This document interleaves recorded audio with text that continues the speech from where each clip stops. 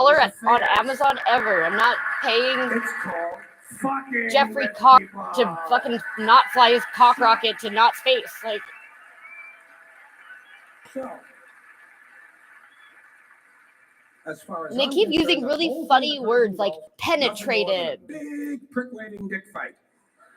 In this particular case, Saddam Hussein had challenged and questioned the size of George Bush's dick.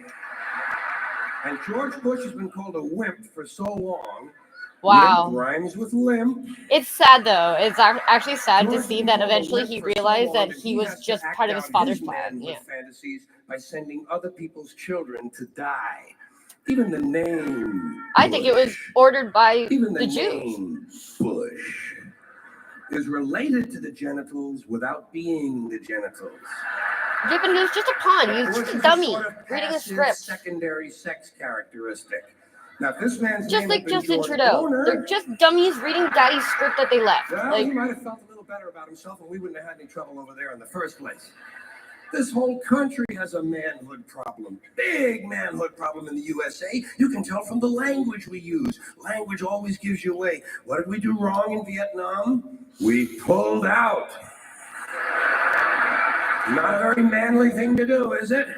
When you're fucking people, you gotta stay in there and fuck them good, fuck them all the way, fuck them till the end, fuck them to death. Fuck make them America to great death. again. Fuck them all to death. I don't think I said Stay fuck them all in to death. there Well, and let's keep see. fucking them until they're all dead. We left a few All right, fuck women them all and to death. Make children America great alive in again. Vietnam, and we haven't felt good about ourselves since.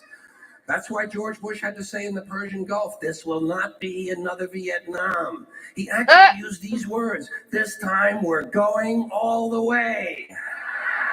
Imagine an American president using the sexual slang of a 13-year-old to describe his foreign policy. If you want to know what happened in the Persian Gulf, Guy was a just moron, remember the obviously. names He was of the two just a men fucking pawn in his who were running daddy's that fucking war. big plan Dick to Cheney fucking. and Colin Powell. Somebody got fucked in the ass. You know what? I feel like this started about 60 years ago with the Jews and the Americans. And in Canada's case, it would be René Lévesque and Pierre Elliott Trudeau that did this exact same thing where they were like, hey, I have all the money, you have all the people, we're just like two fucking peas in a pod. Like, and that's why fucking Hydro-Quebec literally owns everything because René Lévesque and Pierre Trudeau's literal fucking liberal government literally are cheating. And they're doing what do you call it? A coup. Or fucking, what do you call it?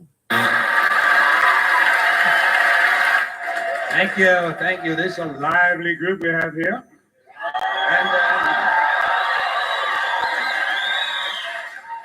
And a good-sized audience, too. And I want to mention that this is probably, I really haven't seen this many people in one place since they took the group photographs of all the criminals and lawbreakers in the Ronald Reagan administration. Yeah. 225 of them so far. 225 different people in the Ronald Reagan administration have either quit, been fired, been arrested, indicted, or convicted of either breaking the law or violating the ethics code. 225 of them. They were like, Mr. President, what are we going to do? And then he got in a helicopter and flew away. Edwin Meese alone has been investigated by 3 separate special prosecutors, and there's a 4th one waiting for him in Washington right now. 3 separate special prosecutors have had to look into the activities of the Attorney General. And the Attorney General is the nation's leading law enforcement officer. See, that's what you got to remember. This is the Ronald Reagan administration we're talking about. These are the law and order people. These are the people who are against street crime. They want to put street criminals in jail to make life they safer became for the the business politicians. criminals. It's great. It's just so great. They're against street crime. Yeah. And now they do it legally. Yeah, they're against street crime, providing that street is in Wall Street. And the Supreme Court decided about a year ago that it's all right to put people in jail now if we just think they're going to commit a crime.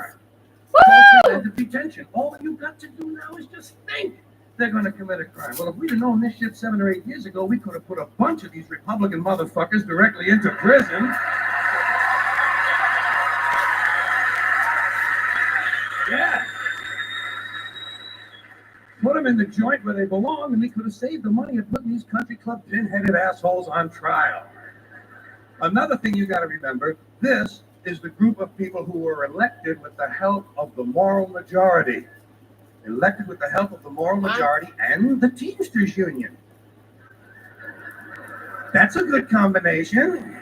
I don't even know what that is. Organized religion and organized crime working together to help build Indeed, a better you America. notice that all the celebrities are now born again Another thing. Christians?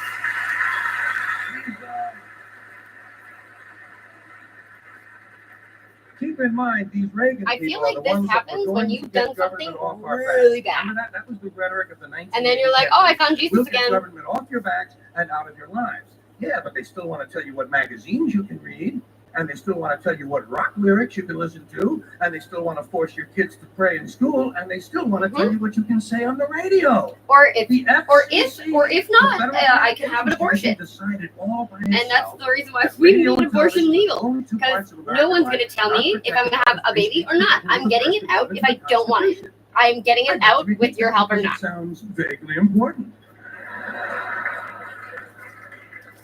The FCC, an appointed body, not elected, answerable only to the president, decided on its own that radio and television were the only two parts of American life not protected by the First Amendment to the Constitution. Why did they decide that? Because they got a letter from a minister in Mississippi. A Reverend Donald Wildman in Mississippi heard something on the radio that he didn't like. Well, Reverend, did anyone ever tell you there are two knobs on the radio?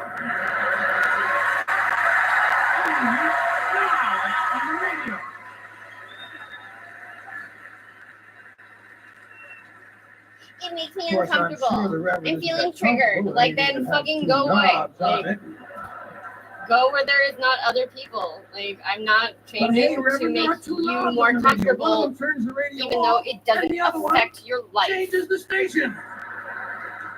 Imagine that, Reverend. You can actually change the station. Yep, or just don't It's talk to called me. freedom of choice, and it's one of the principles this country was founded Yeah, and upon. I'm no Look it up in longer the fucking library, Reverend, if you adapting have to any of them left other when you people's finish burning all the comfort books. standards.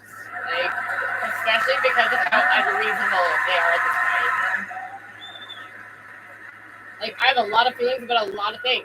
Like, And I don't know how you feel about it, but I am getting pretty sick and tired of these fucking church people. yep. I have just about had it Yup.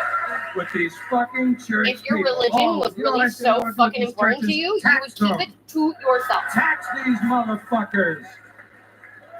If they're so interested in politics and government policy and public policy, let them pay their admission price like everybody else. Tax them. Hey, the Catholic Church alone could wipe out the federal budget deficit Yup.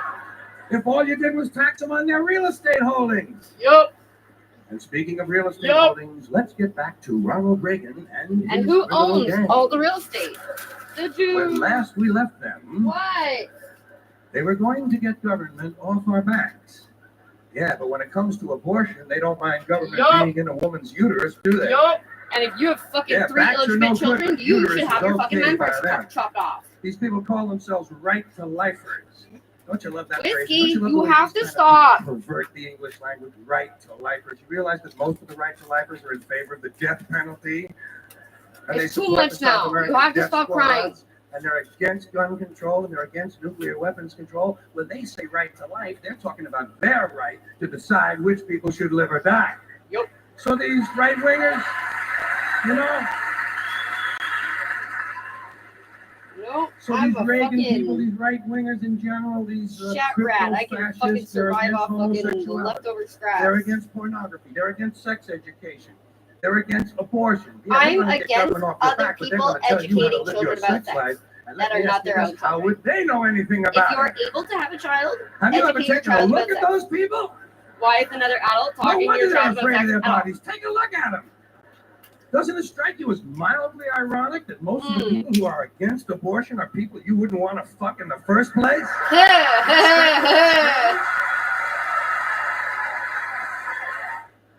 You can say what you want about this country, and I love this place. Oh my I love God. the freedoms we used to have. I love it. I love that. I used to love being a Canadian. I used to be a very proud Canadian. I love it when it didn't take a fucking catastrophe to get us to care for one another. Yeah. I love the fact that we're on camera all the Yeah, time. but we from throw all each other angles. under the But you know fucking what? You can bus say what you want about at America. the I say I first love this possible place. I wouldn't have it convenience. any other way. Wouldn't live it any other time in history and any other place. But All for say what one, you one want for about all, America, until land shit of hits the freedom fan, all then day. everyone for themselves. we got Like, some what? dumbass motherfuckers floating around this country. Oh, not just dumb. Dumbass motherfuckers. Not just dumb. They think that they're so highly Now, obviously, that intelligent doesn't because of include all their this audience. fucking I degrees, understand that. and then they come on the TV and they're like, I don't know. Deceptive, but the rest It's like of you're them the totally expert. jumping You're a fucking certified expert shitballs. professional at this specific thing. I don't know. Dumber than a second coat Like, of does anybody paint. know, or is it just you don't know? Like, why are you talking And that? this ain't just ranting and raving. This ain't just blowing off steam. I got a little evidence to support my claim. Mm-hmm. It just seems to me. Yeah, it's called seems history, to which me they're now trying to change. that But it only helps a when you really wait till low everyone in that IQ history has population died that have already. taken this Then you beautiful can fucking country, start making shit up. this magnificent And no one's American correcting it. landscape And I'm we like, but inherited. Well, actually, we stole it from the Mexicans and the Indians, but hey, it was nice when we stole it. It looked pretty good. It was pristine. Paradise. Have you seen it lately?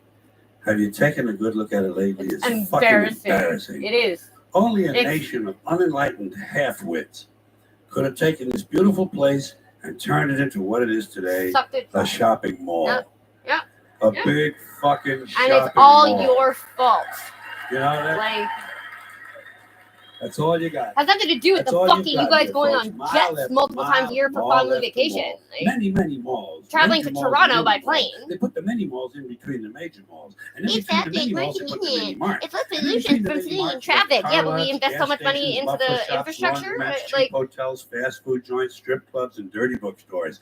America the Beautiful, one big transcontinental commercial cesspool. mhm. How do the people feel about all this? Yeah. How do the people feel about living in a coast-to-coast shopping mall? Well, they think it's just fucking dandy. You don't even have to go anywhere anymore, and you They can spend think all it your is money. cool as can Yeah. be. Because Americans love the mall. They love They the brought mall. the mall to That's your where home. they get to satisfy their two most prominent addictions at the same time: shopping and eating. It's crazy. Millions Canadians of are now semi-conscious getting like Americans, America day fat. after It's day, crazy. I'm like, shuffling yeah, through but the if you guys are malls, all starving and everyone's going to shopping the food and bank, why are you guys all so especially fucking eating. fat? Americans love fucking- to eat. They Fucking are- little son's Fatally titties are bigger attracted than to mine the will slow ever death be. of fast food. Hot dogs, corn dogs, triple bacon, cheeseburgers, deep fried butter, dipped in pork fat and cheese whiz, mayonnaise, soaked barbecue, mozzarella, patty melts. Americans will eat anything. Anything. At least there's anything. actual If food. you were Now it's selling literally, like, sauteed labs of raccoons' made assholes food. on the stick. They're like, what about the Americans strawberries would in find them Quebec? and eat Like, them. strawberries in Quebec? What? Especially if you dip them in butter and put a little salsa on them. This country is big time, pig time.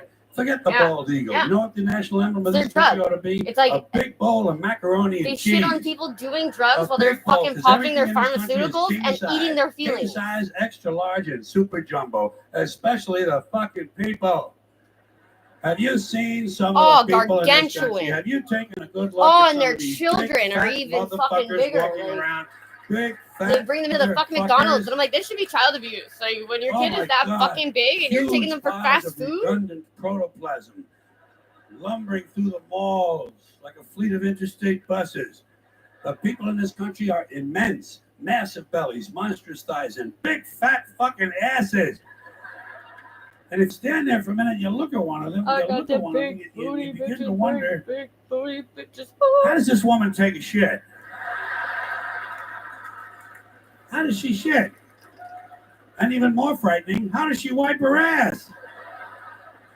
Can Of she the day. even locate her asshole? She must require assistance. Are paramedics trained in this field? They're standing right next to her, of course, with a plate full of nachos and a mouthful of pie is her clueless fucking husband, Joe Sixpack. With his monstrous swollen beer belly hanging dangerously out over his belt buckle, this guy ain't seen his dick since the Nixon administration. Ah, And if you stand there and you look at the two of them, you begin to wonder to yourself, do these do people- these people fuck? Is this man actually capable of fucking this woman? It doesn't seem structurally possible that these two people could achieve penetration. Yeah. Maybe they're in that Cirque du Soleil or something. Telling you, the people in this country are every one of them is 50 pounds overweight. They are gargantuan. And in the summertime, God help us, in the summertime, they all want to wear short pants. Jesus, Lord, protect me of all that is good and holy. Deliver me from fat people in short pants. They all got short pants, big bellies, fat thighs, and dumb kids. Short pants, big bellies, fat thighs, and dumb My kids. kid's on the Every one of them got spectrum, two so dumbass like you kids don't with them. fucking teach And your the kid whole impulse family is wearing control. Like, T-shirts, and every one of them's got the same T-shirt. I'm with stupid. Apparently, in this country, the stupids are an extended family. And besides wearing them T-shirts, every one of the families got on a backpack. They got a backpack strapped to their back so they can carry around lots of stupid shit. And the reason they got to carry their stupid shit strapped to their backs is because their hands must remain free at all times to hold food. And to get that food up to the mouth where it gets shoveled in with all the rest of the disgusting shit they ate that day. And another reason for the backpacks is these people are going to buy even more stupid shit. They ain't storage got enough unit. stupid shit at home. They just had a stupid shit sale. They ain't I gonna saw buy a more. guy in a They're gonna Tesla. go out in the parking Two lot and stuff Teslas, this stuff and in one the of them big, was full of fat, stuff. ugly, Like, it must be oversized great when you're so SUV rich. Your Tesla's your that's got storage plenty of room in it, compartment. plenty Like, of room in it for stupid shit, and lots of room left over for these big, fat, ugly motherfuckers to get them home. Stopping, of course, for jelly roll and fried dough. These people are efficient, professional, compulsive consumers. It's their civic duty. Consumption. It's the new national pastime. Fuck baseball. It's consumption. The only true, lasting American value that's left. Buying things. Buying things. People spending money they don't have on things they don't need. Money they don't have on things they don't need. So they can max out their credit cards and spend the rest of their lives paying 18% They won't even interest give on me a something that checking costs account at this point. $12.50. I've never even had a credit And they card. didn't like it when they got it home anyway.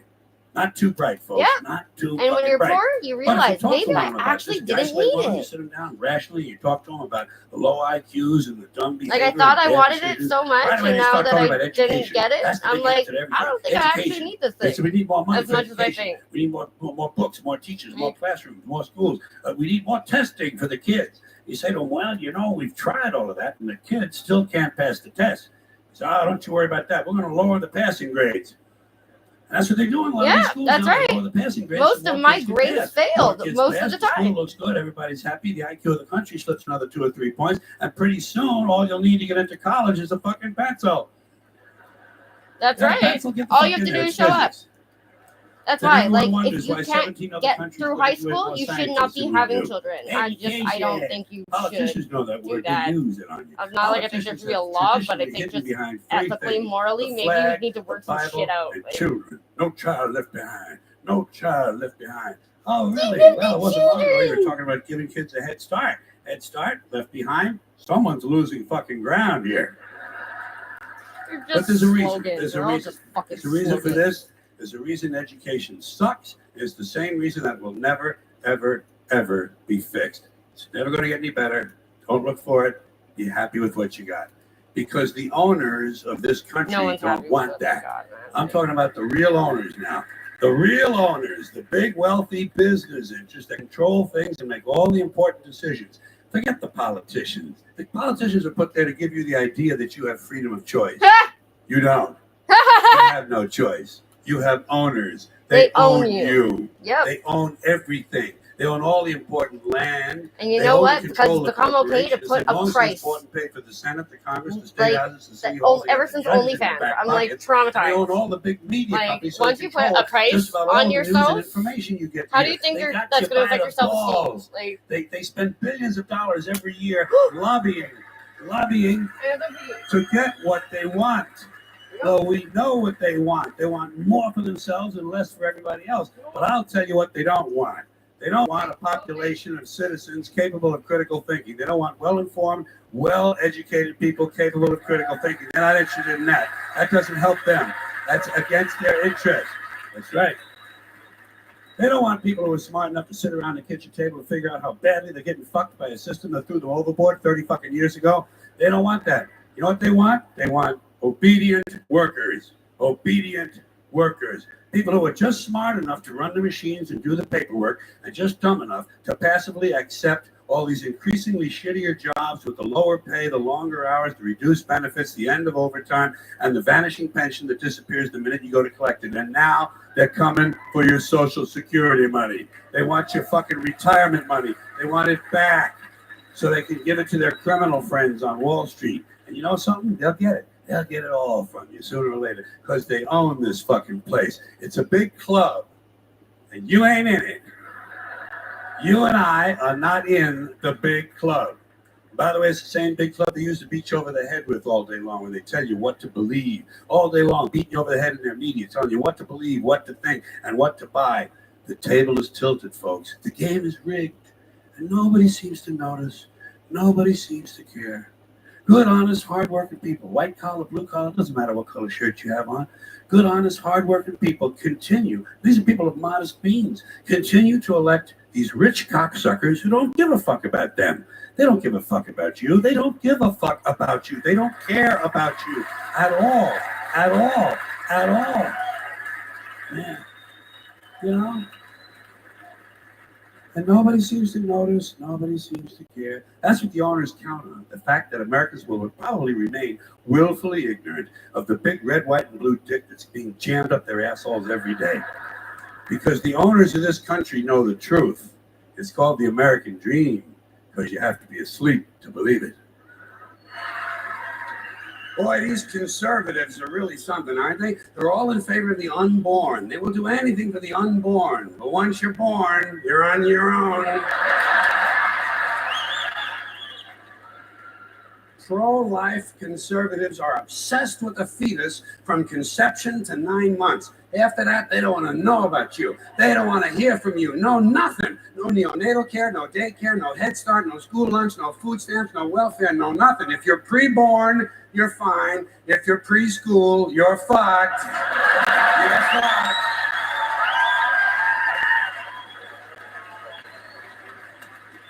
Conservatives don't give a shit about you until you reach military age.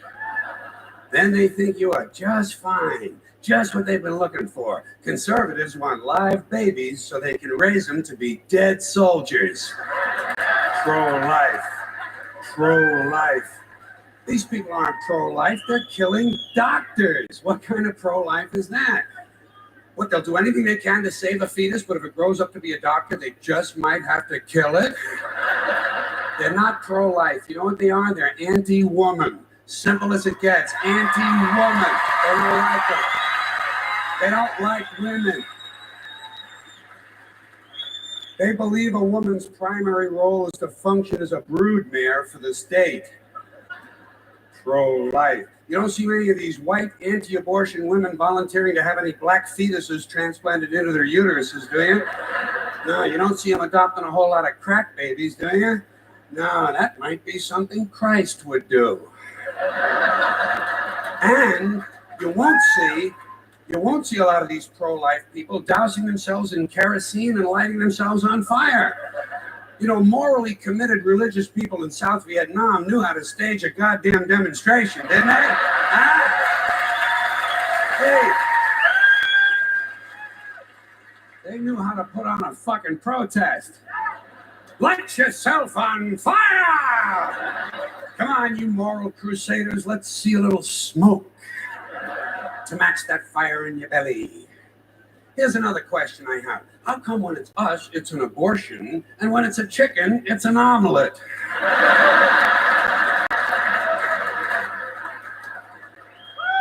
Wait.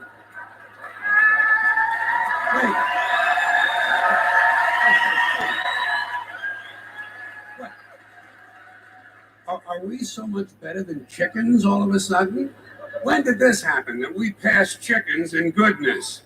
Name 6 ways we're better than chickens. See, nobody can do it. You know why? Because chickens are decent people. You don't see chickens hanging around the drug gangs, do you?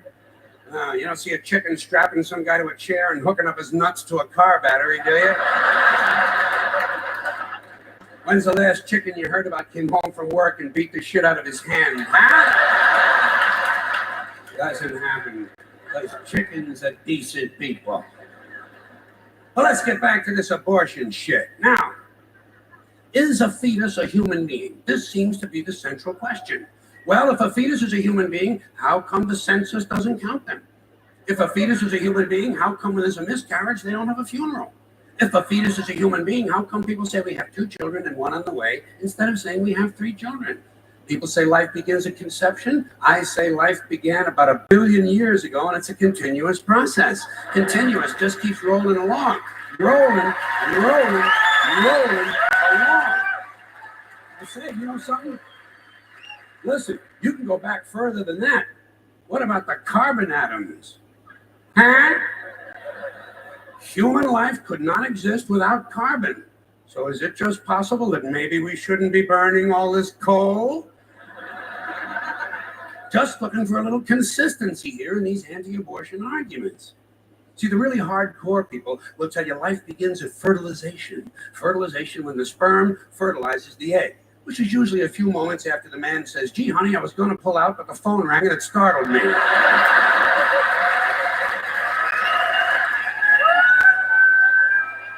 Fertilization.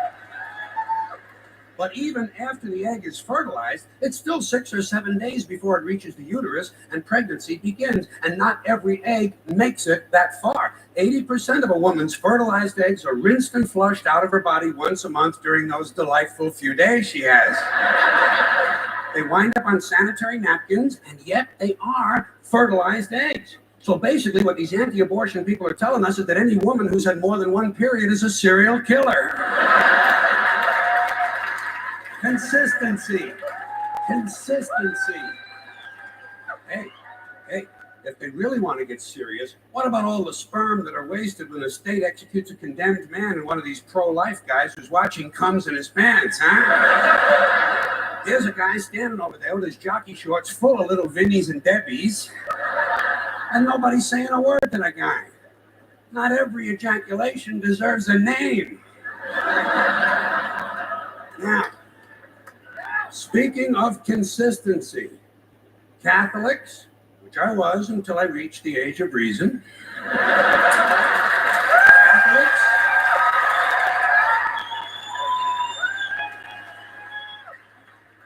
Catholics and other Christians are against abortions, and they're against homosexuals.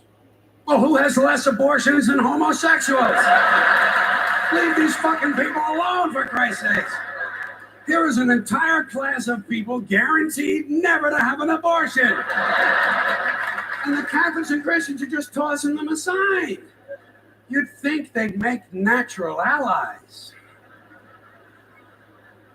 Go look for consistency in religion. And speaking of my friends, the Catholics, when John Cardinal O'Connor of New York, and some of these other cardinals and bishops have experienced their first pregnancies and their first labor pains, and they've raised a couple of children on minimum wage, then I'll be glad to hear what they have to say about abortion. I'm sure it'll be interesting. I might too. But in the meantime, what they ought to be doing is telling these priests who took a vow of chastity to keep their hands off the altar boys. Keep your hands to yourself, Father. You know? When Jesus said, suffer the little children come unto me, that's not what he was talking about.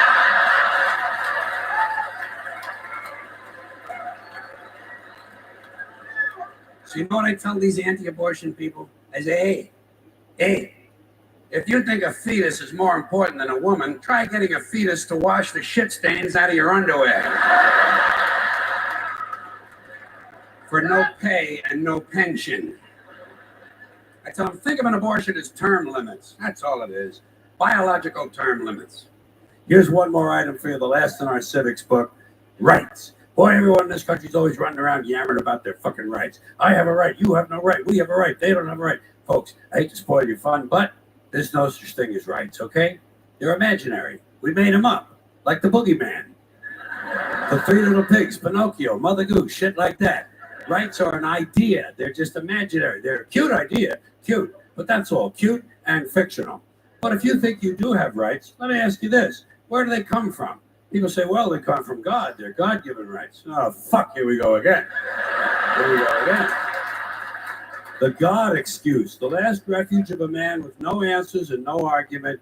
It came from God. Anything we can't describe must have come from God. Personally, folks, I believe that if your rights came from God, He would have given you the right to some food every day, and He would have given you the right to a roof over your head. God would have been looking out for you. God would have been looking out for you. You know that? He wouldn't have been worried about making sure you have a gun so you get drunk on Sunday night and kill your girlfriend's parents. But let's say it's true. Let's say God gave us these rights. Why would He give us a certain number of rights? The Bill of Rights of this country has 10 stipulations, okay? 10 rights. And apparently God was doing sloppy work that week because we've had to amend the Bill of Rights an additional 17 times. So God forgot a couple of things like slavery. Just fucking slipped His mind. But let's say God gave us the original 10. He gave the British 13. The British Bill of Rights has 13 stipulations. The Germans have 29. The Belgians have 25. The Swedish have only 6. And some people in the world have no rights at all. What kind of a fucking goddamn God-given deal is that? No rights at all? Why would God give different people in different countries different numbers of different rights? Boredom? Amusement? Bad arithmetic? Do we find out at long last after all this time that God is weak in math skills? Doesn't sound like divine planning to me. Sounds more like human planning. Sounds more like one group trying to control another group. In other words, business as usual in America. Now, if you think you do have rights, one last assignment for you. Next time you're at the computer, get on the internet, go to Wikipedia. When you get to Wikipedia, in the search field for Wikipedia, I want you to type in Japanese Americans 1942, and you'll find out all about your precious fucking rights, okay? All right. You know about it. You know about it. Yeah. In 1942, there were 110,000 Japanese American citizens and good standing, law-abiding people who were thrown into internment camps simply because their parents were born in the wrong country. That's all they did wrong. They had no right to a lawyer, no right to a fair trial, no right to a jury of their peers, no right to due process of any kind. The only right they had, right this way, into the internment camps. Just when these American citizens needed their rights the most, their government took them away. And rights aren't rights if someone can take them away. They're privileges. That's all we've ever had in this country is a bill of temporary privileges. And if you read the news even badly, you know that every year the list gets shorter and shorter and shorter. You see how similar it is?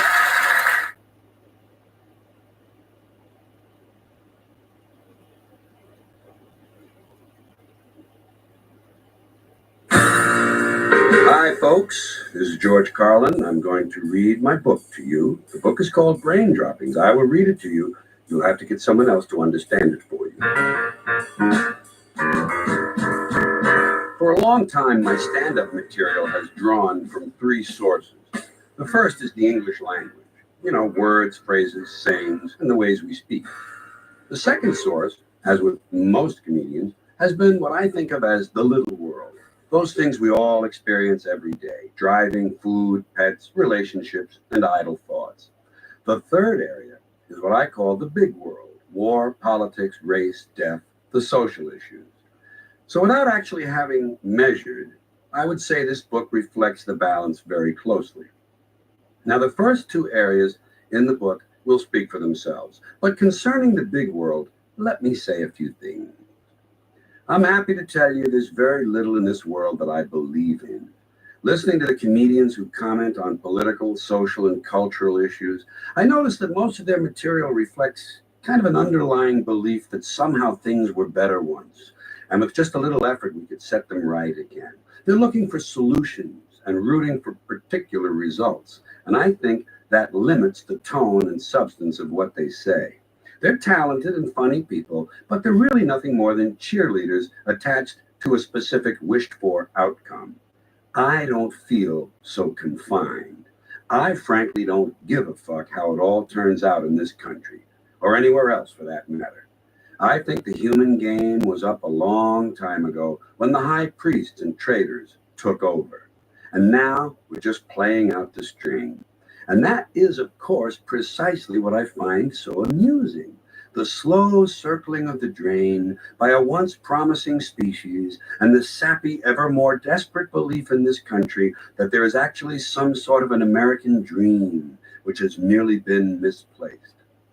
The decay and disintegration of this culture is astonishingly amusing if you're emotionally detached from it. And I've always viewed it from a safe distance, knowing I don't belong. Doesn't include me, it never has. No matter how you care to define it, I do not identify with the local group. Planet, species, race, nation, state, religion, party, union, club, association, neighborhood improvement committee. I have no interest in any of it. I love and treasure individuals as I meet them. I loathe and despise the groups they identify with and belong to. So if you hear something in this book that sounds like advocacy of a particular political point of view, please reject the notion. My interest in issues is merely to point out how badly we're doing, not to suggest a way we might do better. Don't confuse me with those who cling to hope. I enjoy describing how things are. I have no interest in how they ought to be. And I certainly have no interest in fixing them. I sincerely believe that if you think there's a solution, you're part of the problem. My motto, fuck hope. P.S. In case you're wondering, personally, I'm a joyful individual. I had a long, happy marriage and a close and loving family. My career has turned out better than I ever dreamed, and it continues to expand. I'm a personal optimist, but a skeptic about all else. What may sound to some like anger is really nothing more than sympathetic contempt. I view my species with a combination of wonder and pity, and I root for its destruction. And please don't confuse my point of view with cynicism. The real cynics are the ones who tell you everything's gonna be all right. And P.S., by the way, if by some chance you folks do manage to straighten things out and make everything better, I still don't wish to be included. Did you ever think about this? Did you ever think about how much information in the form of radio energy there is flying through the air all around us, all over the world, right now and all the time? AM, FM, UHF, VHF, shortwave, television, CB, walkie-talkie, cell phones, cordless phones, telephone satellites, microwave relays, faxes, pagers, taxi calls, police, sheriff, hospitals, fire departments, telemetry, navigation, radar, the military, government, financial, legal, medical, the media, etc., etc., etc. Trillions and trillions and trillions and trillions of separate little bits of electronic information flying all around the world through the air at all times. Think of that. Think of how busy the air is. Then realize this. 100 years ago, there was none. None. Silence. Here are 7 things I'm tired of. I'm getting tired of guys who smoke pipes. When are they going to outlaw this shit? Guy with a fucking pipe. It's an arrogant thing to place a burning barrier between you and the rest of the world. It's supposed to imply thoughtfulness or intelligence. It's not intelligent to stand around with a controlled fire sticking out of your mouth. I say, hey, Professor, you want something hot to suck on? Call me. I'll give you something to put in your mouth. I think these pipe smokers ought to just move to the next level and go ahead and suck a dick. Nothing wrong with sucking dicks. Men do it, women do it. Can't be all bad if everybody's doing it. I say drop the pipe and go to the dick. That's my advice. I'm here to help. I'm also getting sick of car alarms. Not the screeching and beeping. That doesn't bother me. It's just the idea of a car alarm that I find offensive, especially the ones that talk to you. Move away. Move away. Oh, really? That's when I reach for my sharpest key and I put a deep gouge in the paint job all the way around the car, 360 degrees. I might even make 2 trips around. I don't have a luncheon appointment that day. And then I walk away slowly, unconcerned about the screeching and beeping, because I know that no one takes car alarms seriously. Car alarms are a yuppie boomer conceit, and they're responsible for most of the carjacking that's going on. Car alarms and the club have made it harder for thieves to steal parked cars, and so instead they're stealing cars with people in them, and people are dying. And it's all because these selfish boomer degenerates can't stand to part with their personal property. Fuck boomers and fuck their pussified car alarms.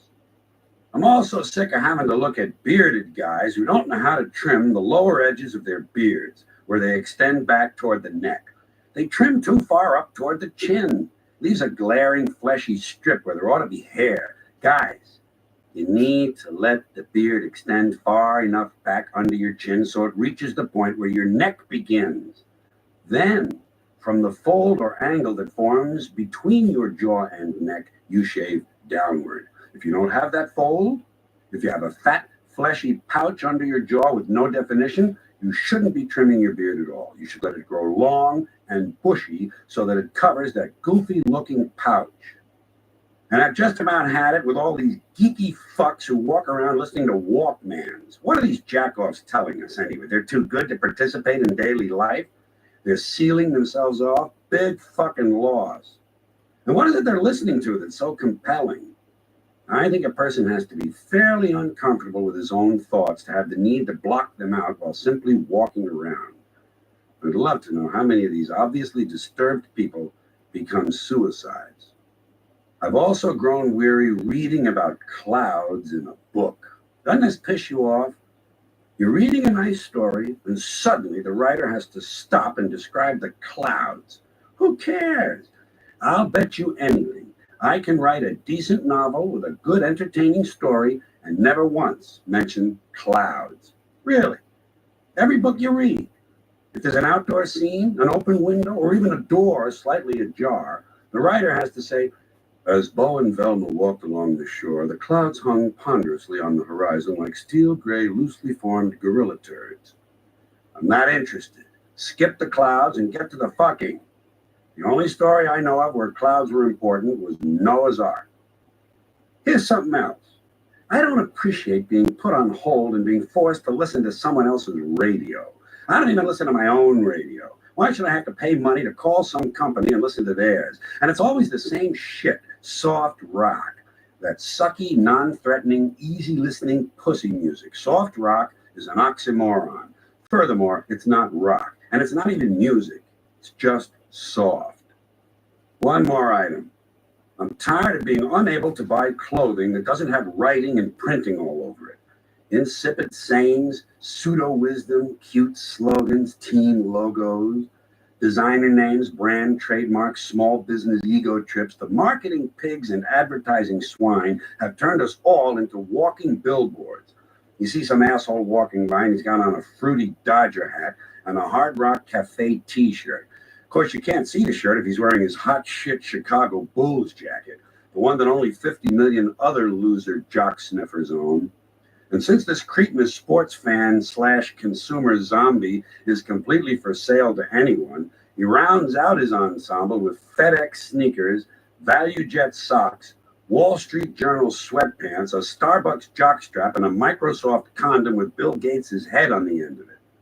No one in this country owns his personal appearance anymore. America has become a nation of obedient consumers actively participating in their own degradation.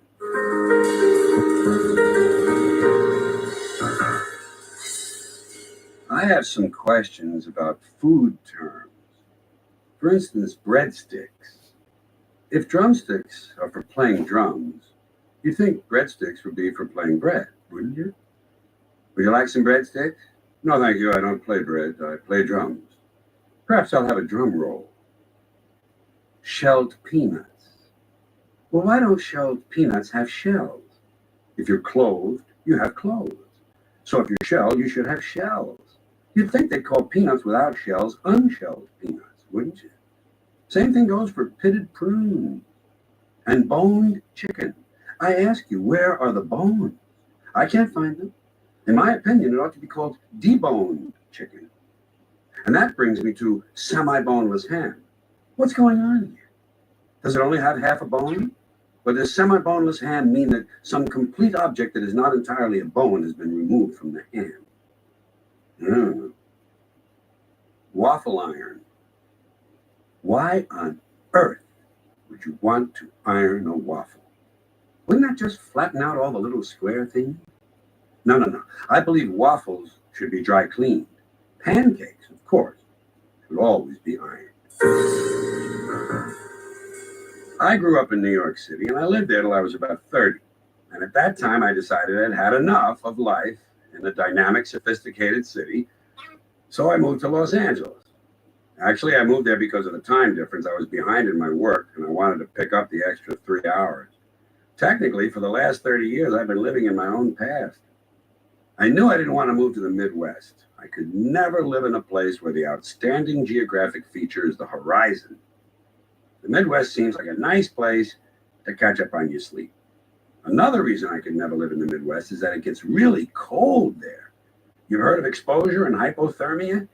I could never be comfortable in a place where you can die simply by going out to the mailbox. Living in an area where an open window can cause death seems foolish to me. Of course, living in the South was never an option. The main problem being they have too much respect for authority. They're soldier sniffers and cop lovers. I don't respect that, and I could never live with it. There's also way too much religion in the South to be consistent with good mental health. Still, I love traveling down there, especially when I'm in the mood for a quick trip to the 13th century. I'm not someone who buys all that New South shit that you hear. I judge a place by the number of lynchings they've had overall. Atlanta even found it necessary to come up with an apologetic civic slogan. Atlanta, the city too busy to hate. I think they're trying to tell us something. There's also the communications problem. I have trouble understanding Southerners when they talk. Some of them sound like they're chewing on a dick. And I really have nothing against them individually. One by one, they can be quite charming. But when you take them as a whole, there's some really dangerous genetic material floating around down there. So by default, I live in Los Angeles. And it's kind of a goofy place. I'm sure you've heard. They have an airport named after John Wayne. That ought to explain it.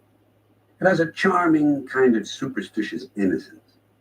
But if you really want to understand life in California, forget the grief clinics and yogaholics.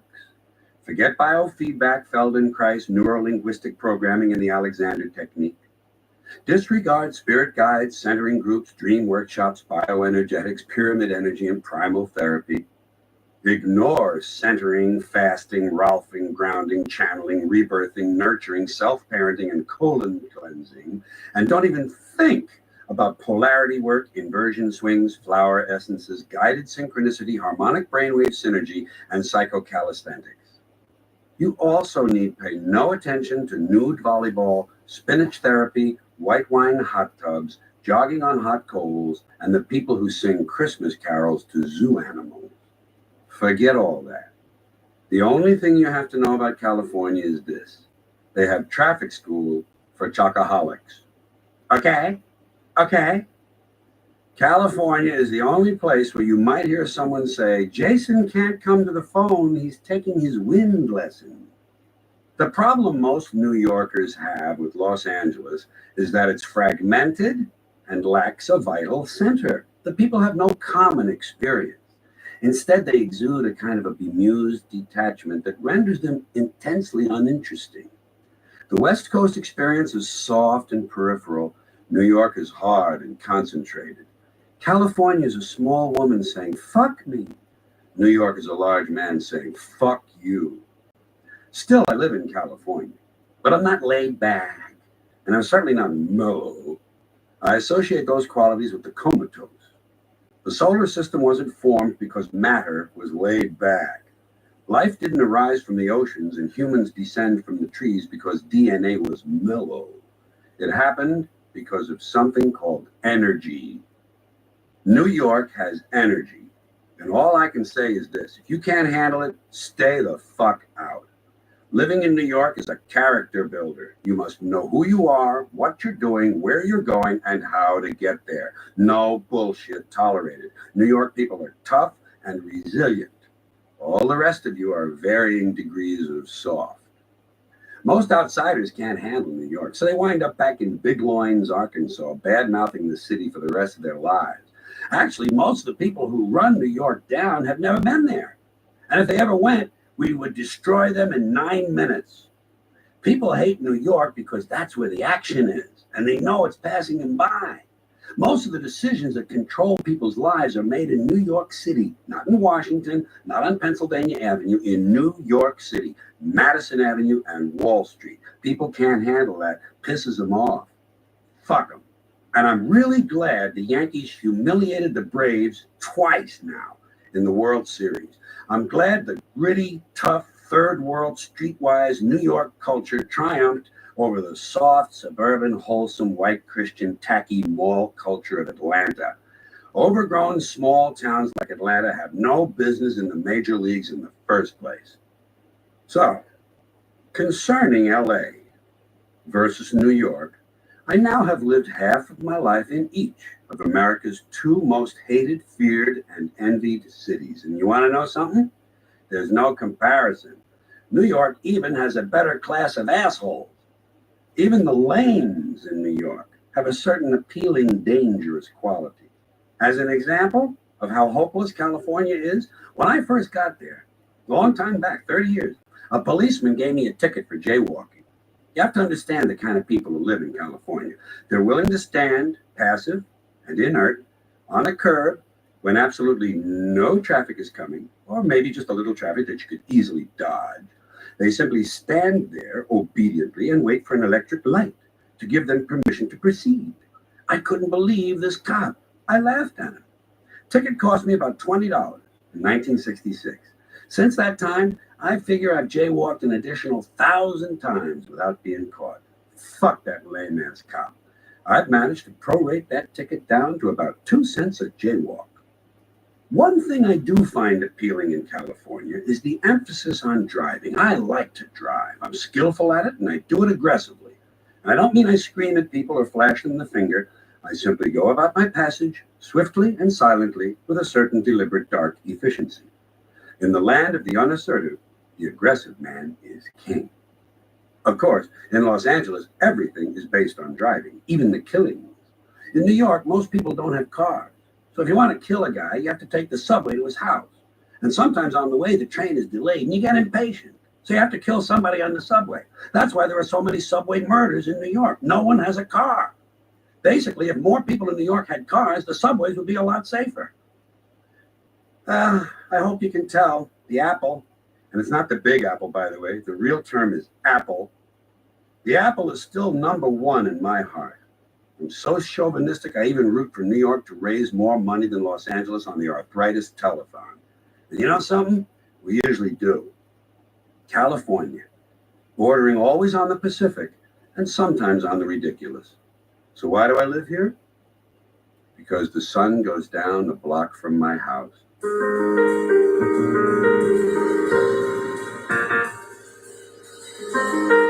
You know, there are some things you never see. A puppet with a heart on. A butterfly with a swastika design.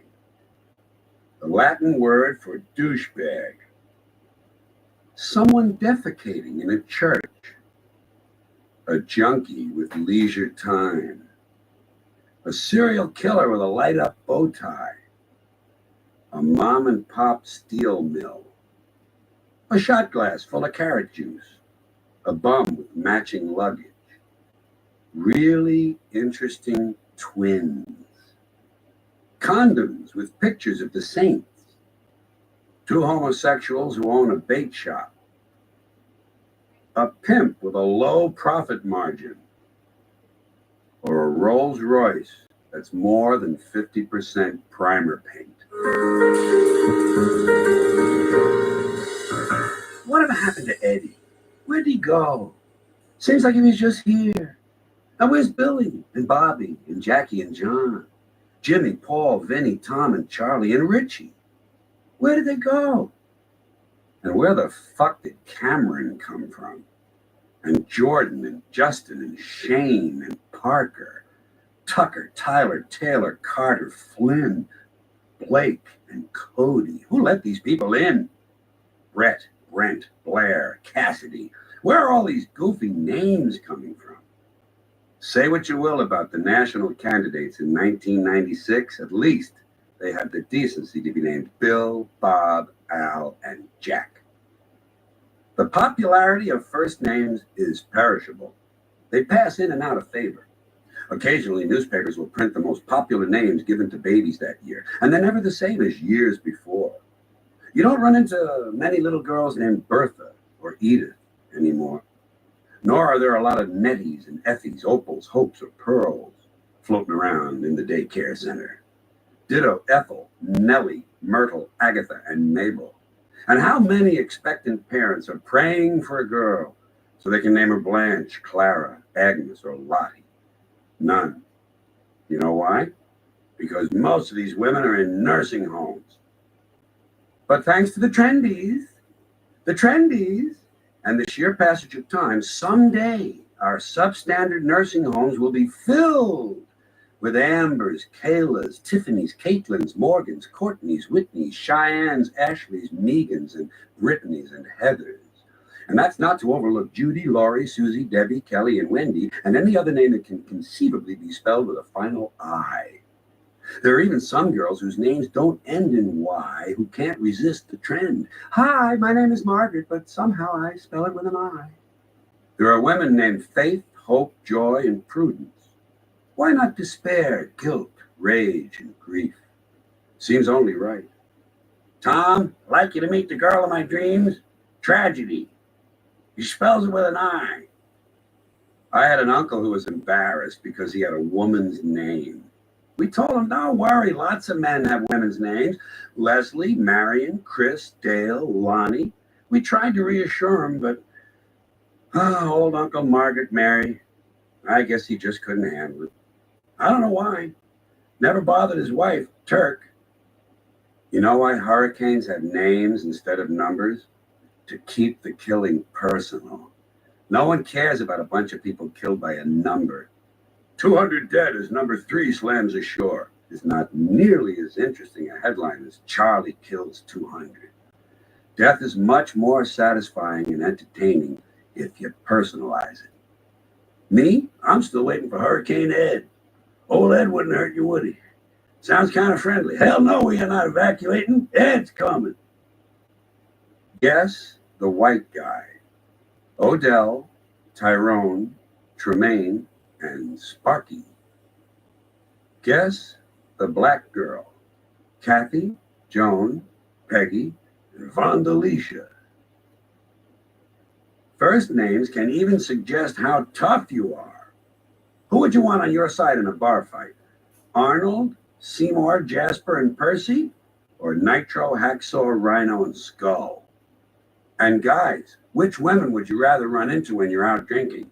Lillian, Priscilla, and Judith? Or Trixie, Bubbles, and Candy? The Kennedy family changed William Kennedy Smith's first name in order to influence the outcome of his rape trial. They changed it from Willie to Will, because guys named Will hardly ever go to jail, while America's prisons are chock full of Willies. Will is all-American. Willie is, well, just ask Michael Dukakis. He'll tell you about Mr. Horton.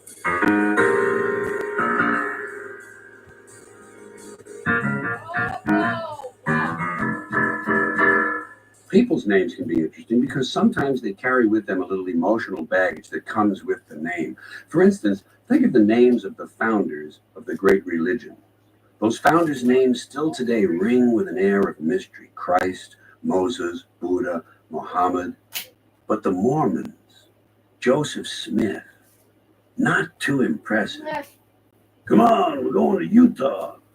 Who said so? Joe Smith. Well, I gotta go take a shit. Drop me a postcard, let me know how you like it out there. Well, I was raised Catholic, and I'm still waiting for a new pope to choose the name Corky. Wouldn't that be fun? His Holiness Pope Corky the Ninth. I think you'd have to skip right to 9 to give him a little credibility, don't you? Somehow to me, Pope Corky the First doesn't command a great deal of authority. That's because some names are inappropriate in the wrong settings. You won't find many Skylar Vanderpools blowing into a harmonica on death row. No one in need of brain surgery is breaking down the door to see Dr. Lucky Lipschitz. And I'm sure only the most devoted aficionado would pay money to see a ballet dancer named Bruno McNulty. On the other hand, you'll know that America has relaxed its hopelessly tight asshole if we ever elect a president named Booger. We get a president named Booger, Skeeter, T-Bone, Stump, or Downtown President Brown. You'll know that finally this country is relaxing and might be a comfortable place to live. In ancient times, the rulers had magnificent names. Alexander the Great. Alexander the Great. Suppose he had been a less imposing figure. Do you think they would have called him Alexander the Marginal? As it is, he had detractors, you know. People who called him Alexander the Scumbag. History has other impressive names from simpler times. Edward the Fair, Charles the Bold, Catherine the Great. These days, they'd be Edward the abuse victim, Charles the underachiever, and Catherine the recovering codependent. And let's not forget the historical figures we never hear of. Tiberius the wanker and Lucretius the dog fucker. Some names are embarrassing. We had a guy in my neighborhood, Michael Hunt, who called himself Mickey because the only alternative was Mike Hunt. And as Beretta used to say, that's the name of that too.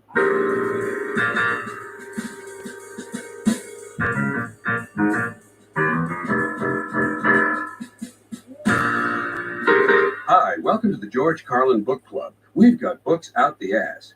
Call now. Call now. Here are some of the titles you'll receive. How to remove chewing gum from your bush. How to turn your front lawn into a cat house. How to remove an infected cyst from a loved one. How to make 2 small hats out of a brassiere. How to make a brassiere out of 2 small hats. How to have really nice lymph glands. How to act laid back during a grease fire. How to spot a creep from across the street. How to dance with a Swedish person. How to induce a clergyman to grab you by the nuts. How to milk a dog while it's sleeping. How to get through college without books. How to make a small salad out of your work pants. How to lure a weasel into a cardboard box. How to fillet a panda. How to get a tan with a blowtorch. How to make an oil lamp out of your genitals. How to style your hair with a bullwhip. How to convert an old leather chair into 12 pairs of shoes. How to achieve multiple orgasms with a pair of tweezers. How to kill a rat with a paperclip. How to lease out the space inside your nose. How to spot truly vicious people in church. How to become a total fucking greaseball. Call now. Call now. I like to look at tattoos on people. I think they're really cool, you know? But I would never get one. I always thought it was a bad idea to let some guy draw a picture on me that'll probably never come off, you know? I'm conservative on this one. Not only the thing never comes off, but it hurts to put it on. And you got to pay the guy. Plus, if you do want to take it off, it hurts again, and you got to pay the guy again. Apparently a lot more. Another reason not to get a tattoo is that a tattoo is positive identification. No one should ever do anything to help the police in any way, especially when you may be the object of their interest. So I never got a tattoo, but I had some good ideas. I was going to get dotted lines tattooed on all my joints, wherever I bend, with little instructions: fold here, do not glue. I also thought about getting a necklace of hickeys. Here's one I almost went through with. I was going to get my nipples tattooed as radio dials, volume and tuning. And the hair in the middle of my chest would be the speaker. And for stereo, I just raised my arms. Armpit speakers. I guess the most popular tattoo of all time has to be Mom. A lot of guys get Mom. No one ever gets Pop. You know why? Because you can't read Pop in the mirror. In a mirror, Mom comes out Mom.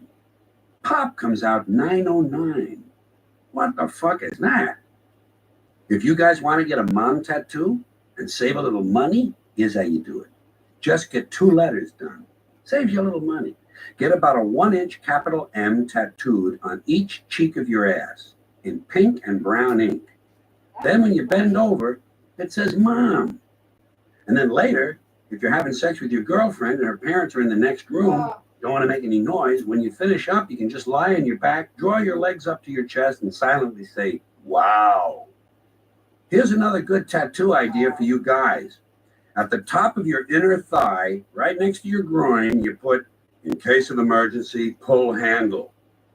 Or get your penis tattooed to resemble a candy cane. Great for Christmas blowjobs.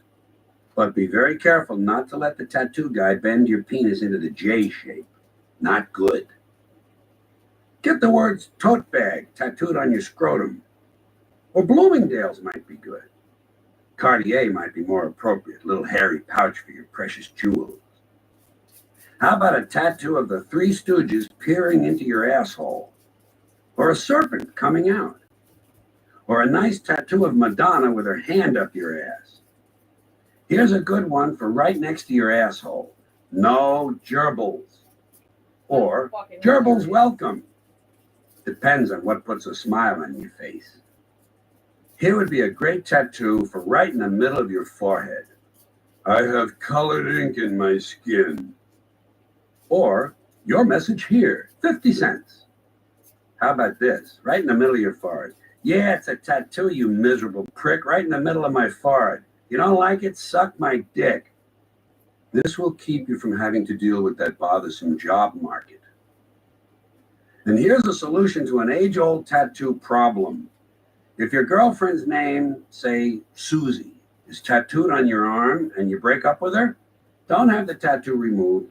Just have the tattoo reworked so that it says, fuck Susie.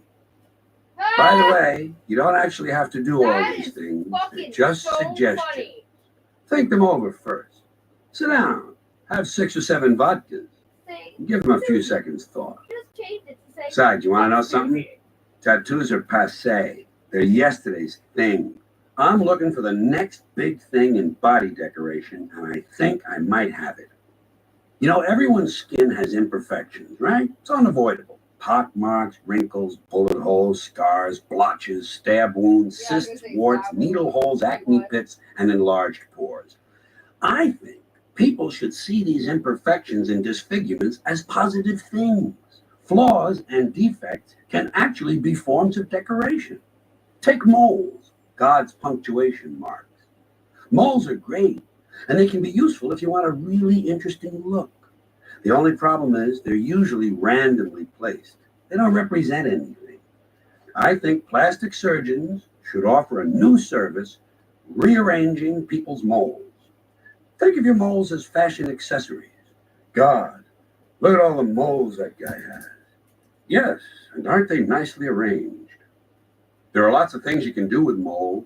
Make the double helix, do a happy Hitler face, spell out the name of your bowling team on your back. And how about moles with Velcro so you could change your look every day? Here's something novel. Choose a good-sized mole on your arm and tattoo little legs sticking out of the side. People will constantly be trying to shoo the bug off your arm. It's great for picking up girls. Next, body piercing. Now, the piercing movement is off to a good start, and I like the idea behind it, self-esteem through self-mutilation. I've always said, when in doubt, punch a hole in yourself. That part is fine, but I think the piercing people are missing a good bet. Vital organs. I mean, skin is one thing, that's easy. But how about getting your lungs or your kidneys pierced? Why not some lovely diamond studs all over the surface of your liver? Or a couple of nice 18-karat gold rings hanging from your thyroid gland? But you know, stuff like this might not be dangerous enough for today's happening people. What's really going to be great is when the ozone layer is completely gone and everyone has melanomas. Then you'll start to see fashion skin cancer. Bet you it happens. Probably start in Malibu. People will use their skin cancers to form little designs. Since it's Malibu, a lot of them will do their zodiac sign. Of course, if your sign is Cancer, you're really in good shape. I believe skin cancer will eventually become part of every American's fashion arsenal. That's a lovely growth, Bambi. 20 millimeters and right between your eyes. God, I'm so jealous. Before I leave this subject, I have 2 more ideas for the truly avant-garde. How about living, small, live mammals medically grafted onto your skin? Huh? Wouldn't you like to have a prairie dog living in the middle of Yes. your chest, sharing your blood supply? Obviously. How about an adult male Norwegian rat sewn onto the top of your head? Keeping an eye on everything. No, I don't like rats. I think we They're also cute, might want to but take a page from I'm Africa's not book a fan. and get into deliberate scarring. I like Not Freddy, ritual I like scars them. that form Next coherent one. designs, random scarring. Let a bunch of drunks with Ferrets. swords inflict hundreds of small, deep cuts on your Birds. skin. Or have a friend And most throw boiling reptiles grease are all over super you. really not and then into. sit back and see what develops. I don't believe the body decorating trend has reached its peak yet, and as it does, I shall try to be at the forefront, always continuing to point America toward the hot new look.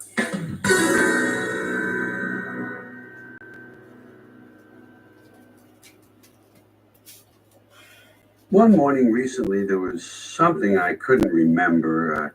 I sort of knew what it was related to, but I couldn't quite bring it to mind. Seemed like the letter M was involved. And then suddenly it came to me. I remembered. That was in the morning. Then later that afternoon, even though I was able to recall my experience that morning of not being able to remember something, I could no longer remember what the thing was, what it was related to, or what letter of the alphabet had been involved. And what's strange to me is that that morning, the first time I couldn't remember it, the thing did eventually come back to me. But later that afternoon, in spite of this earlier success, I drew a complete blank. I still don't know what it was. And the nice thing is that a month from now, I'll have no memory of the incident whatsoever. Unless, of course, something reminds me of it. As you're listening to this, I'll bet you have your stuff with you or nearby. I'll bet anything. In your pockets. Guys have stuff in their pockets. Women have stuff in their purses. Or some women have pockets and some guys have purses. That's okay. Versus. It's all different ways of carrying your stuff. Then there's all the stuff you have in your car. You got stuff in the trunk. A lot of different Well, not stuff. really. Spare Not tire, anymore. jack, tools, old blanket, extra pair of sneakers. Okay. Just in case you wind up barefoot on No. the highway some No, night. no. And you've got other stuff in your car, in the glove box. Letter. Stuff you might need in a hurry. Flashlight, map, sunglasses, automatic weapon. You know, just in case you wind up barefoot on the highway someday. So stuff is important. You gotta take care of your stuff. You gotta have a place for your stuff. Everybody's gotta have a place for their stuff. That's what life is all about. Trying to find a place for your stuff. That's all your house is, a place to keep your stuff. If you didn't have so much stuff, you wouldn't need a house. You could just walk around all the time. A house is just a pile of stuff with a cover on it. You can see that when you're taking off in an airplane. You look down and you see all the little piles of stuff. Everybody's got his own little pile of stuff. And they lock it up. That's right. When you leave your house, you got to lock it up. Wouldn't want somebody to come by and take some of your stuff. Because they always take the good stuff. They don't bother with that crap you're saving. Ain't nobody interested in your fourth grade arithmetic papers, National Geographic's commemorative plates, your prized collection of Navajo underwear. They're not interested. They just want the good stuff, the shiny stuff, the electronic stuff. So when you get right down to it, your house is nothing more than a place to keep your stuff while you go out and get more stuff. Because that's what this country's all about. Trying to get more stuff. Stuff you don't want, stuff you don't need, stuff that's poorly made, stuff that's overpriced, even stuff you can't afford. Got to keep on getting more stuff. Otherwise, someone else might wind up with more stuff. Can't let that happen. Got to have the most stuff. So you keep getting more and more stuff and putting it in different places. In the closets, in the attic, in the basement, in the garage. And there might even be some stuff you left at your parents' house.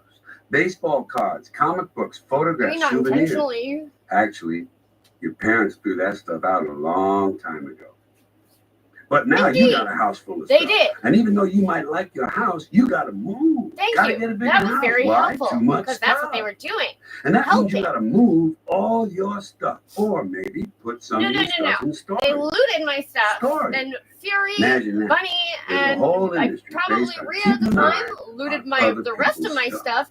And I got Or what was maybe you left could over, sell and a some of bunch your of it stuff. got left Have a behind. yard sale, have a garage sale. So Some people drive around I was all like, weekend. okay, I got Just literally the looking for garbage garage of my sales. stuff They don't have enough of their own after stuff. everybody They else want to buy picked at other it people's stuff. because they were helping. Or you could take your stuff to the swap meet, the flea market, the rummage sale, or the auction. A lot of ways to get rid of your stuff. You can even give your stuff away. Salvation Army and Goodwill will actually come to your house and pick up your stuff and give it to people who don't have much stuff. It's part of what the Sell it to economists people call now. the redistribution Sell of it stuff. to people. Okay, enough about your stuff. Let's talk about other Sell it people's at a stuff. discount for people. Do you ever notice when who you already visit cannot someone else's afford house, stuff. you never quite So feel they at now can home? just profit off You know of it. why? Thank you. No room Beautiful. for your stuff. Somebody else's stuff is all over the place. And what crummy stuff it is. God, where did they get this stuff? And you know how sometimes when you're visiting someone, you unexpectedly have to stay overnight? Gets real No. late. I go, You know, you decide to stay over. no. So they put you in a bedroom they don't use too often because grandma died in it 11 years ago and they haven't moved any of her stuff, not even the vaporizer, or whatever room they put you in. There's usually a dresser or a nightstand, and there's never any room on it for your stuff. Someone else's shit is on the dresser. Have you noticed that their stuff is shit and your shit is stuff? Get this shit off of here so I can put my stuff down. Crap is also a form of stuff. Crap is the stuff that belongs to the person you just broke up with. When are you coming over here to pick up the rest of your crap? No, it was, I Now know that let's you're talk on about St. traveling. Martin's Street, Sometimes you go on putting all your vacation. shit on You the gotta lawn take some of and your setting stuff. it on fire. Mostly stuff to wear. And But my which stuff parents should and my you take? sister-in-law thought Can't take all your they would stuff. come and help. Just the stuff you And I was really like, like. this is a monthly The stuff that occurrence. fits He's you fully well blessing. that month. In effect, on vacation, Because that's you take a his smaller, proof that I'm second cheating. version of your Because stuff. he went to get Let's skip say the you go to dishes Honolulu and for 2 a weeks. place on Gotta St. take Martin 2 Street big popped up suitcases in of the stuff. addresses. 2 weeks, 2 big suitcases. And that was That's his the stuff you proof that check I was onto a the cheating plane. whore. But Thank you you. also got your carry-on So stuff. he would do Plus this on the a regular stuff you basis. bought He in the would threaten airport. to put up So my now shit you're on all the set lawn to go. where You got I'd stuff in never the been. overhead rack, stuff under And the set my seat, stuff in the shit on seat pocket, and stuff in your lap. And they were like, And "We're let's just gonna not help." forget the And I stuff said, you're going to "Doesn't steal mean from that the airline. bad thing that you Silverware, did is, like, soap, blankets, just, toilet like, paper, salt, and like, pepper shakes. canceled out. Like, Too bad those headsets won't work at home. And so you fly to Honolulu and claim your stuff if the airline didn't drop it in the ocean.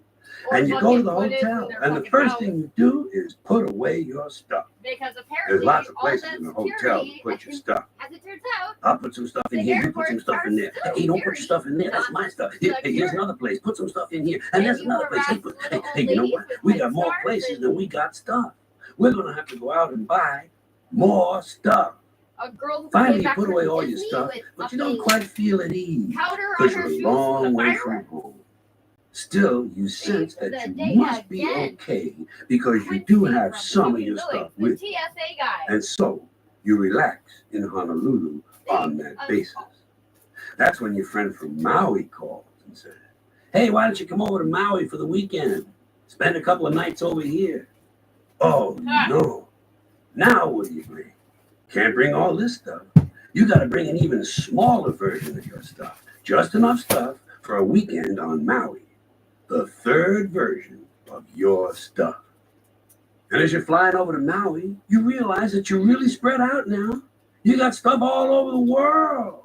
Stuff at home, stuff in the garage, stuff at your parents' house, maybe. Stuff in storage, stuff in Honolulu, and stuff on the plane. Supply lines are getting longer and harder to maintain. Finally, you get to your friend's place on Maui, and they give you a little room to sleep in. There's a nightstand. Not much room on it for your stuff. But it's okay, because you don't have much stuff now. You got your 8x10 autographed picture of Drew Carey, large can of Gorgonzola-flavored cheese whiz, a small unopened packet of brown confetti, a relief map of Corsica, and a family-sized jar of peppermint-flavored petrified egg whites. And you know that even though you're a long way from home, you must be okay, because you do have a good supply of peppermint-flavored petrified egg whites. And so you begin to relax in Maui on that basis. That's when your friend says, "Hey, I think tonight we'll go over the other side of the island to visit my sister. Maybe spend the night over there." Oh, no. Now what do you bring? Right. You got to bring an even smaller version, the fourth version of your stuff. Just the stuff you know you're going to need. Money, keys, comb, wallet, lighter, hanky, pen, cigarettes, contraceptives, Vaseline, whips, chains, whistles, dildos, and a book. Just the stuff you hope you're going to need. Actually, your friend's sister probably has her own dildo.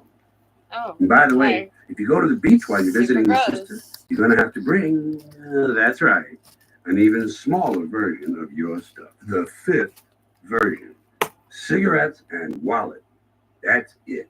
You can always borrow someone's suntan lotion. And then suppose while you're there on the beach, you decide to walk over to the refreshment stand to get a hot dog. That's right, my friend. Hot dog. Number 6. Hot dog. The most important version of your cat stuff. dog. Your wallet. Your wallet contains the only stuff you really can't do without. Well, by the time you get home from Hawaii, you're probably fed up with all your stuff and all the problems it creates. And so about a week later, you clean out the closet, the attic, the basement, the garage, the storage locker, and all the other places you keep your stuff. And you get things down to manageable proportions. Just the right amount of stuff to lead a simple and uncomplicated life. And that's when the phone rings. It's a lawyer. Seems your aunt has died and left you all her stuff. Oh, no. Now what do? Right. You do the only thing you can do. The honorable thing. You tell the lawyer to stuff it.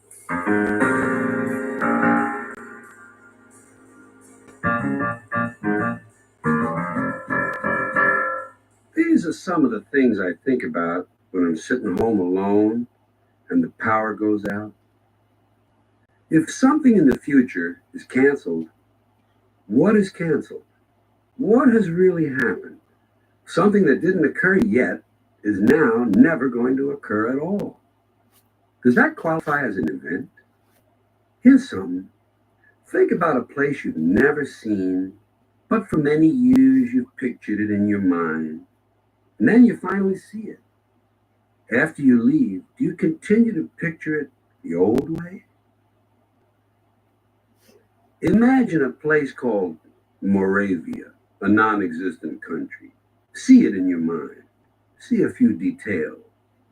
Okay, now Moravia ceases to exist.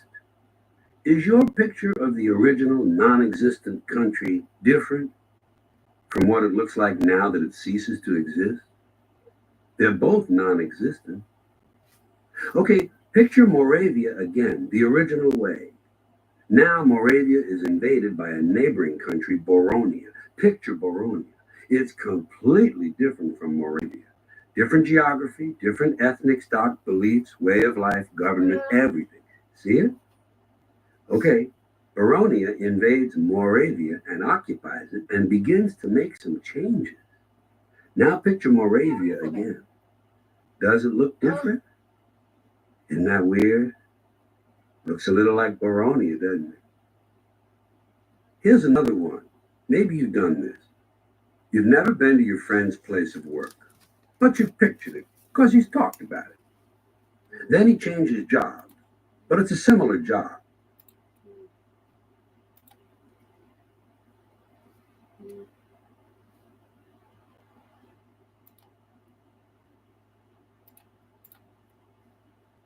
So annoying because I almost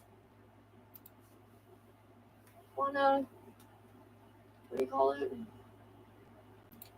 I almost want to turn the radio on, but I already know it's Sunday, so I know exactly what is going to be on. And it's going to be literally a bunch of nothing nonsense bullshit. Yeah, okay.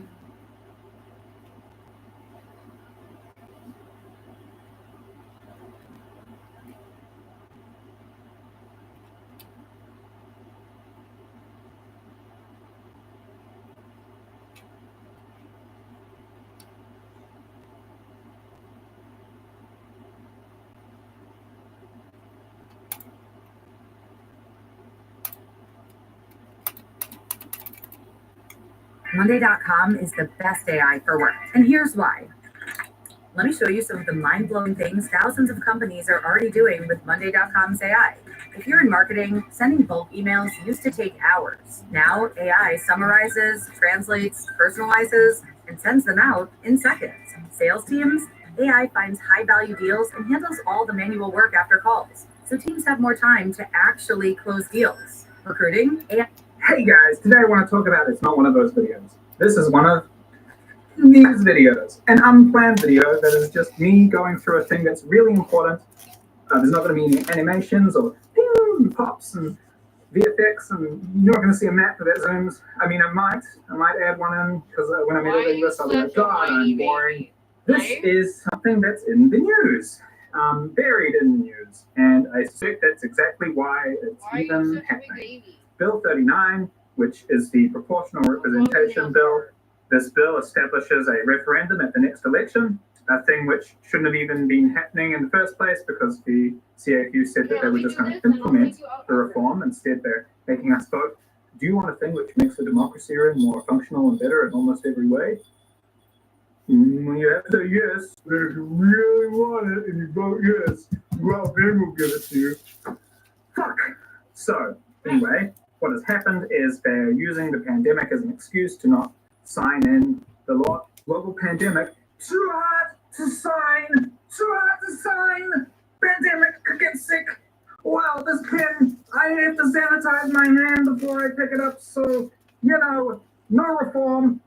Obviously, this is terrible. I've lived in Canada for a long time, and the last 2 years have been hard for everyone. We're going through this pandemic, you're lonely and you're sad, and I think I have been grinding my teeth because my jaw hurts all the time, But what has been hardest for me is watching the country's democracy not deliver for its citizens. What really characterizes the incompetence is a lack of leadership.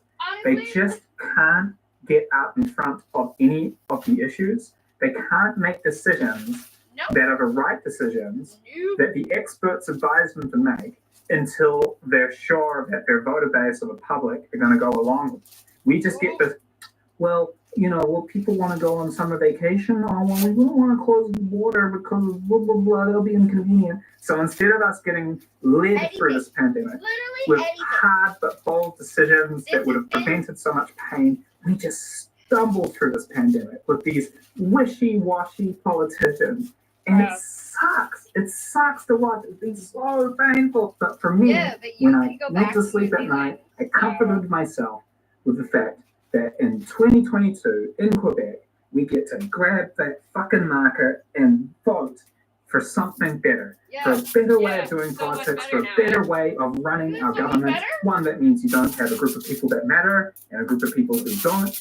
One that means that in almost every metric, you just get kind of higher performance, less corruption, or higher economic output, or better representation in government. Just one of those awesome upgrades you can apply to your government that most other countries have, that when I talk to people from Germany or New Zealand or whatever, they go, what? Canada doesn't have that thing that I thought was kind of standard for a good country? Oh, weird. It's got the two country one still. We're supposed to be a first world country. It's like we still have private healthcare, or we don't have freedom of information legislation. We haven't done one of those fundamental things that's just part of running a country, a modern country. They're basically wanting to take that away. You don't even get to vote on it. They'll pick it and they'll be like, oh, if you vote for us this time, then we'll blah, blah, blah. So this is why I'm making this. If you live in Quebec, I will encourage you to do something that will demonstrate exactly what's wrong with our current political system, but it will. And by the way, this matters to me more than anything. Everyone who's friends with me is just like, Jesus Christ, Paige, let's reform. In 20 years' time, after it passes, you'll go, oh, geez. I promise. Right now, you're like, well, I don't know. Why should we give women a vote? Trust me, you want to give women a vote. So the call to action is write to your member of the National Assembly. There's a website down here. You just go there, click on the link in the description, find your writing, and send an email to your member of the National Assembly. If you don't live in Quebec and you care about proportional representation, find someone you know who does live in Quebec and let them know that this is occurring. A lot of people don't even realize that we're getting shafted. that this Yeah, they is do. going They on. don't care. You could find It doesn't someone affect who, them. you know, who lives in Quebec, and you could write up the email for them. Like, writing up an email to a politician is such a weird thing. You Oh, have to and do I it, did. like, I did. dear Because I politician, tried to vote in the you municipal probably won't election. even reply to this. Lady Here's named just Julie. me saying I want this. She was Now it's one of interesting the to me that in the 5 actual counselors exercise the of machine saying to these people, fucking just letting you know that I decision-making, care about this, we and can 4 see why of the the first past the of her post system coworkers made a sucks. decision without Because her, many and of to you will invest, like, go to that 14 website million into and you'll see that the bike racks out of politician town. who represents And you she's like, you is, guys didn't say, even ask Quebec me. Solidaire, They're like, well, or we're all the on Liberal board. Party of Quebec. We For already the all Liberal Party of decided. Quebec, well, they're not going to push for electoral So reform. she's They like, hate hey, fuck electoral this, I'm reform. running as And an for Quebec independent, so I Solidaire, was gonna vote they're for this solely on Julie board with chick. electoral reform, but they're already doing it. And then You I have this get my problem ballot, where, or I unless you get my live in a polling CAQ riding, and by the station, way, if you live in a so I CAQ went to riding, look it up on you're the site, the MVP here. It's and the up submit to button you to help didn't us work. here. It Your wasn't an vote actual matters. button. You Like, matter. contact our You're customer important support. to the current I was like, government. yeah, If you where don't they're live not in gonna a speak any CAQ English. riding or a Like, swing riding, great. you really don't matter. You aren't represented by the decision makers in government. Now, in a proportional system, you have list MPs, which are basically the MPs for everyone. So you can write your email to the list MP. You represent me because I voted for you with my party vote. I would like this thing to be pushed through. This thing matters to me. In the first past the post system, when you're in a They riding just where the put their winner people isn't the in that person that party. you That's voted what they for, do. well, That's how you shut Benjamin up. Who do you Netanyahu fucking has email? full You can email control. the riding next door. You can lie and say Because that it's you're in the riding. You competition. can probably email the premier, Ended up but being like, can you his imagine buddy. how many emails he gets? And then And he was also, like, your oh, vote is well, always I up don't for know if I'm going to do a grabs. very good job So of this, so I guess I'll when surrender you go to to vote and you put down a Like, party wait, what? vote, it always counts. Your vote always counts. So what you say always counts. So when you email any No, it politician and doesn't. say, like, hey, by the way, if you do this, I will never vote for your party again. That They actually do not. registers with them because your vote's always up for grabs, even if you're in a So- safe You riding. know what? Don't just Because go, you were oh, not well, born this is here. YouTube entertainment. You I'm on my just couch. got There you here. go. This So, yeah, isn't it one of those probably times. This is seems the time really, to really send the great. email and make the thing happen. Basically, every government Ask has the mishandled Irish. this pandemic. Ask the Left, right, Scottish. doesn't matter. Ask the It's been Russians. just a That giant immigrated here. creative incompetence. 30, 40, It's not 50 about years that. ago. It's about the system. If we create systems that produce better politicians, then we get better Yeah. governance. And we had a system that creates Politicians who worse don't politicians. lie. And we got the bad governance that we fucking Whatever. deserve. If you don't Whatever, write to the whatever. politician, then you don't have any right to complain. If the party doesn't matter, it's the system. The system is broken. The broken system produces broken results. Garbage in, garbage out. out. That's exactly right. Garbage in. So I'm garbage waiting. Out. And then they go, well, I'm self. I'm waiting for you to go to that website. I hope you've gone to the Nobody helped me website. get to where If I you am gone to- today. if you've gone to the Your website, daddy fucking- you're great. fucking company, Seriously. You're, Like, well, I do the work. that's so I mean, important. work and you then know, sit to at do your this. desk. Yeah. Well, yeah, you are technically working, but don't tell me that you fucking on the phone all day and in an office all day with employees doing actual work. Don't fucking tell me that you're so maybe nobody hopes to get to where you are today.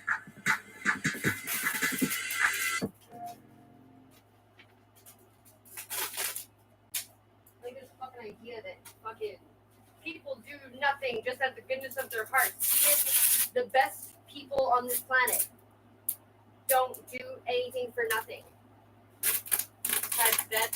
The Greenbelt. 9 out of 10 Ontarians agree that it's a great place to go for a rip, but it is currently in the process of being ripped up, and the people who are at fault probably aren't who you think. Or maybe they are. Place your bets now! Over the last few videos, I've been parsing the current government of Ontario's work to address the housing crisis. These laws and policy changes are complex, which means people don't understand them, which means people often fall back on simpler political heuristics. Political party bad. Problem is, as always, the government is much more than one person or the current party in charge.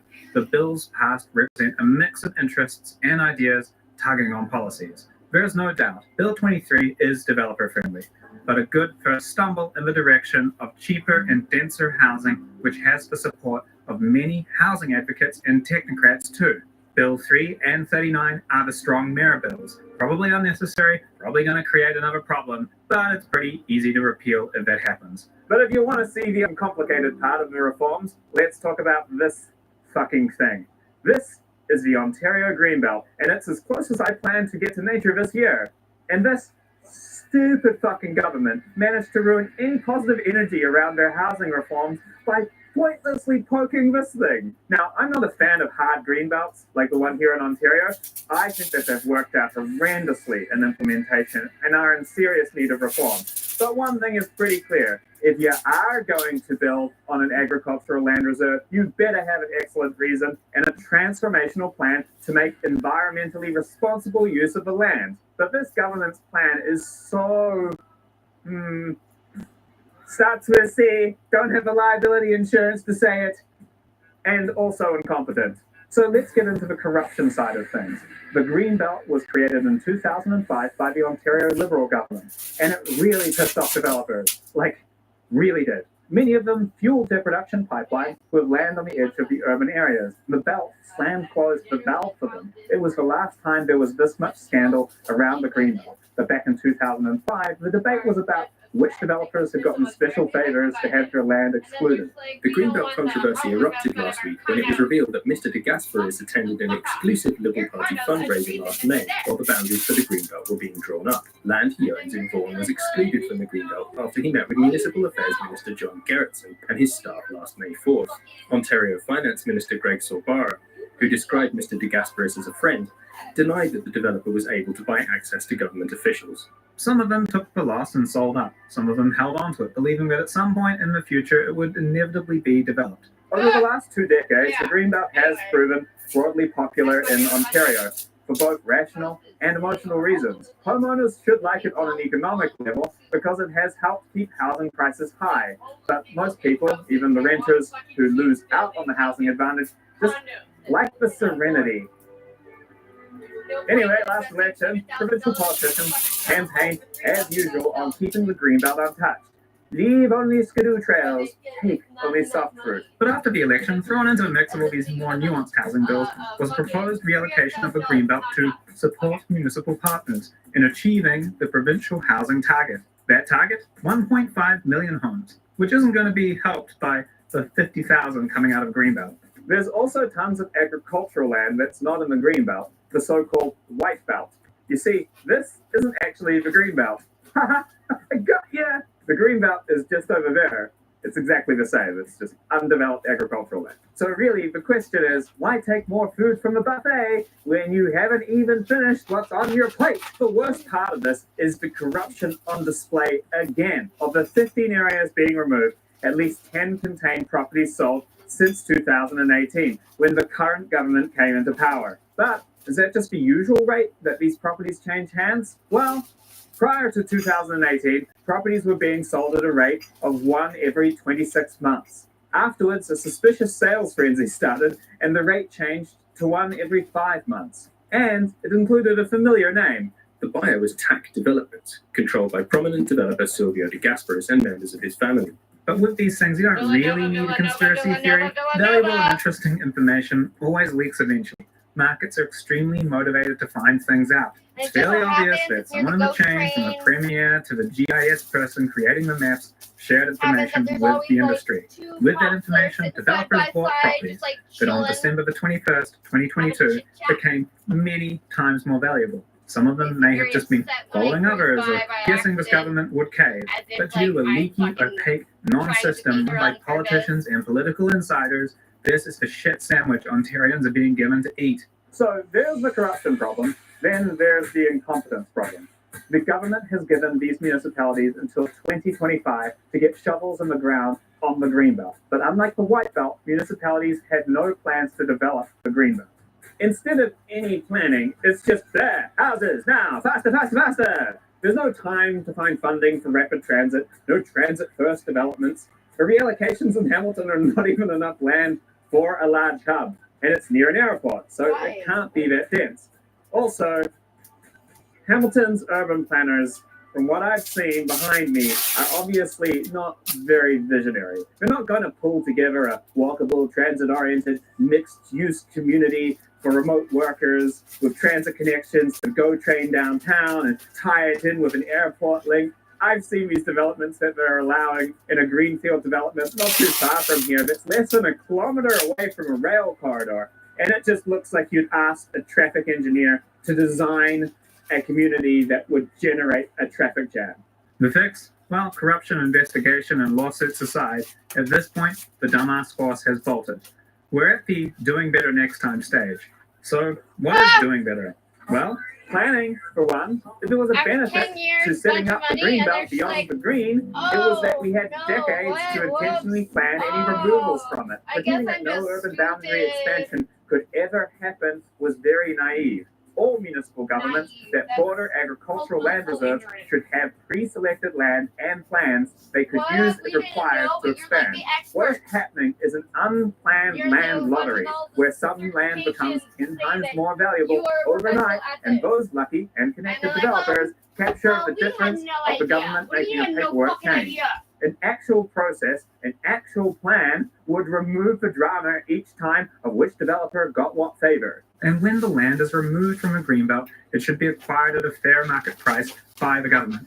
Right now, the winnings from the lottery go to well-connected private developers. Instead, the increase in value of the land should be captured and used to fund services for the neighborhood. Could help bring down development charges. So why is this happening?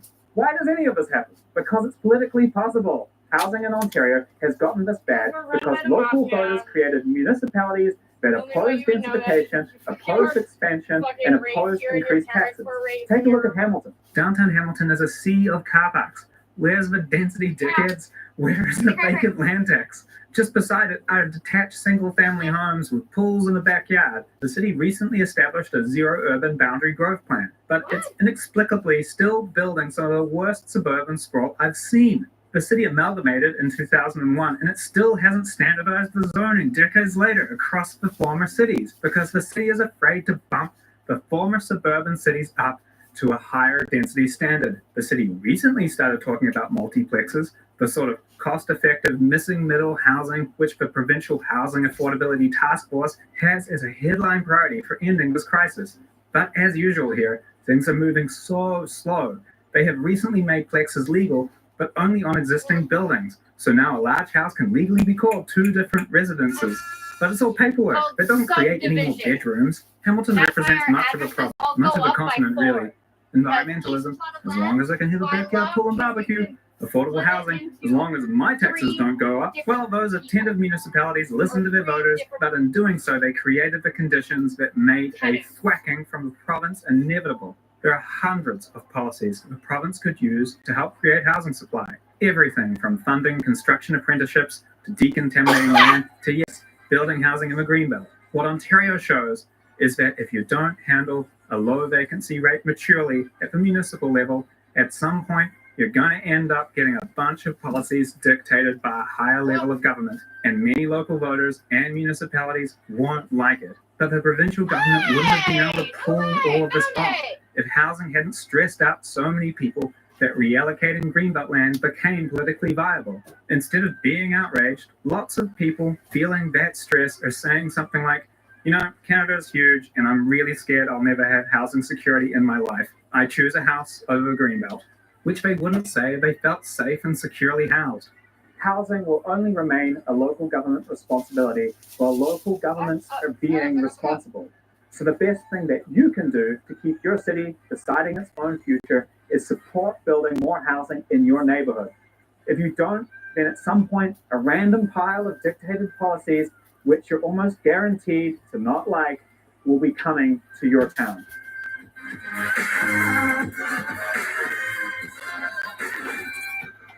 Oh, yeah! Yeah! Leave on these skidoo trails, cake of a soft fruit. I wonder what soft fruit is. Is it like grapes? Ice wine? Is that where ice wine? Is this where ice wine comes from? Oh, I'm just talking to you, Zach. He's not here today. It's fucking cold. I ordered 200 hand-forged knives to my dorm room and built a Wix website to sell them. You're the worst human being on I'm the Noah planet. Rosen, founder and owner of Forged to Table Knives. Working my way up through the culinary industry, I knew a lot of people that would love an affordable handcrafted knife, so I saw the opportunity and built my own online empire. Okay. When someone first gets to FortuneTable.com, we want them to have a curated shopping experience. With Wix, the detail and precision we put into crafting every night went into the website in the same way. At Fortune Table, we're all chefs, so our blog is our creative outlet. With Wix, we're able to provide content and really good recipes that are really delicious while bringing customers into the products. Having a great platform means that we can serve 1,000 customers on the site every day, $1 million in revenue, and I'm just getting started. Like so many customers, like amazing. Inscrivez-vous vers nos femmes maintenant pour économiser jusqu'à 90 $ sur vos 3 premières commandes.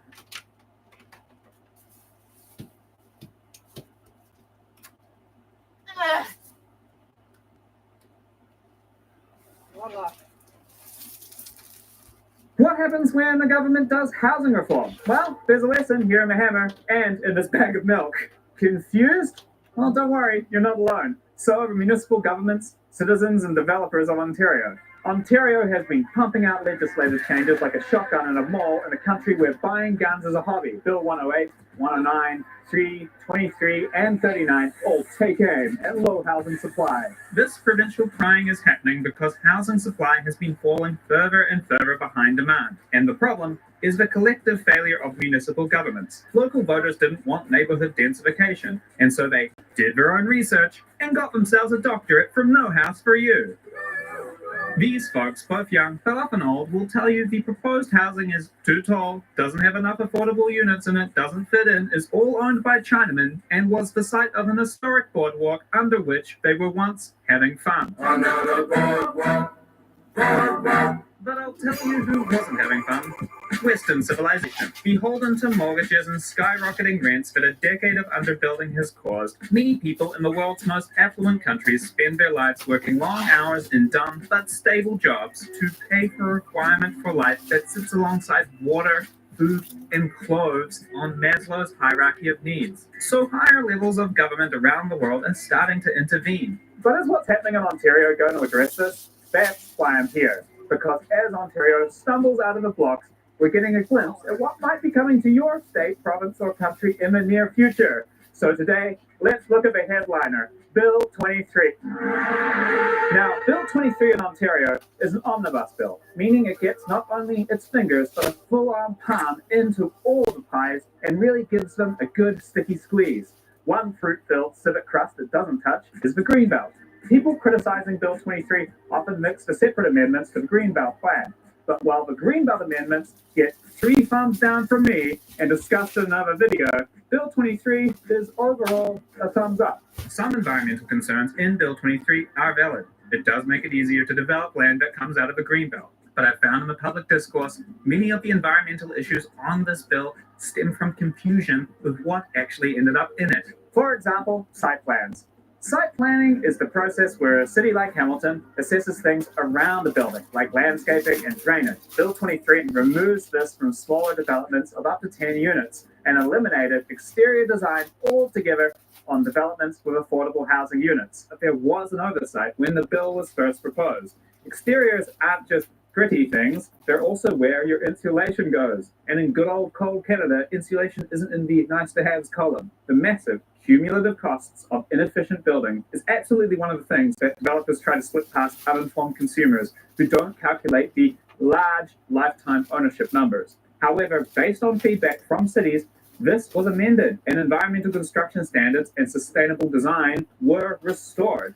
But because a lot of the reporting was about the first version of the bill, articles still float around with misconceptions about inefficient exteriors. Now, there are some environmental downsides to Bill 23, but on balance, I'd say there are overall more substantive environmental positives in it. Because the site plans are just one of many amendments that make it easier to build medium density than before. And the cost, it might be uglier, because as I've covered in a previous video, the people reviewing this are not usually you and your neighbors, they're architects and planning professionals. And their idea of beauty is, well, consider how many buildings people complain about today were built under the system. Plenty of stuff that this site plan system has signed off on isn't my cup of tea. but I'm still glad a home exists under the ugly facade. The worst form of housing going up around here is tents. Those are a deeper ugliness, because it makes our national myth look like the facade. And you may be thinking, I don't care. I'm not burdening our descendants with the legacy of ugly buildings. They'll be glad the poor slept in tents when they see this beautiful brickwork. I'm off to City Hall to give them the good old NIMB. Why? Because you're doing something I don't like across the street. Well, not so fast. Another part of Bill 23 made that a whole lot harder. Third-party appeals have been removed from minor variances and draft plans to divide lots. A third-party appeal is basically your nosy neighbor suing you at property court to stop something from occurring. Say you want to build 90 centimeters closer to the front of a lot, or take an existing property, divide it into two, and build two houses. Well, these are things you can do now without some rando deciding to fuck up your whole plan with a $400 appeal that would delay your project by months. It's completely visible to the rest of the neighborhood, anybody on the streets, anybody on the sidewalk. Who cares? That has nothing to do with you. Variances are very common and a necessary part of housing. They're the flexibility of implementation. And as projects grow in size, the likeliness of wanting to remove some parking or exceed the height limit for some section of the building increases. Removing this landmine is one of many things in the bill that make it easier and less risky to build. Bill 23 is a real mixed bag, though. When it passed, it felt a little bit like that moment in Storage Wars, you know, where the crowd of characters come and bid on the contents of a shipping container from sight only. It looks like a mess because it is. We'll only really know the impact of all this in decades. And the people that are very certain about what's going to happen and who's going to benefit, I don't trust them. Aluminum table. This thing's worth about $1,200. I talked to a lot of people researching Bill 23, and one clear trend emerged. The people who were the most certain about what the bill means were the most political and the first to crumble under specific questions, revealing that they didn't actually know what was in it. On the other hand, the more technocratic people with the greatest knowledge of the legislation were much more likely to humbly say they just didn't know yet. What will end up coming from these bills involves complicated interplays between citizens, developers, municipalities, and markets. And the smart money knows that this rests on the interpretation and implementation over the next decade. To illustrate this, let's take one of the more interesting parts of Bill 23. There is now a province-wide right to have 3 units on one residential lot, either 2 units in a main structure with an ancillary laneway house, or the simplest implementation, just 3 units in a main building. A triplex. R1 zoning is the standard one house per lot zoning, which we see across all of North America. It's your suburbia zone. And the largest province of Canada ended it. Actually, not only ended it, but bumped it up to 3 units with little to no fanfare. So now in Ontario, you have the right to build 3 units on any residential lot at the same time as dividing lots just got easier. The mind boggles at what this could mean. But could is the word. We're in a bag of milk moment in housing. The law is passed. Now is interpretation and implementation time. When the Canadian federal government hit the public with metrification in the 1970s, food producers had to react. Production lines made for gallon jugs were suddenly illegal, but the machines that made bagged milk, well, they could be adjusted to metric units with a simple reconfiguration. So milk producers in Canada shifted over to bags, and in Eastern Canada, it still persists for various reasons, even though the federal laws have long since been relaxed. It's unlikely that the feds intended for generations of Canadians to suck on sex. That's how I do it. But at some point, a group of bureaucrats and milk producers decided to interpret that milk bags were a valid solution, and it still just works for many people to this day. Bill 23 has a lot of interpretation to it, and there are many good things that could come of it. Housing advocates inside and outside of government have been pushing plexus for decades in North America, but local politicians don't want to take the flak for delivering that vote loser to suburban voters. Local politicians can use the cover and say, hey, it wasn't us, this is provincial regulation. You can even see it in the City of Toronto's staff interpretation of the bill that some think it says plexus. And why not? I mean, doesn't it have to be? How else are you supposed to guarantee 3 reasonable-sized units on any lot? But there is also some precedent for how this bill could fail, because this is not the first time that the provincial government has taken a swing at housing problems. Bill 109 was passed in early 2022, and one section targets the increasingly long approvals time for housing with a pretty heavy-handed strategy. The bill set a time limit on municipal governments to do their job, after which they had to refund the developers the fees on their approvals. Now, meeting this law was also down to interpretation and implementation. Municipalities could hire staff, focus on worst offenders, or streamline processes. The provincial government didn't really care how they did it. Just get those stamps stamping. What they probably didn't expect was what Hamilton interpreted. In Hamilton, a formal consultation has long existed for project approval. This is a consultation with the city before doing a project, where they make sure you fill in the right forms and submit the correct paperwork. It's a sensible system that reduces wasted time down the road. You pay a modest amount for this consultation, but it's credited towards the real project fees once things get underway. Hamilton hired some management consultants to look at the law and come up with a plan. They indeed found the city on many projects far exceeds the mandated time in Bill 109, putting at risk substantial amounts of future fee revenues. Hamilton was exactly the sort of city that this was targeted at. But the solution they came up with, they hiked the formal consultation fees from $1,260 to $8,840. So sorry about the delays, Mr. Developer. We had some problems with availability of council committee meeting times, e.g. summer. It's actually in it. Sorry about that, bud. We're all up at the lake. Anyway, guess we now have to refund your money for your zoning bylaw amendment. So that'll be, go fuck yourself, bud. You didn't pay a fee. You bought a non-refundable municipal meeting gift card. There's a lot more to Bill 23 and pals than what I've talked about today. But Hamilton shows how much of what happens is ultimately down to city staff and politicians getting on board. Will Hamilton be standardizing triplexes across the city, or dragging its feet by only effectively letting people build a shed with a letterbox in their backyard? We'll only know in a decade if they seized the scapegoat and turned it into new housing supply, or if in the biggest shake-up in housing in a generation arrived, they spitefully gave the province's progressive conservative provincial government an even more conservative implementation. Oh my God! What happens when a government does housing reform? Well, there's a lesson here in the hammer and the bag of milk I forgot to bring across. What happens? I'm going to drop this for sure, and in this bag of milk. Okay, listen and drop it. You know, it's a lesson here in the hammer and in this bag of milk. Well, there's a lesson here in the hammer and in this bag of milk.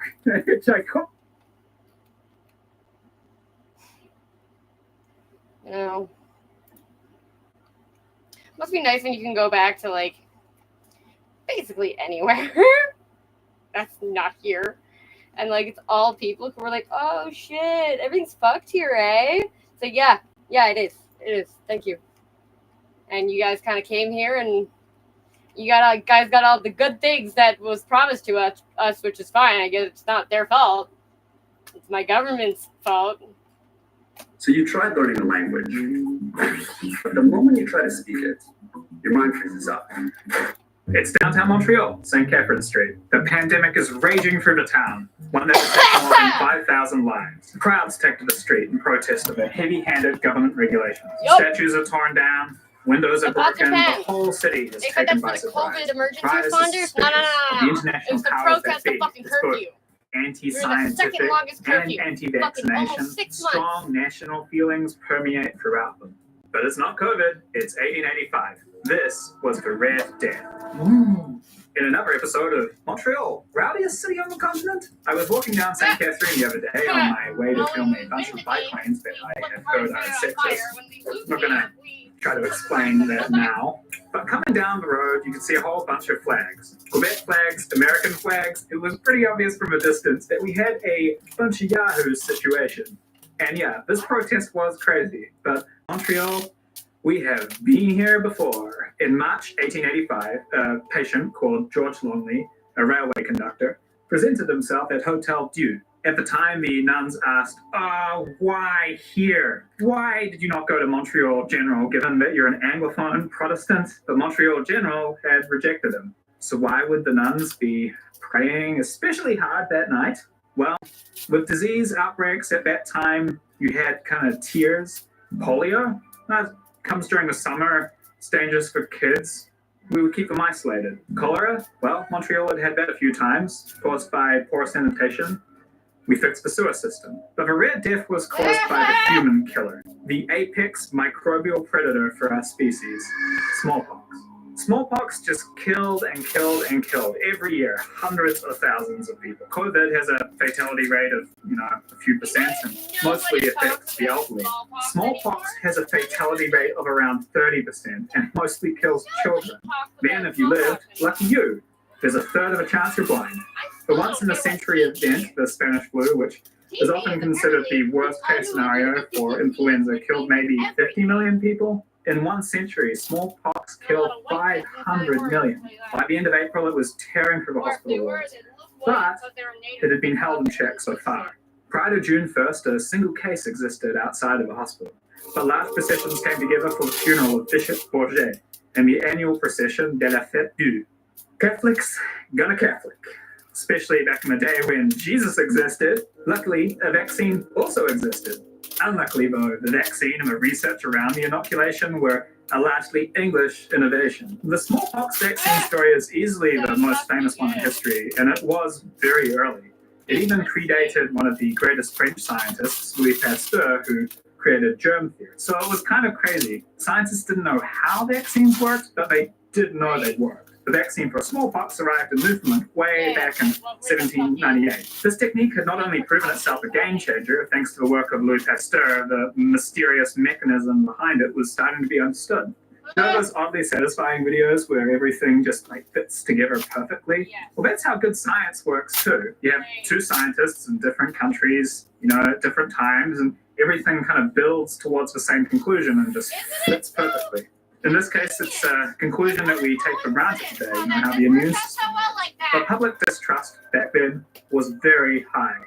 Remember how the Anglophone elites rejected the Anglophone patient and made it someone else's problem? Well, that sort of bullshit was happening every single day. The French were constantly irritated by the Anglophone elite and treated like second-class citizens. You clean it up.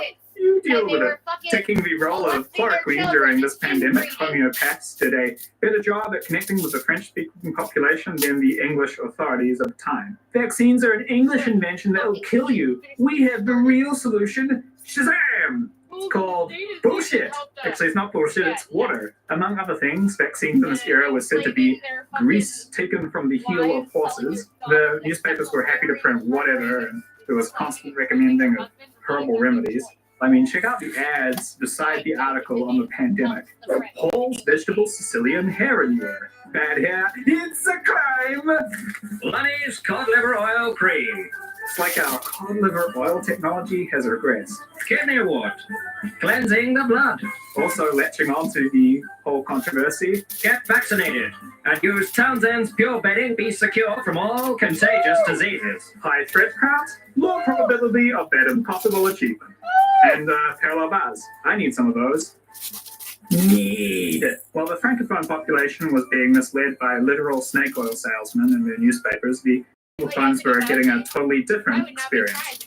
They were taking health advice. It was as natural for an Irishman to vaccinate his child as to eat his dinner. But the papers were rife with stories about irresponsible Canadians avoiding vaccination and walking around contagious, clearly affected by smallpox. Did they think, the poverty and lack of education that caused this uninformed behavior could be fixed by someone? They would have to be powerful and in charge of decision-making, education, and fixing social ills, responsible for the community. But personally, it just feels better to call half the population stupid and call it a day. There's another common theme that disruptive pandemics often have: playing down the virus and playing up the risk of the vaccine.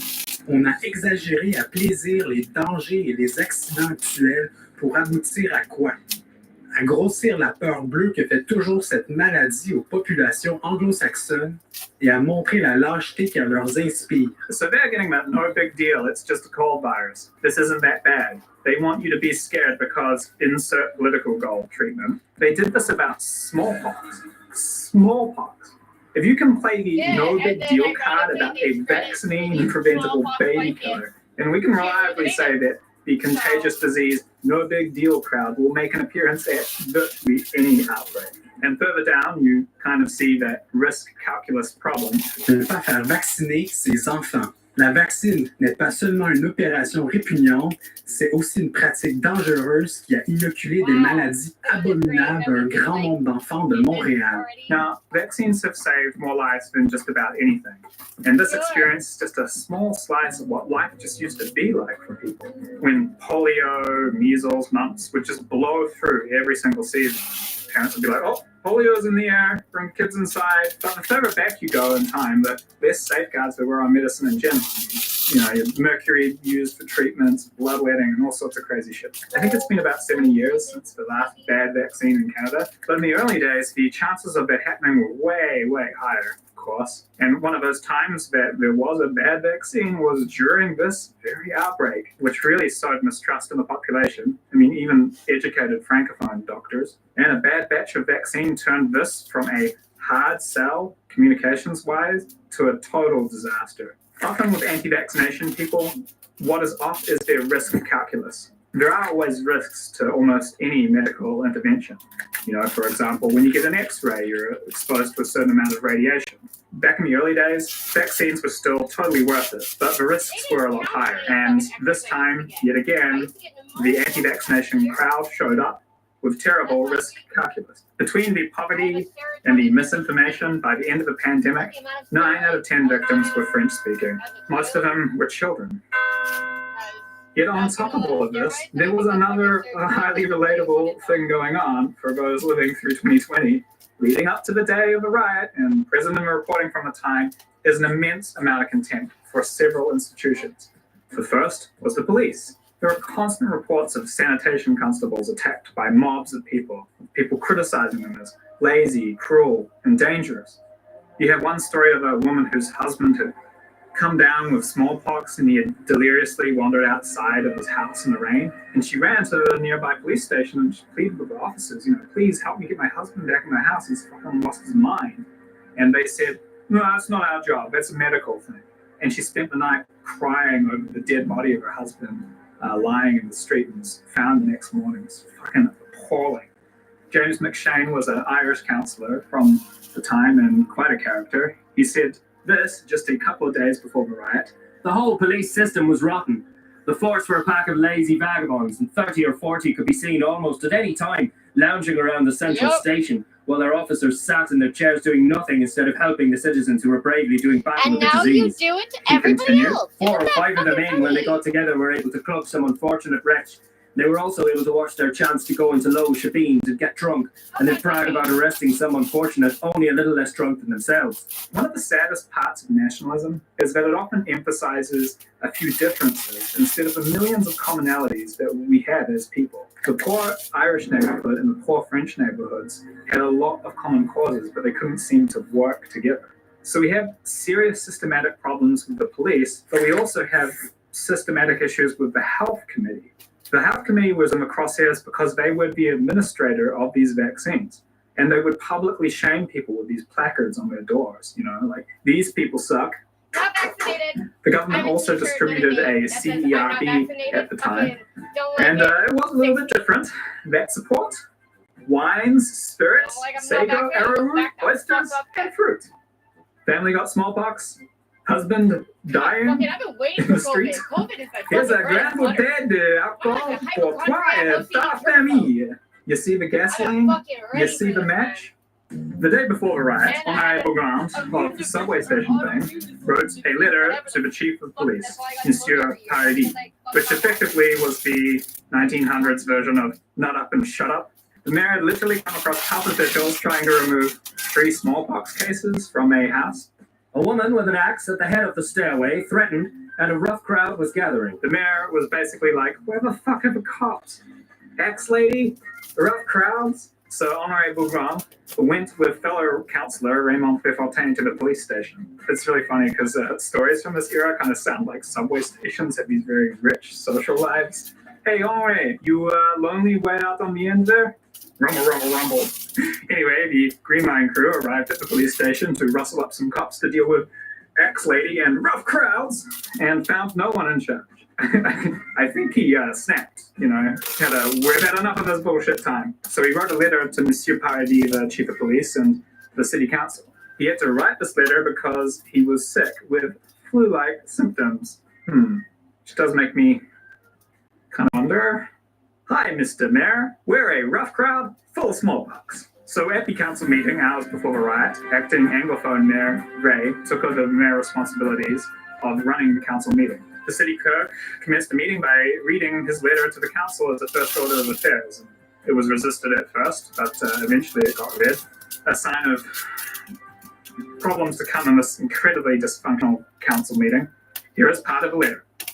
You will suspend from their functions the sergeant who was absent from duty at the time the sanitary officers visited the central station. An investigation will be held shortly, and justice will be given to whom it is due. And further down, the mayor further requests a personal inspection of the police force to see that they are vaccinated, and a refusal to revaccinate will be cause for dismissal.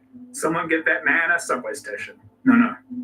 Make it a terminus. Jacques Granier then addressed council saying, "The force was good and better than that of any city in the world, the man being brave and devoted." McShane basically then said, what the fuck are you talking about? Councillors had more letters than ever showing that the chief and his organization failed to do their duty. It was not his place to scratch the backs of policemen. He then went on. They had lots of detectives, but what did they do? Arrest little boys and old women. The letter from Honoré was written to say, once and for all, guys, in a pandemic, this is your job. Go get vaccinated and get out there supporting our healthcare workers. Grenier then said that the reason McShane was so hard on the chief of police, Monsieur Paradis, was because he was a francophone. The chief did his duty, in fact. He was the best chief Montreal has seen since she had been a city. Montreal is a lady with 300 years of identity politics issues, it seems. Well, McShane begged to disagree and responded that the police system was in fact a disgrace. Fucking embarrassing! This caused a substantial squabble between McShane and Grenier, so much so that the mayor ruled the whole question out of order. So instead of the city council endorsing a rational message to the police to take on a task during a pandemic, to lead by example and be vaccinated, to admit that the police force were doing a kind of shitty job, the entire issue was basically rejected.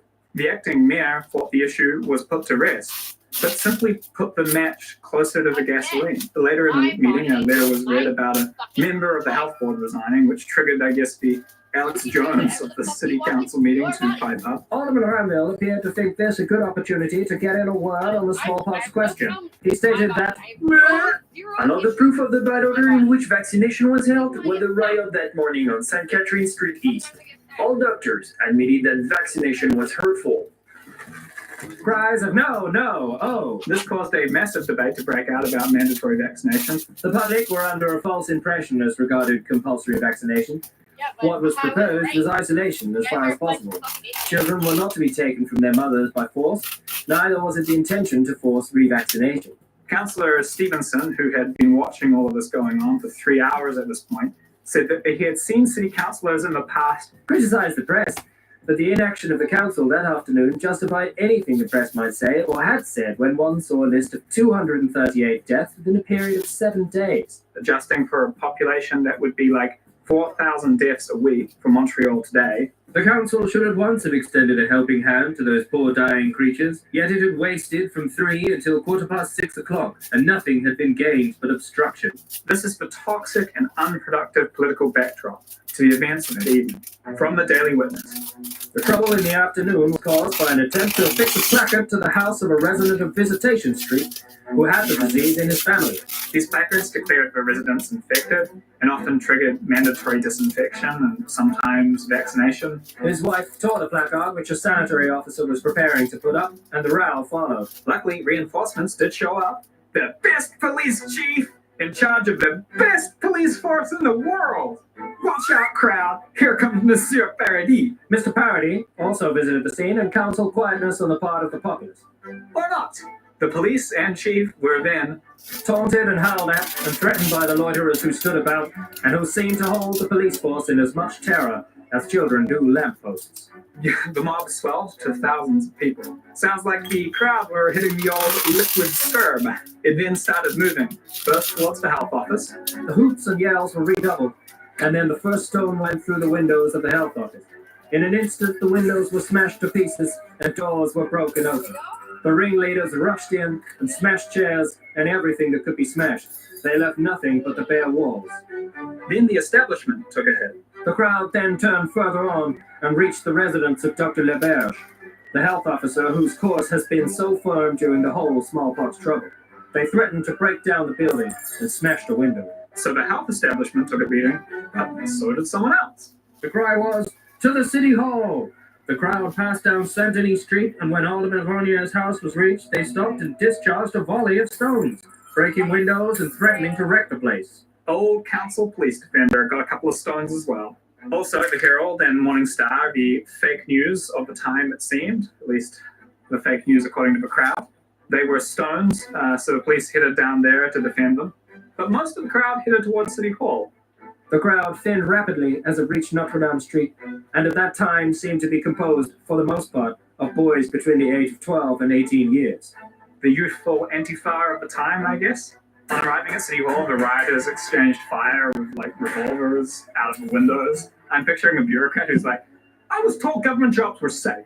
Both the mayor and the deputy mayor headed to the scene. Apparently the mayor had been having a hot bath to deal with his sweats or whatever. The deputy mayor, Gray, telephoned his home and ordered his daughter to take the loaded revolver and empty it into the mob if they should assail his house. Definitely one of those moments where you realize that this was a different time. It was the differentest of times. It was the stupidest of times. 6 bullets into the crowd later. That lady's going to be dead. The whole evening was ended when the military were called in to help. The best police force in the world. The day after the riot on the smoldering streets, there were many stories in the newspaper about the shenanigans of the previous night. A large crowd of French Canadians of both sexes were viewing the damaged health department on St. Catherine Street East this morning, and the expression generally was that it was a brave deed. One excited young man, evidently not long out of a bed of smallpox, yelled, "Hurrah for the French Canadians! Montreal is no longer for the English nor Irish." A buzz of approval went around, and the young man disappeared into an adjacent salon to drink to his own sentiment. My man, continuing the slice of life sentiment, on encountering a gossipy milkman. As a reporter was walking up Panay Street, and when near Mignon, he heard a milkman giving several of his customers a dissertation on the evils of vaccination. He said, "It has killed several old men that I know, and is especially dangerous for women and children." Que bon? QAnon. Oh.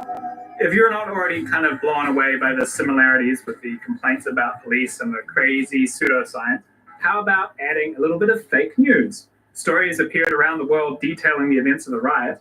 The article which made me aware of this event actually came from New Zealand and states the residence of Dr.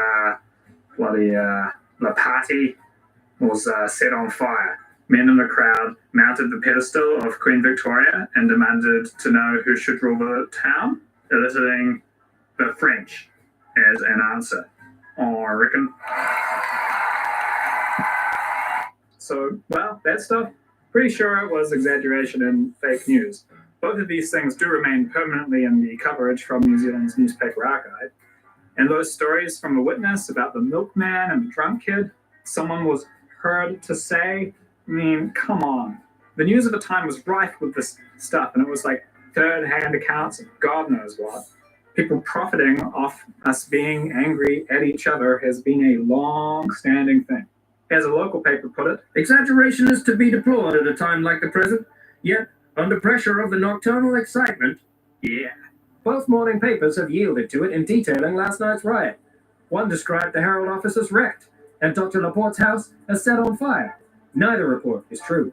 Very likely New York, Chicago, Boston, and other cities will be told today that Montreal is in a state of siege from smallpox rioters, as well as from disease.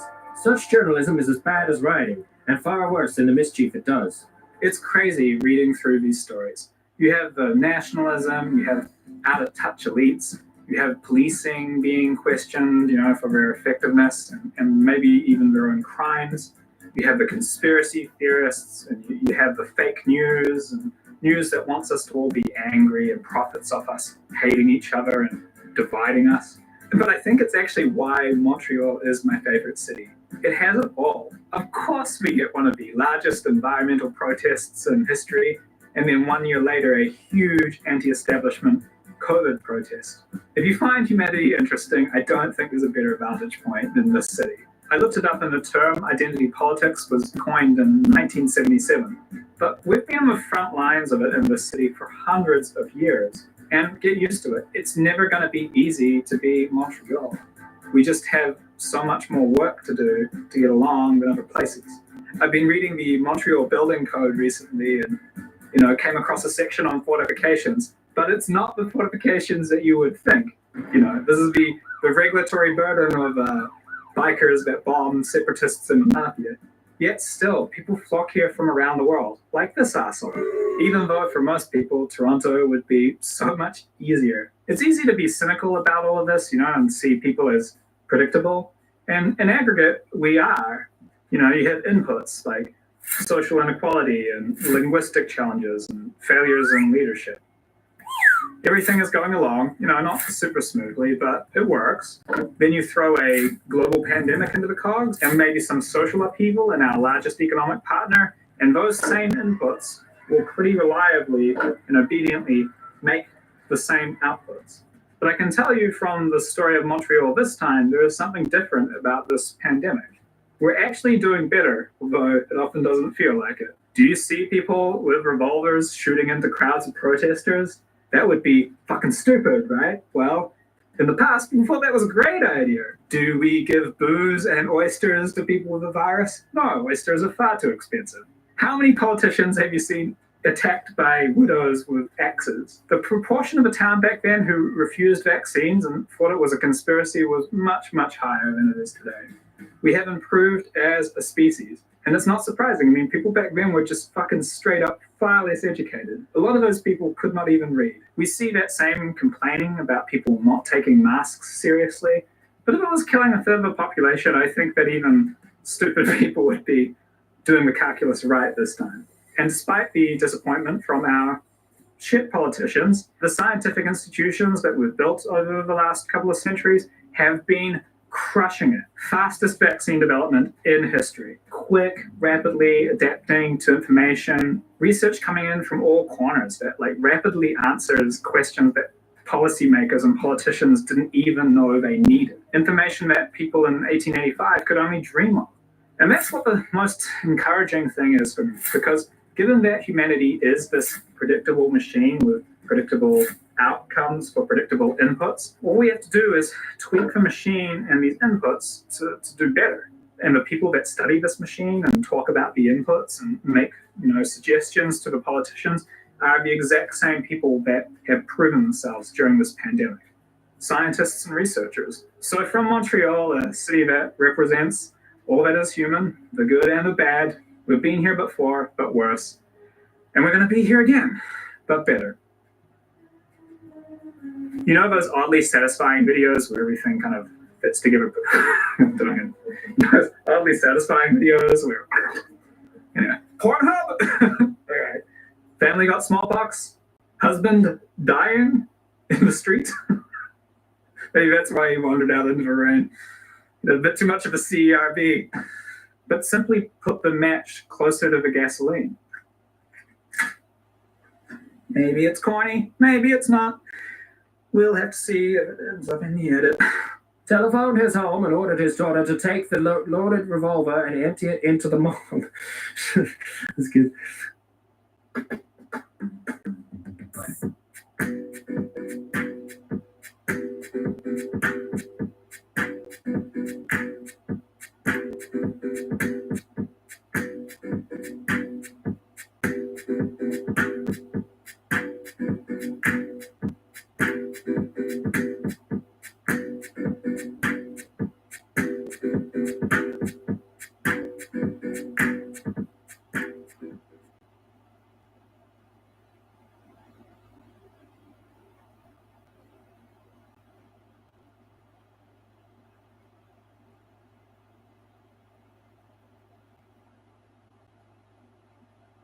Cities are expensive things to run. You have ongoing costs like garbage collection or street cleaning, as well as big one-time projects like extending a subway line or building a brand new school.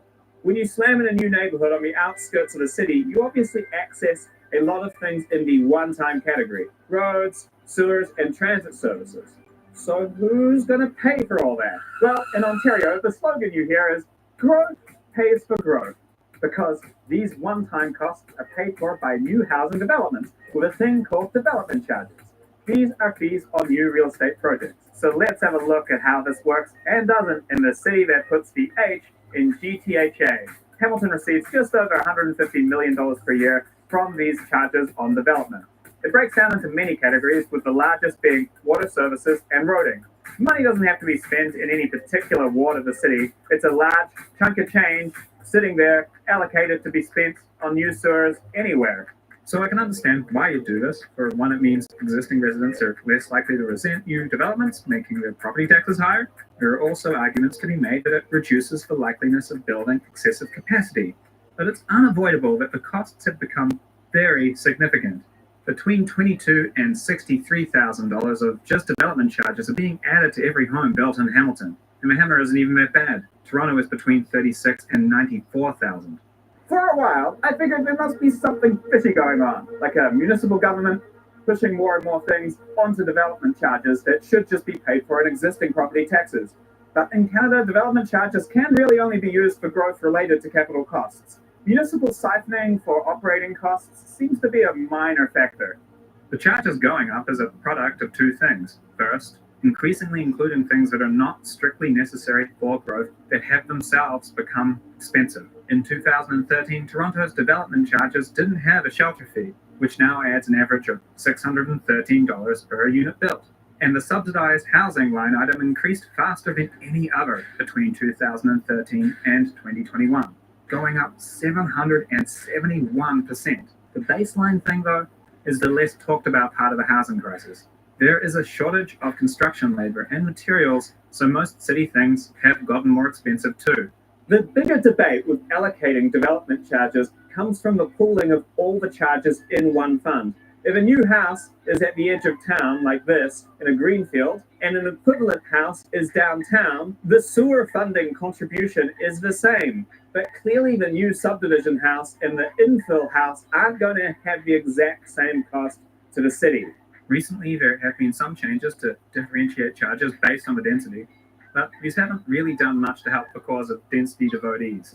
A recent CMHC study looking at Toronto, Vancouver, and Montreal found that the single detached home tends to be the housing type subject to the lowest government fees.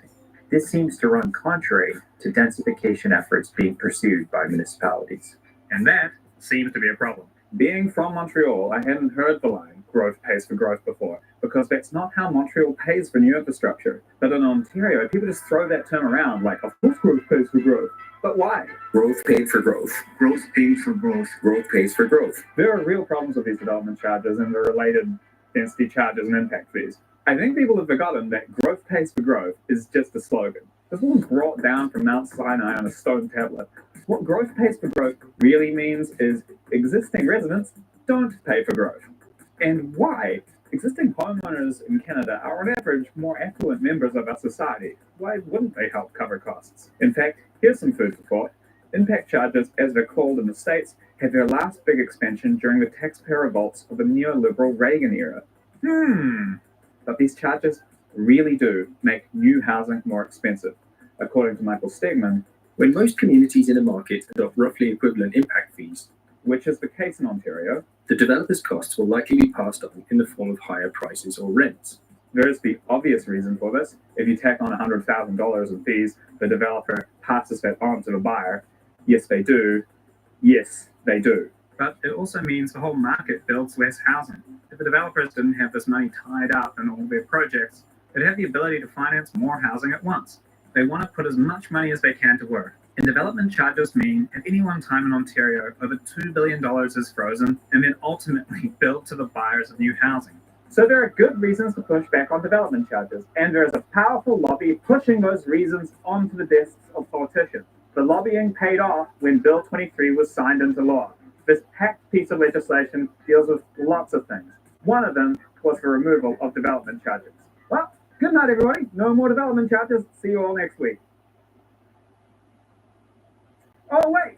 Removal of development charges on affordable housing. Well, that's different. So their definition of affordable housing is not deeply affordable, which is why activist groups who promote very low-income housing don't like it. It instead removes development charges from non-profit development. So for-profit developers, they're still building condos, still paying development charges. Bill 23 is actually fairly meek on this. The one thing they are getting is a temporary reduction in development charges over the next few years and a discount for larger family-sized rental units. So for regular builders, Bill 23 is more bedrooms built sooner. Now, the flip side of this is that development charges also help pay for the development of affordable housing, and you can no longer charge for this purpose. So it's a bit of a trade-off. No development charges for nonprofits, but then also an important source of income for nonprofit housing is removed. Looking at Hamilton's current development charge reserve funds, only 3.9% is set aside to fund housing. It's not a large component of what development charges are for. But non-profit developers in many jurisdictions already had development charges waived. So for them, this really just leaves them with less in their pockets. During this whole debate, people talk about pockets so much. Developers keep more money in their pocket, taking from pockets, putting in pockets, taxpayers now on the hook for the shortfall being hit in the pocketbook. But maybe rather than talking about what pocketbook should be getting pickpocketed for political points, we should ask, are development charges even the way to do this? The same CMHC study shows that in Montreal, government fees are much lower for developers. So how does Montreal pay for all its new public infrastructure and services? Well, instead of billing new home buyers, the burden is more evenly shared in regular property taxes. And there are good reasons why Montreal, until relatively recently, has kept fees low for new housing. The higher prices at which established homeowners can sell their houses will compensate them for the higher prices they may have to pay for houses in the same market. Renters, on the other hand, receive no such capital gains. Their higher rents are, in effect, an uncompensated burden that stems from the private financing of infrastructure to serve new residents. So could Ontario and other regions, North America, move away from private financing paying for growth? Well, let's see how they're handling the first baby step of not getting nonprofits to pay for growth. The impact of this bill on the municipal taxpayer is simply staggering. The notion of having it all paid for through property taxes is just not, I don't think, viable. Our taxpayers are the ones that are going to be hit like hell. So let's run the numbers on the City of Toronto based on their estimate and current property tax revenue. Oh, watch out, homeowners. Hold on to your car keys because your property taxes could go up by a whopping 5%.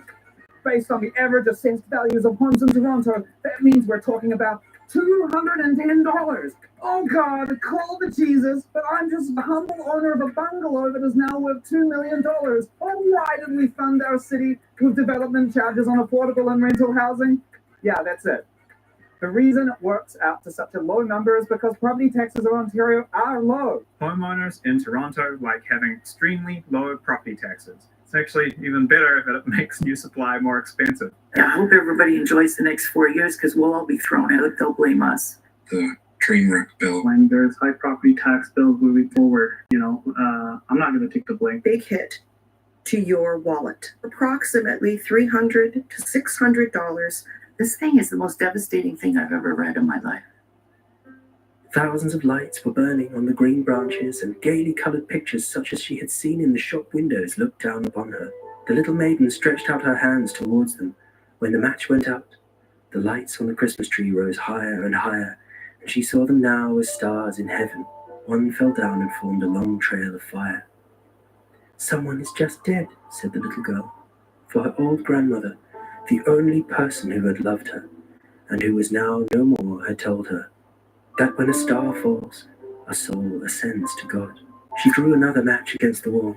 It was again light, and in the lustre there stood the old grandmother, so bright and radiant, so mild and with such an expression of love. "Grandmother," cried the little one, "oh, take me with you.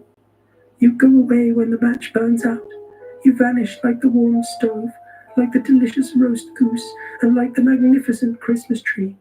And she rubbed the whole matches against the wall, for she wanted to be quite sure of keeping her grandmother near her. And the matches gave such a brilliant light that it was brighter than at noonday. Never formerly had the grandmother been so beautiful and so tall. She took the little maiden on her arm, and both flew in brightness and in joy, so high, so very high, and then above was neither cold, nor hunger, nor anxiety. They were with God. But in the corner, at the cold hour of dawn, sat the poor girl, with rosy cheeks and with a smiling mouth leaning against the wall, but frozen to death on the last evening of the old year. Stiff and stark sat the child there with her matches, of which one bundle had been burnt. She wanted to warm herself, people said, and they looked one to another in that somber congregation, until one learned among them proclaimed, "This, surely, is almost as devastating as when our property taxes went up by several %." But of course, taxpayers are not going to be happy about paying more tax. So John Tory applied his weird, frustrated lawyer pressure on the province. Housing Minister Steve Clark responded, promising that the local municipalities would be made whole.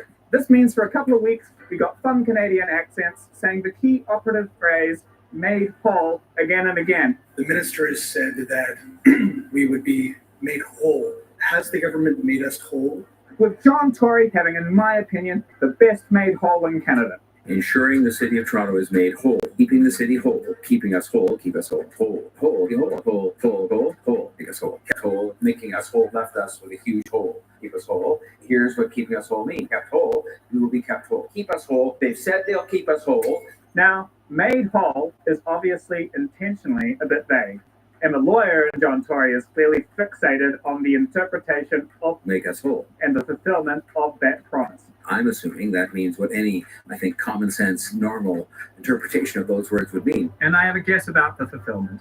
There's a pattern with these reforms on housing around the world. It's always a barrage of things being done at the same time. For example, in California, SB 50 was proposed, which was quite extensive and drew a lot of stings from a swarm of Californianized NIMBYs who successfully protected their nests from it. But a year later, 2 different bills allowing duplexes and rapid permitting managed to slip through. In Minneapolis, they ended detached single-family zoning, which was a big milestone, but the reason rents are dropping in Minneapolis is because at the same time parking minimums were eliminated and densification was done along transit corridors. This government has a similar batch of bills approach, lining up one thing after another, watching the fallout, and then proposing the next thing. The phrase made whole is intentionally vague to give them some flexibility with their next moves. Every year of a re-elected Doug Ford government is going to have a supply ownership plan bill on the table to increase housing supply. So what could the next move be? Well, there's one thing that would make a lot of sense. In Ontario, there is a serious issue with municipalities not meeting growth targets. Every few years, the provincial government, based on projected population growth, allocates an expectation for each municipality with a number of housing units it wants to see built. Then municipalities, to the absolute worst of their abilities, fail to achieve it. Between 2011 and 2021, only the city of Toronto in the whole region met its target. The consequence for failure, from what I can tell, is nothing. Cities can make official plans for days, but in the end, there are so many places along the housing supply chain where elected officials and municipal bureaucracies can stop housing from happening. What this promise to make whole could be is a restructured incentive to meet development targets. It's pretty simple. Here is the make whole money, but you only get it when you meet your target. Holding cities to their target with a financial incentive while also creating a predictable flow of money that cities can use to build new developments. If the province doesn't do this and just writes a check for the shortfall, then Doug Ford made a bad deal and gave away something for nothing. If they do follow through and get that cash back in this form, it would be a big windfall for non-profit and affordable housing developers. They get to have the same money, but be able to go through a system that lets them build anywhere in the province, but with less public opposition and no development charges. In the end, through cheapness and a lack of financing options, the municipalities of Ontario have chosen to be dependent first on developers to finance infrastructure and now on the province. This is not an enviable position. What happens when population growth tapers off and developers slow down development? What happens if the provincial government decides it's done making holes? But if a city had a higher density and larger tax base, it would be less exposed to changes from these external forces. Hopefully, the provincial government can use financial incentives and loans to make cities like Hamilton move away from growth pays for growth and towards Hamilton plans for growth. You'll be kept whole, so we won't be shorting your money. So I'd rather not condemn or do anything else that you would like to do, because it's great theater. Stop. I'd rather not. Okay, on the, no, we're ready to vote now, Councillor Matlow. Sorry, no, sorry, Councillor Matlow. So let's put the motion on the screen by the mayor. Hey, it's Paige in Ontario on a windy day on the edge of town. Here goes my bus. Staying here for another hour. Let's get into this. Development fees have been skyrocketing in recent years. Nazis don't do both hands. Just Superman. A recent CMHC study looking at Toronto, Vancouver, and Montreal found that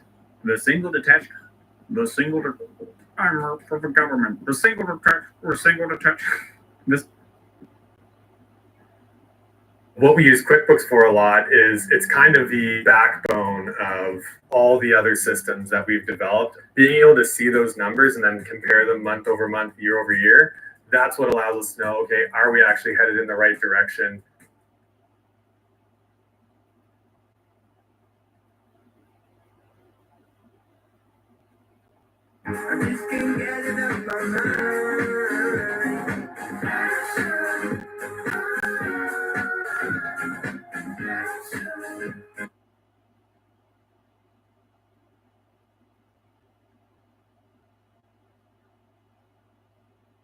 So I went out today with my meter wheel to do some fact checking and collect some data. I've been told that the highest density neighborhoods per capita are these sorts of medium density things. So let's check that out.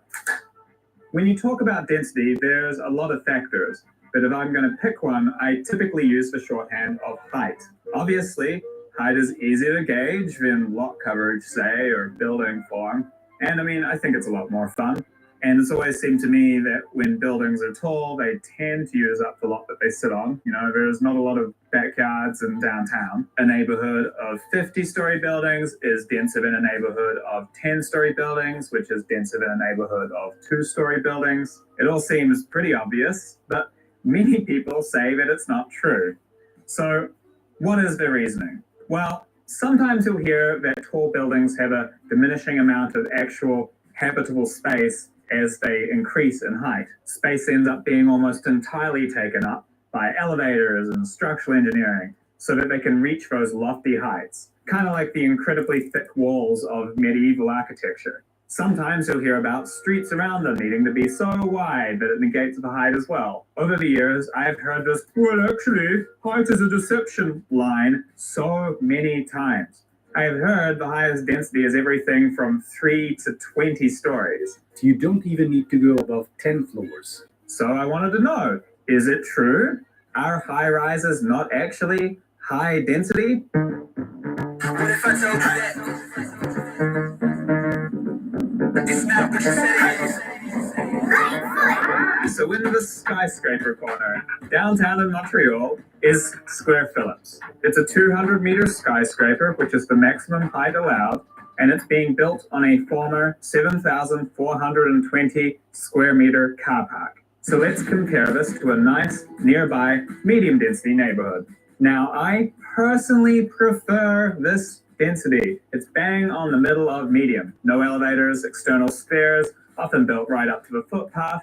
On an emotional level, I enjoy being in this neighborhood. It's a nice place to be. It's near where I live. I choose to live in this sort of a neighborhood. So I went and clicked out a 7,420 square meter block, so 150 meters down this length, to see how many units we would get in the medium density neighborhood. So that gives us just over 130 units. I mean, there's some commercial units in there. So 130 units for 7,420 square meters if you're using medium density. On that same land area, downtown, the skyscraper delivers 498 units for sale and 298 purpose-built rental units. So 796 units. Boom!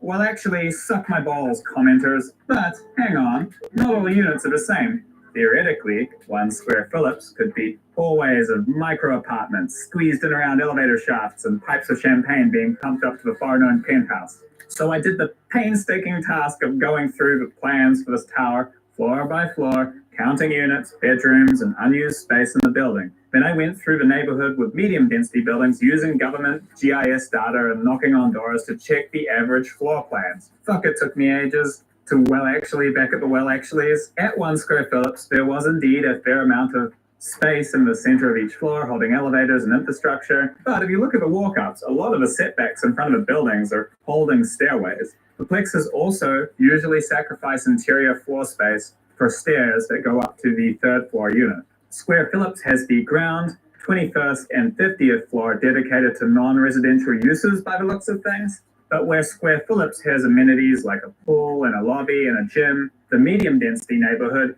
has backyards and a really nice back alley. So what delivers the highest residential floor area for the land?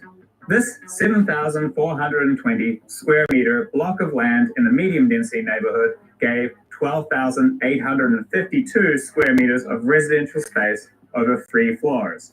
On that same amount of land, Square Phillips provided 50,282 square meters of residential floor space. And there's something I haven't even mentioned yet. The development is adding another 21-story, 324-unit building on the same site.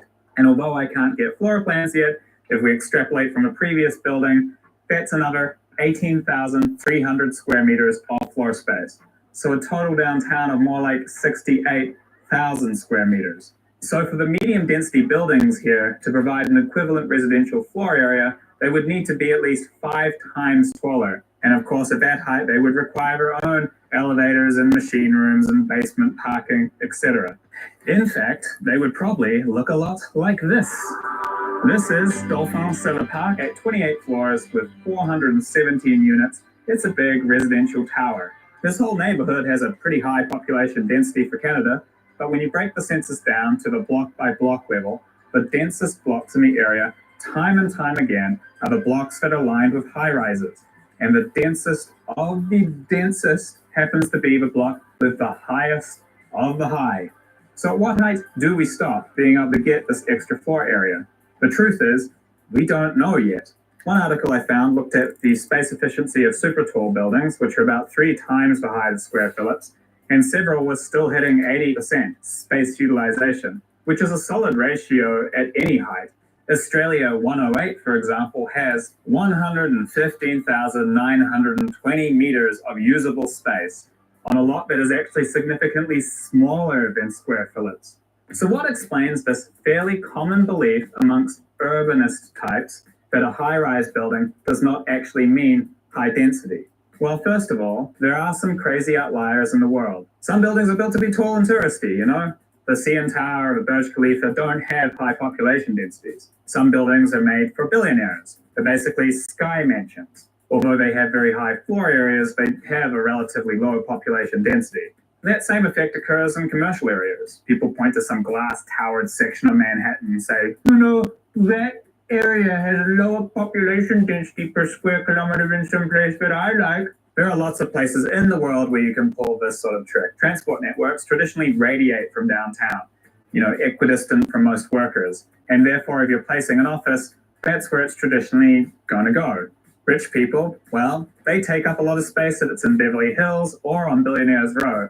But even in a skyscraper, there's still so many more of them per square kilometer than when they're in their typical detached single-family mansions. So it means that a lot of famous skylines don't actually have a very high population density, but if those were normal residential buildings, they absolutely would. What they're doing is like pointing at a radio mast and being like, see, people don't live in tall structures. That's right, people don't live in offices. Good job. Is your mom around? The other argument you sometimes get is people pointing to an unusually dense neighborhood that is basically not viable in a modern city. The highest density neighborhoods in the world are slums. People occupy very small units in cramped conditions. The other sort of dense, low-rise neighborhood is this sort of grandfathered density. It's what you see in historic European centers I mean, I covered all of this in a different video if you really want to know more, but here's the summary. Slums do have very high population densities for the heights of the buildings, but people in, say, Melbourne are not prepared to live in a unit like the ones in Karachi and would instead take a long commute to wherever to get some space. But to a lesser extent, the same thing actually happens with Paris. If a modern building has no elevators, common laundry, micro kitchens, small rooms, and no parking, it doesn't come across as quaint. Attempts at building like this actually do happen every once in a while, and they often don't go very well. People call the developer a slumlord and label it a shoebox apartment, and then they try to legislate that you can't build it like that anymore. But you can often find an example of this sort of density in your own city, even if you don't have slums or historic high-density housing. The highest density blocks in Montreal are actually just along here on this street. And you can probably guess why. This is Concordia University. You can have a bunch of people in one apartment, shared kitchens, shared bathrooms. You can get the density way up without building super tall. But turns out people don't want to live like that for their whole life. The real problem people have with skyscrapers is that a lot of people just don't like them. The modern urbanist movement is an uncomfortable marriage between a few groups of people, and one of them are the lefty environmental ecology community folks. The cold and personal nature of many contemporary glass skyscrapers, their association with the office and the rat race and finance workers, the lack of visible green space and community stuff, they just don't like it. And if someone comes along and tells them that it doesn't achieve its number one supposed big advantage, well, that's something that they're very receptive to hearing. And people hearing what they want to hear, that might be the biggest issue that our society is grappling with. Now, there are issues with skyscrapers. Plenty. The architectural trends for skyscrapers have been needlessly energy inefficient until recently. But that is all just a regulatory change away from being fixed. And we're finally seeing the return of energy efficient non-glass skyscrapers. Yes, because I have had enough of glass for the rest of my life. So if you don't like it,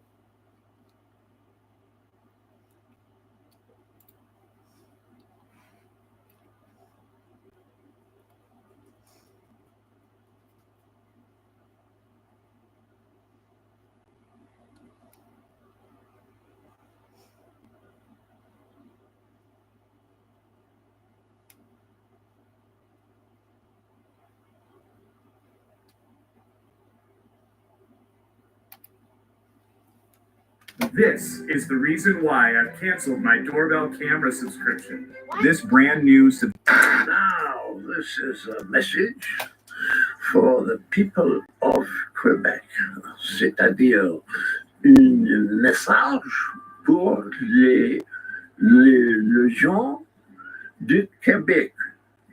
Je suis Jean Fromage, un comédien célèbre du Grande-Bretagne.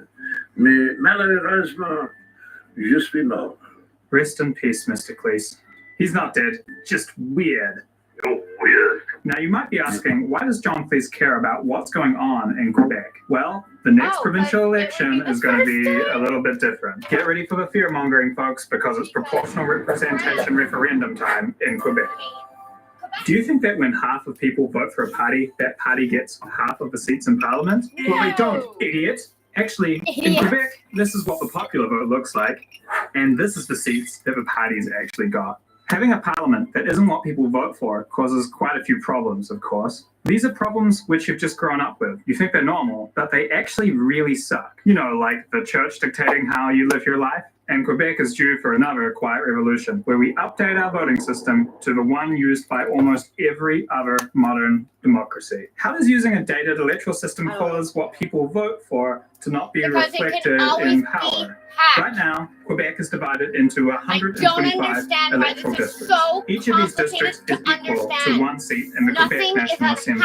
When you go to vote in your electoral district, you choose who will represent you there. Yeah, so how is that connected to not getting what we thought? This problem exists because when First Past the Post was first implemented, it was each person standing on their own 2 feet, voting independently on each issue, choosing what was best for those people that were in their riding. But George Washington could see a problem and spent much of his farewell address warning about it. Something we now take for granted had started to emerge: the political party.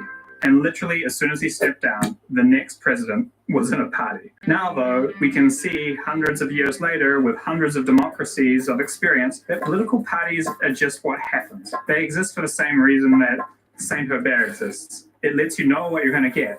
And consistency is a huge part of what people want from the government. With political parties, you basically bundle a set of values into a political brand. Party whips operate like quality control. They keep the person you elected in line with this brand. When they don't stay in line, they get ejected. The downside is that it does kind of turn politics into a team sport. But as long as you have a few teams to choose from, it works pretty well. You can probably find a team you like and only have to keep track of the different teams rather than every single player in the league. So what is the disadvantage of having an electoral system that pretends people vote for candidates when the research conclusively shows that people usually vote for parties? In order to find out, let's hit the slopes.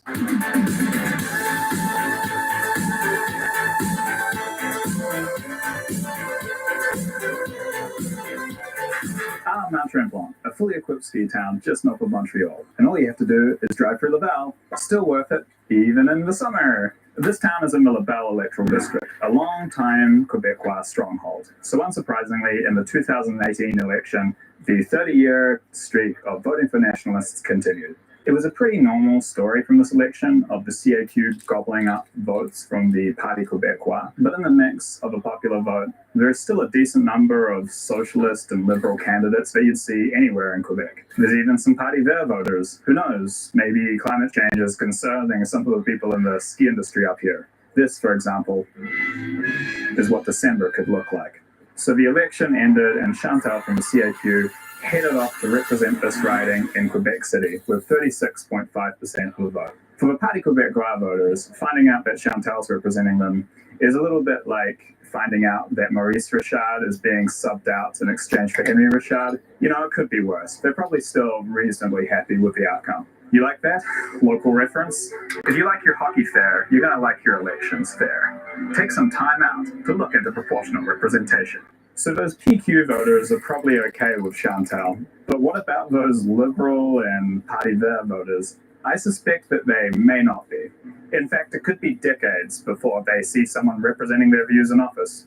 Maybe never. And when those voters have an issue with something like a new highway being built or a new train line going in, they're going to have to go see Chantal, someone who they don't really see eye to eye with. But you know, you win some, you lose some. Let's have a look at the other electoral districts in the region, like Bertrand, right next door. Bertrand. And all you have to do is drive through Laval. Well, there's still a bunch of supporters of other parties, but looks like the CAQ got this one too. What about the side bet in Argenteuil? More of the same. Okay, what if we zoom out and look at the region that all of these districts are in? Wow, all CAQ. Literally, all 10 members of the National Assembly from this region are from one party, even though, look at that, most people in this region didn't actually vote for that party. If the politicians from this region actually represented their constituents, it would be sending something like 5 CAC members, 3 PQ members, 1 QS member, and the Liberals get 1 guy. So this situation would give that Liberal person someone to go to if the CAQ person wasn't taking them seriously. But also, these are bridge builders. They would all be people who actually live there. So a socialist who cares about the ski industry, or like a Liberal Party member who actually spends most of their time around people who see sovereignty quite differently. Better than a person like myself who never leaves the island of Montreal. Of course, you might be a CAQ voter who thinks, ha, suck it, not so fast, annoying, intolerant person in my head. Let's take a look at the 27 ridings that make up another region, the island of Montreal. The CAQ only got 2 seats, way out of the northern tip of the island. So Montreal is looking like a feast for a Liberal voter with their federalism and almond milk. But it's not great because some other people around you have different beliefs. 17% of people on the island voted for the CAQ, but they only got 7% of the power with those 2 seats. 12% voted for the Parti Québécois, and they got 0. This creates what I consider to be the worst dynamic of our electoral system for Quebec.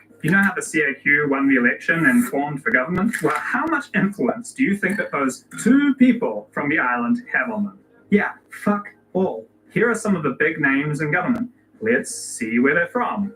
Premier, Deputy Premier, Finance Minister, Economic Development Minister, Health Minister, New Health Minister, Education Minister. Of the 29 people in cabinet who write the policy that impacts your life as a Montrealer for 4 years, only one member of the cabinet comes from the island of Montreal, the economic and cultural powerhouse of Quebec, with a quarter of the population of the province. It got minister responsible for the Montreal region.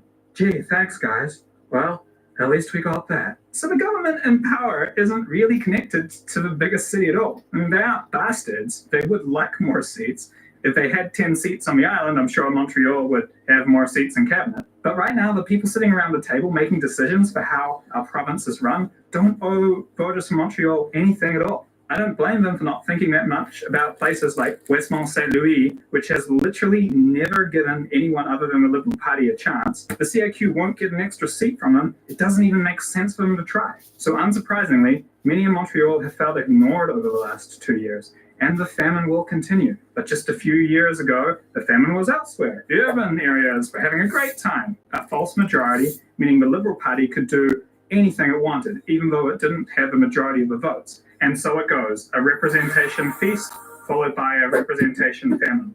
Election after election after election. It's called policy lurch, where as a voter you often feel like you're feasting with a banquet of policy working to support you, and in the next election, it's all taken away. The government resources have been redirected elsewhere, to a different voter base. There's a second issue that's more well known, and that is the role of minor parties. Because people vote for parties, you often have a portion of people in every riding who voted for everybody. Look at my riding. In 2018, here's a breakdown of all the candidates and how many votes that they got. Now, it's not surprising that the Gay Village would vote for a lesbian and liver, but did everyone get what they wanted? Quebec routinely tops out the polls as the province most concerned about climate change. The year after this election, the largest environmental protest in Canadian history walked through this district. It seems a little weird that the environment is so important to people, but only 3.5% of people voted for the Green Party? Well, it's because people don't want to throw away their vote. With first past the post, if you don't choose a frontrunner, your vote is very unlikely to count. People vote for the least bad option all of the time. It's so sad. This is democracy.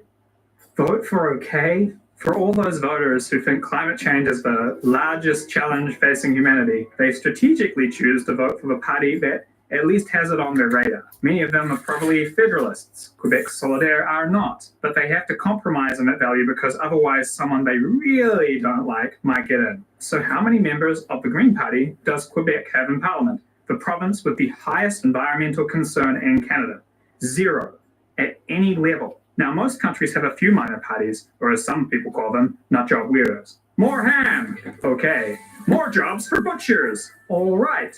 Lock up the vegans! These guys stand up in Parliament and they say some outlier shit, but they usually stay a minor party and get brought into the fold by figuring out the stuff that you can agree on with them. Okay, how about this? Let's give hungry kids more ham in their school lunches. Sound good, buddy? It was weird how often I came around to an idea growing up in New Zealand that originated in these small parties. They're kind of like political startups. A lot of innovative policy and ideas. Often you feel like, oh yeah, I don't always agree, but that one is reasonable. What we have here with first past the post is a system that says, lock them out. They're crazy.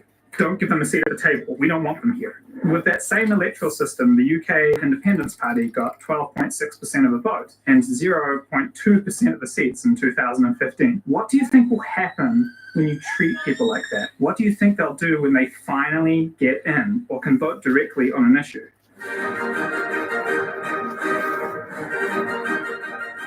Repression is not the way to handle a view that you don't like. For those basic reforms which alone can preserve the fabric of their societies. Those who make peaceful revolution impossible will make violent revolution inevitable.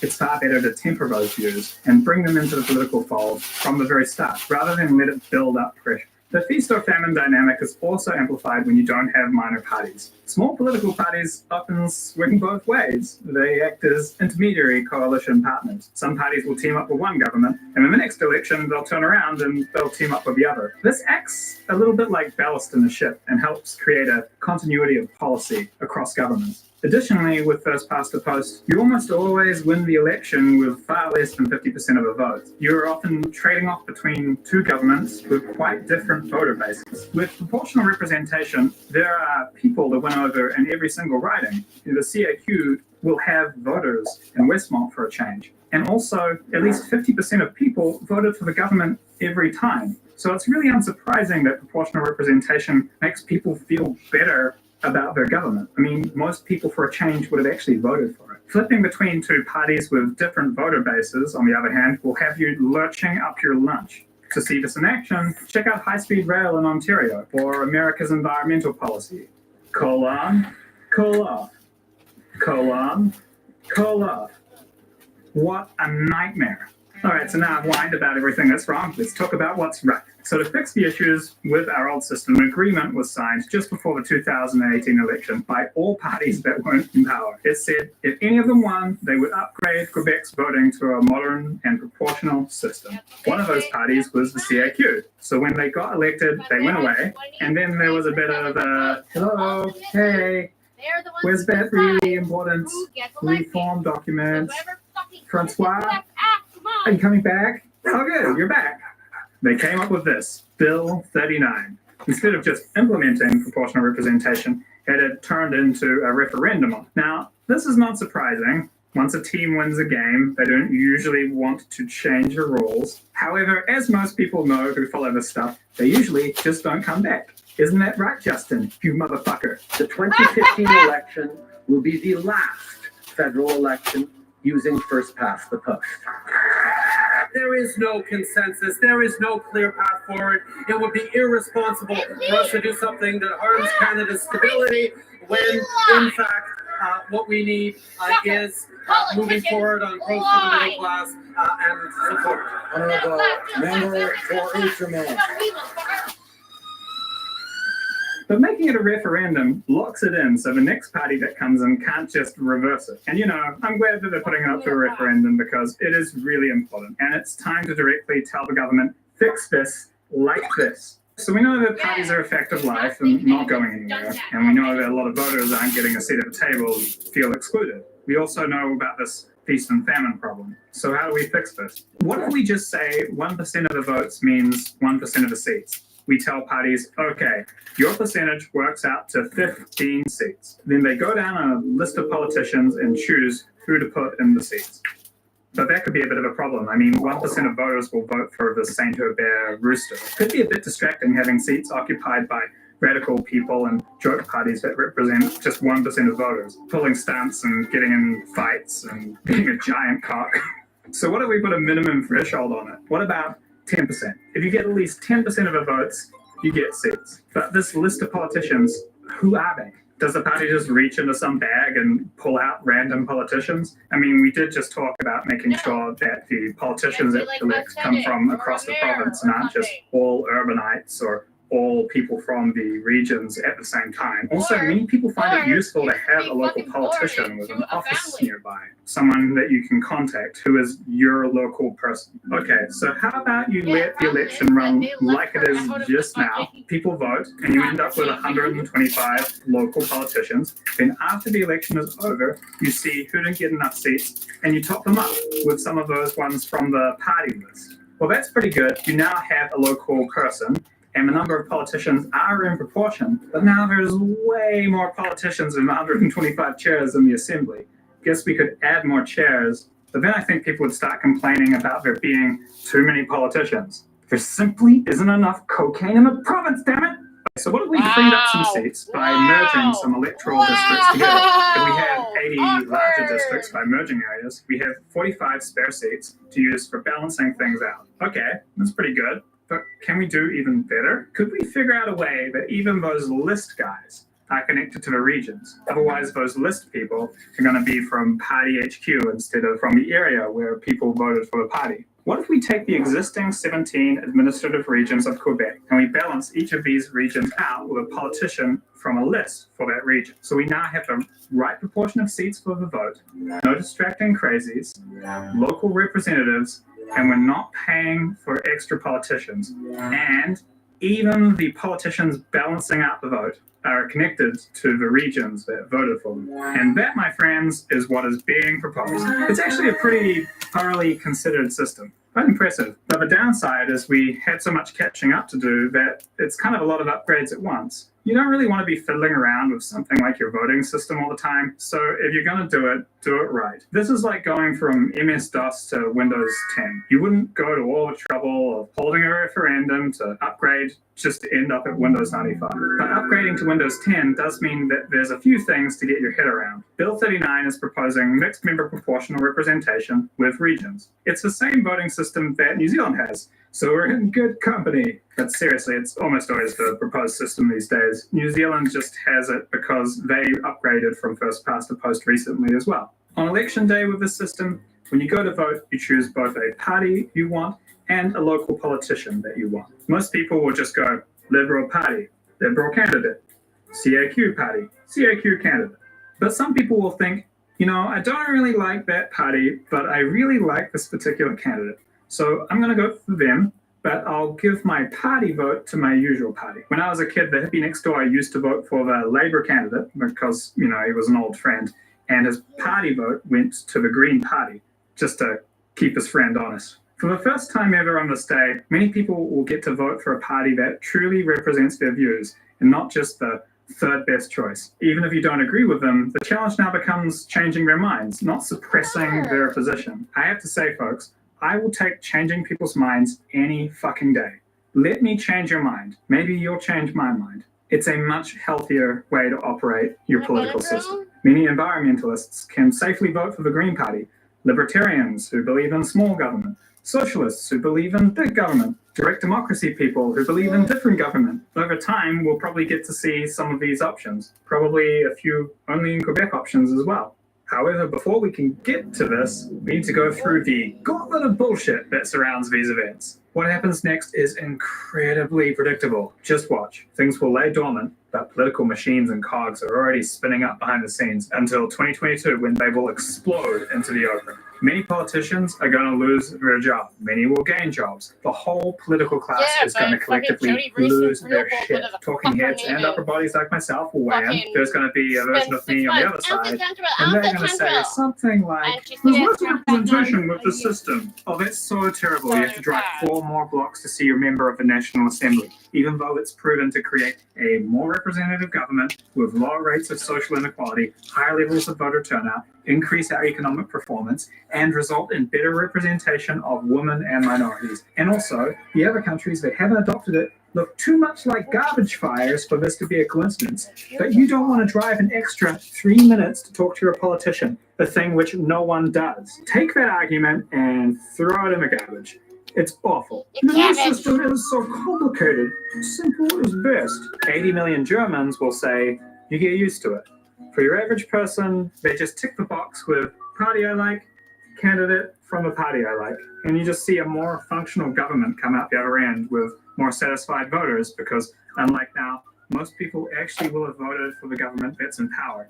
You don't have to think about, should I vote for what I want to in this situation? How are they polling? Am I wasting my vote? All that shit. That's complicated.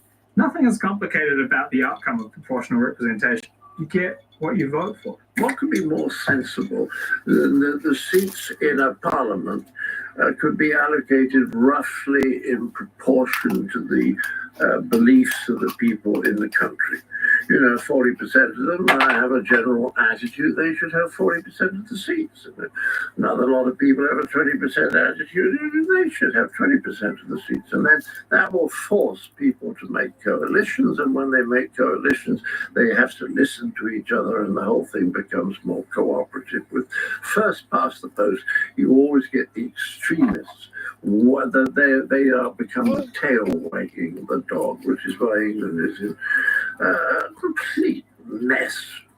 frankly, at the moment. Simple is a terrible measure of a good government. Democracy is easily the most complex form of government.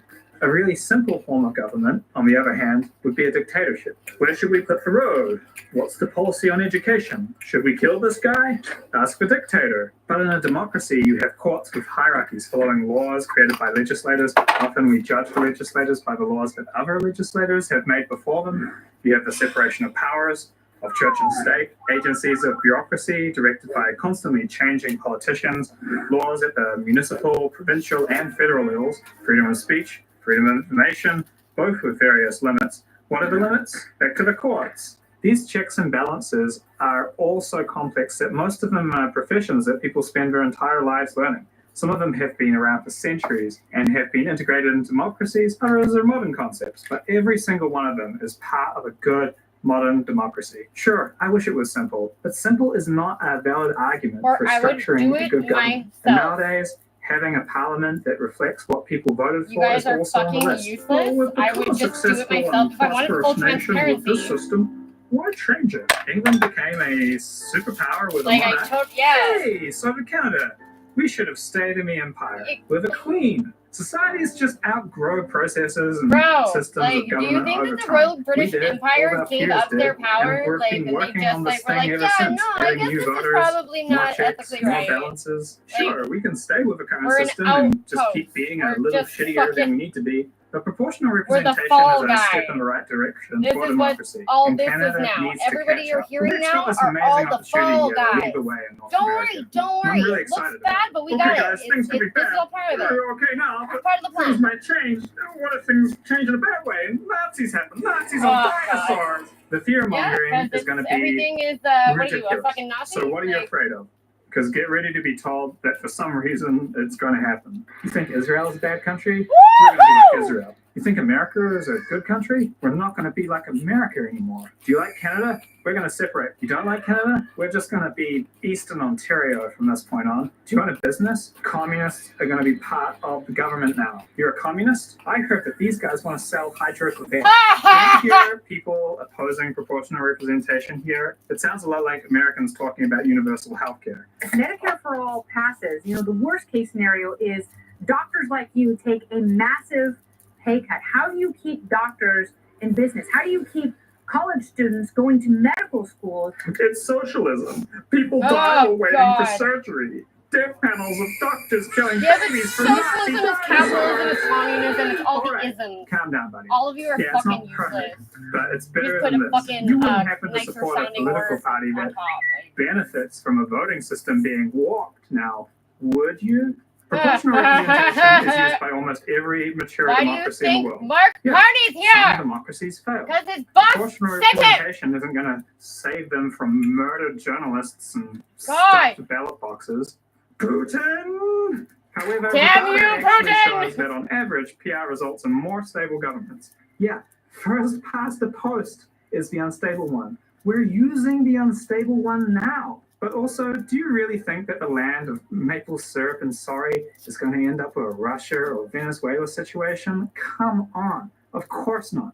We're going to be there with our buddies, Norway and Finland, Germany, Iceland, Spain, Sweden, New Zealand, Ireland, Italy, and Portugal. Not to mention, this isn't even about the country. This is about the province of Quebec.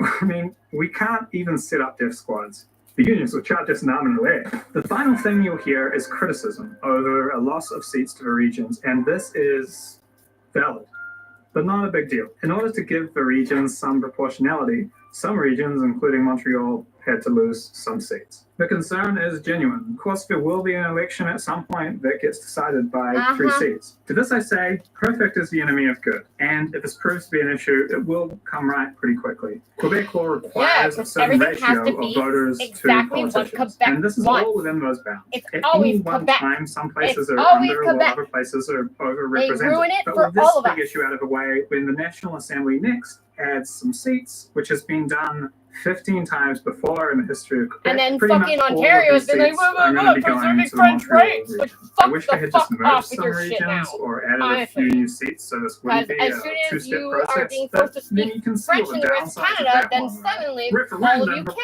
care. adding more politicians. Referendum merges historically significant regions Yeah. of Quebec. There has to be a downside here. You just have to Ask pick anybody one. who was And we there chose during the this referendum. one. So let's just take this one for now I because you can guarantee get you, if you're gonna it's get the an exact issue, same the answer next that I got. It Montreal-friendly was government fucking that gets stupid. in will add a Everyone few more seats didn't to get what they rebalance want, things. So and why are these everybody talking said heads it and was talks supporting or not shitting all over legit. this proposal? It's a little thing called confirmation bias, which is basically we want something to be true, so we hunt around and find arguments to support our position rather than arguments to change our mind. And most of these No, and talking when there's a heads are rebuttal, politically they're aligned. like, no, no, no, no, Usually no, no. the biggest reason for Why would you having a even say position that? in this It's PR like, debate because is I'm- because your party It's a stands good to benefit. point, The group for like- Bill 39 will be I don't the even know what you're Greens, saying. I don't Quebec even know what you're saying. Solidaire, Parti Québécois, Like, and all the other okay, minor parties that well, would do a I'm lot saying better it's on the valid, PR. I would compare and you these just don't like parties it? that support proportional representation Because it makes you to look those stupid? sinners that you might have known who passionately supported medical marijuana a decade ago,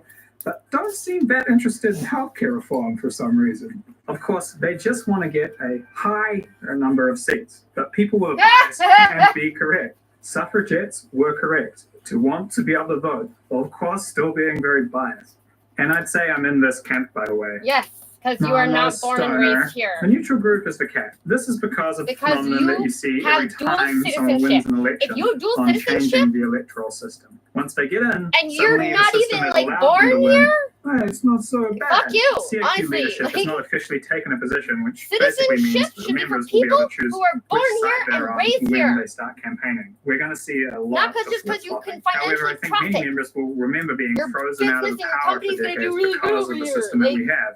It'll be a real but we test of could have character had to that. see We could have done who that will business stick to their ourselves. guns even when it's inconvenient for them. And then there's Instead, we those got who will all be the against Jews to it, come over also here, known pay as for the everything, Quebec and then we Liberal brought all Party. the I look immigrants back to do all the elections fucking dating work back and say, to look how good we 1936. did. And although the Liberal Party has been screwed by the system more times than anyone Canada since then, is so it's kind of like sufficient. saying Like, where? Patrick Why do you? Roy let the most goals And when they pass. fuck up, It's they're gonna just be like, because oh they've been no, on the ice for so sorry. long. Please accept I me didn't into your know. culture. Generally, the Liberal Party has benefited from it at the provincial and the federal level. Whenever the nationalist vote was split in Quebec, You know, so first you between don't hear Union Nationale unprecedented and the anymore. PQ, then more recently between Quebec Solidaire, the CAQ, and the PQ, they have benefited. They're just people who want to keep winning the game that they're playing. They're probably going to throw everything they have at it, rather than share power with another federalist party that could spring up to steal some of those votes.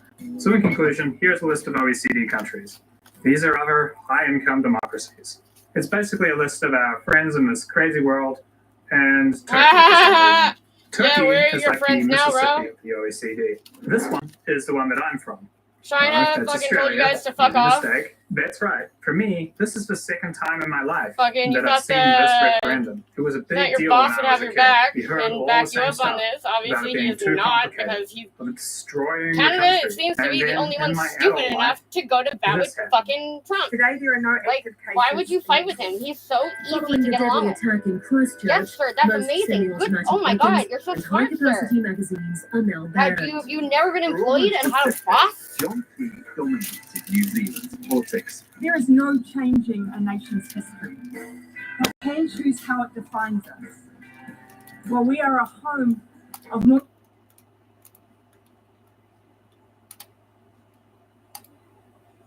Dashi Capellos. Perfect.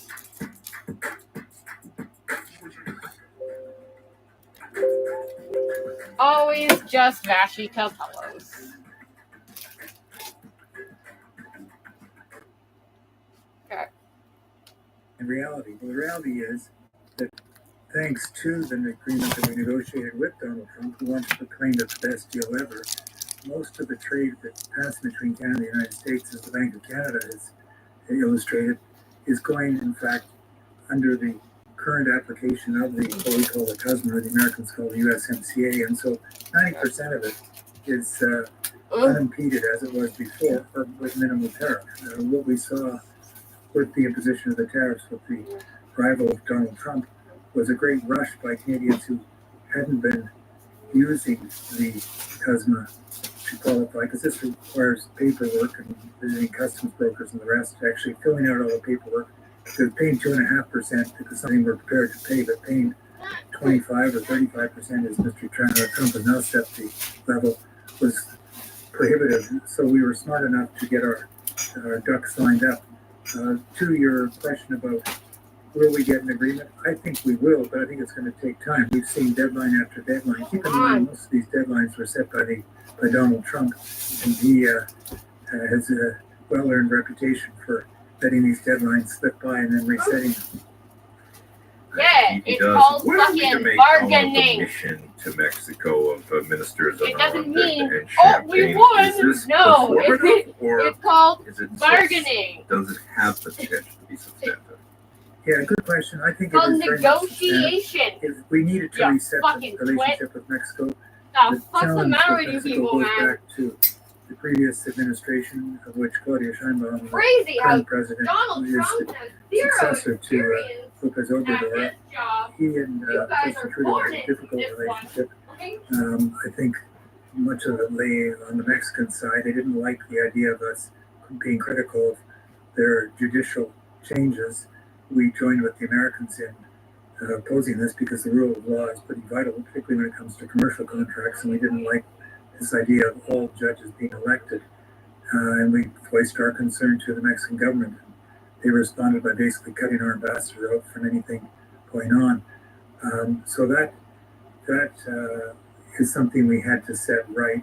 And I think Mark Carney is doing the right thing to send down both Anita Anand and Francois Philippe Champagne to set in place a session between Mr. Carney and President Sheinbaum at some point. Keep in mind that really the unsung story of the success in terms of the NAFTA is the Canada-Mexico relationship. When we signed that agreement back in 1994, Mexico was about number 14 in our trading partners. It's now number 3 or 4, depending on how you consider the European Union as one or as many countries.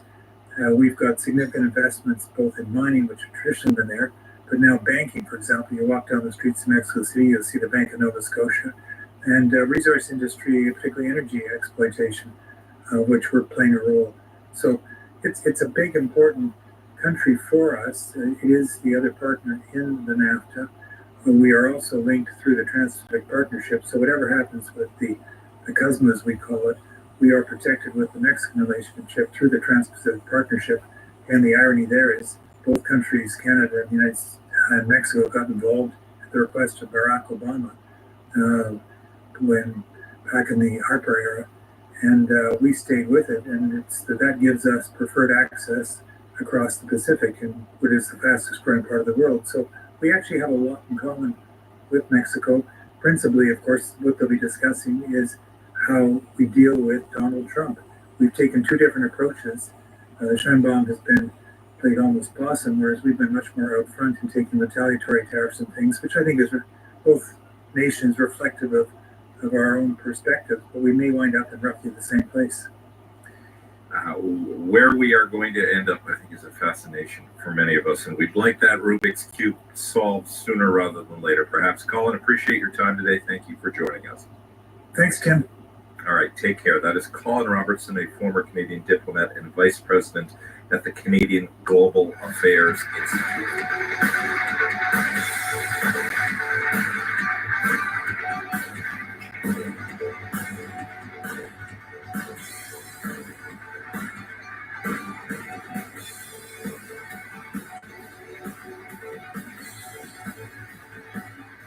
Tim Powers in for Vashi. It's time to talk science. Talk science to me. Of course, we've got the wonderful Dan Riskin, CTV science and technology specialist with us. Well, if you're out walking and you happen to be walking by a nuclear weapons manufacturing plant in South Carolina, Dan, you might see some radioactive wasps. What's that about? Radioactive wasps. Welcome to 2025. If you thought 2020 had it all with, murder hornets and COVID, now we're taking a swing at it. We've got radioactive wasps. That's the headline today. When I saw this, I was like, are you kidding me? Seriously? Here's the full story. There's a place in South Carolina, right by the Georgia border, where they used to manufacture nuclear code properly, and it's a secure site, but as part of that, you monitor the site. You keep walking around with your little Geiger counter and checking to make sure everything's okay. And lo and behold, somebody's walking around and they found a wasp nest on a pole. And they said, well, that could be dangerous because wasps are dangerous. So they sprayed the wasp nest with Raid or whatever they used. And then they knocked it down and all the wasps were dead and the thing was down. And then they got out their Geiger counter and it turned out it was hot. It turned out it was radioactive. It was like more than 10 times the limit for where they have to make an official report to the government about how nuclear hot it was. But the thing is, this is well outside the area where the containment's supposed to be. And so if there's a bit of an unknown, it's not that people are worried that radioactive wasps are going to descend on your village, but it's more like, well, hang on, maybe we're not containing this as well as we thought we would. Now, they don't say in the report what kinds of wasps they are. It's funny, different scientists with different expertise, right? Like, they'll tell you exactly what the Geiger counter says, right down to the, with the units and all the, all these things. But then, like, what kind of wasps? There are like hundreds of different kinds of wasps, and you don't tell us what kind of wasp it is. As a biologist, I'm worked up about it. But anyway, there's a bunch of paper wasps that would be getting material from old logs. And so it's possible that those wasps came, flew into a contained area that should have been sealed or maybe had access somehow, but that they were eating decaying wood and taking some of that material and bringing it back to build their wasp and spitting it out to make their wasp nest. But either way, it's just clear that they need to do a better job containing, and the first step of that is going to be to figure out what's going on. Because after they found that first one, they found 3 other wasp nests, which were hot. So this is an ongoing problem. Do not get stung by a wasp when you're in South Carolina, because you'll probably become a superhero. And then that's exactly where I was going. I mean, isn't this what happened to Spider-Man? He got bit by a spider with gamma rays. Wow. Exactly. And they also didn't say which kinds of, they didn't get the particulars of what kinds of radioactive isotopes were in there as well. So even the nuclear nerds have a lot of questions that need to be answered. But as a headline, you can't beat radioactive wasps. That's just win. This is the Vashi Capello Show on the iHeartRadio Talk Network. Time now for News Talk 1010 Time Saver Traffic. Eastbound on the 401, the 2 right lanes still blocked in the collector's path. 4th Union Road, stick to the express through there. Eastbound delays from the 427 to Keelan Avenue Road to the 404. Westbound at Spoke from Victoria Park to Young and the 400 to Martin Road. If you're headed eastbound on the Gardner, it is slow once you pass Royal York to Dufferin. It's the summer sale at Specsavers. Drop by to get 2 pairs of complete glasses, including sunglasses, for only $99. Conditions and exclusions apply. See Specsavers.ca. I'm on the Lacani. Your next update at 4:30 on News Talk 1010. Lago Quebec Casino experiences are true regional highlights. How was the weekend in Tremblant? Oh, a dream weekend, right? The fresh air, the hikes, cozy nights by the fire. After hiking, we had a real feast at Altitude Restaurant, chased aces at the blackjack table, and ended the night at the casino's interactive gaming zone. Oh, packed weekend. That was just Saturday. Sunday, we had a little brunch. Discover the Casino de Mont-Tremblant, a highlight for your vacation. 18 and over, wise play. A game must remain a game. Josh stares down the business end of his baby brother as he takes the reins on diaper duty. But Josh comes prepared with a diaper change tutorial. The video stream fast and strong. The baby stream contained. Yes, when Harman switched to Bell Pure Fiber Internet, they wondered why they didn't sooner. Switch to the most reliable internet technology with Bell Pure Fiber, with plans starting at $60 a month. Visit bell.ca for more details and to check availability. Bell. Internet just got better. Alta Sciences is looking for non-smoking adults. If you don't take medication on a regular basis, participate in a clinical trial in Montreal. You could receive up to $7,000. Visit goalta.ca or call 514-373-2003. Moi, je suis un honnête citoyen. Mais comme des dettes, ça peut arriver à tout le monde. Un jour, je me suis ramassé chez Groupe Leblanc. Syndic autorisé en insolvabilité.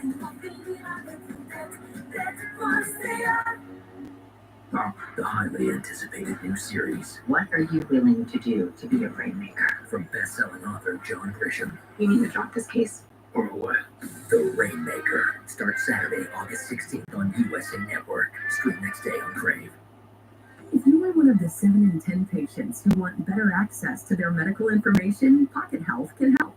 We offer fast, easy online access to your medical imaging results. Get a better understanding of your health with definitions for complex terms in your report and personalized questions to ask your doctor. Request your records from more than 800 hospitals and imaging clinics by visiting PocketHealth.com today. That's PocketHealth.com. Seasoned gamer or just video game curious? This Week in Gaming is the podcast for you. We break down the latest in the world of video games, from basics to beyond. The hottest gaming news, insight, and industry leaders, and more weekly. Join me, Naomi Kyle, and stay ahead of the game with all the latest updates, even if you're a total newbie. Stream This Week in Gaming on the free iHeartRadio app or wherever you get your podcasts. Lotto Quebec casino experiences are true regional highlights. How was the weekend in Tremblant? Oh, a dream weekend, right? The fresh air, the hikes, cozy nights by the fire. After hiking, we had a real feast at Altitude Restaurant, chased aces at the blackjack table, and ended the night at the casino's interactive gaming zone. Oh, packed weekend. That was just Saturday. Sunday, we had a little brunch. Discover the Casino de Mont-Tremblant, a highlight for your vacation. 18 and over, wise play. A game must remain a game. Josh stares down the business end of his baby brother as he takes the reins on diaper duty. But Josh comes prepared with a diaper change tutorial. The video stream fast and strong. The baby stream contained. Yes, when Harman switched to Bell Pure Fiber Internet, they wondered why they didn't sooner. Switch to the most reliable internet technology with Bell Pure Fiber, with plans starting at $60 a month. Visit bell.ca for more details and to check availability. Bell. Internet just got better.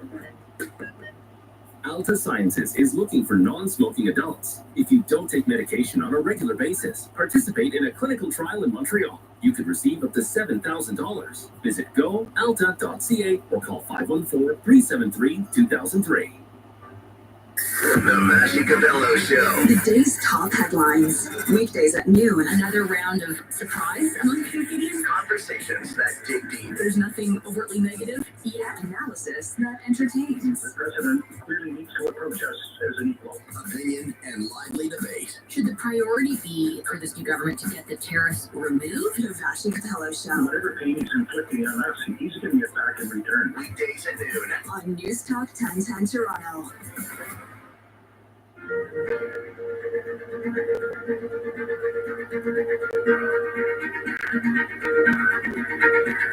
Welcome back to the Vassy Capello Show on the iHeartRadio Talk Network.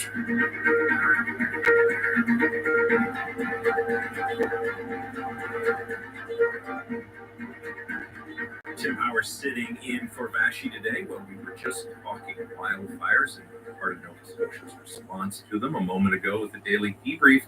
Now I'm going to talk about how concerned we ought to be with our health. As cities across Canada continue to deal with smoky air from wildfires this week, a new study in the Journal of American Medicine Association has found that the Los Angeles wildfires earlier this year likely contributed to more than 400 smoke-related deaths in the weeks and months afterwards. Researchers observed 440 excess deaths after the LA fires and say these could be people with underlying heart and lung conditions that had those conditions exacerbated by the fires. Should we be concerned about long-term exposure to wildfire smoke? To help answer that and other questions, we're joined by Sarah Butson. Sarah is the CEO of the Canadian Lung Association. Sarah, how are you today? I'm doing well. How are you, Tim? I am good. I am watching the wildfires across the country with interest and concern. I'm going to one of those regions, Newfoundland and Labrador, next week where they're burning. I inhaled some smoke earlier this week from wildfires in Ontario. So glad to get your insight on this, Sarah. Were you surprised, first of all, by the research on the LA wildfires? Well, unfortunately, no, not surprised. You know, this is something that our organization has long been concerned about, you know, the quality of the air that we breathe for individuals with lung disease. Have long been aware of just how delicate that hangs in a balance. But, you know, certainly over the last several years, we've seen an increase in the number of locations that are impacted by wildfire smoke. So, excuse me, that was not a strategic cough. That just happened. Not for dramatic effect, audience, I can assure you.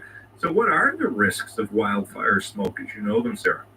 Well, a great segue, Jim. Certainly cough can be one of those short-term health impacts, as well as, irritation of your throat, some sort of typical kind of allergy-based symptoms. Maybe you have some nose irritation. But as you noted, for individuals who are living with lung disease already, we may see a worsening of their existing symptoms. So if you have asthma, you may find that your asthma symptoms are getting triggered, as well as for COPD.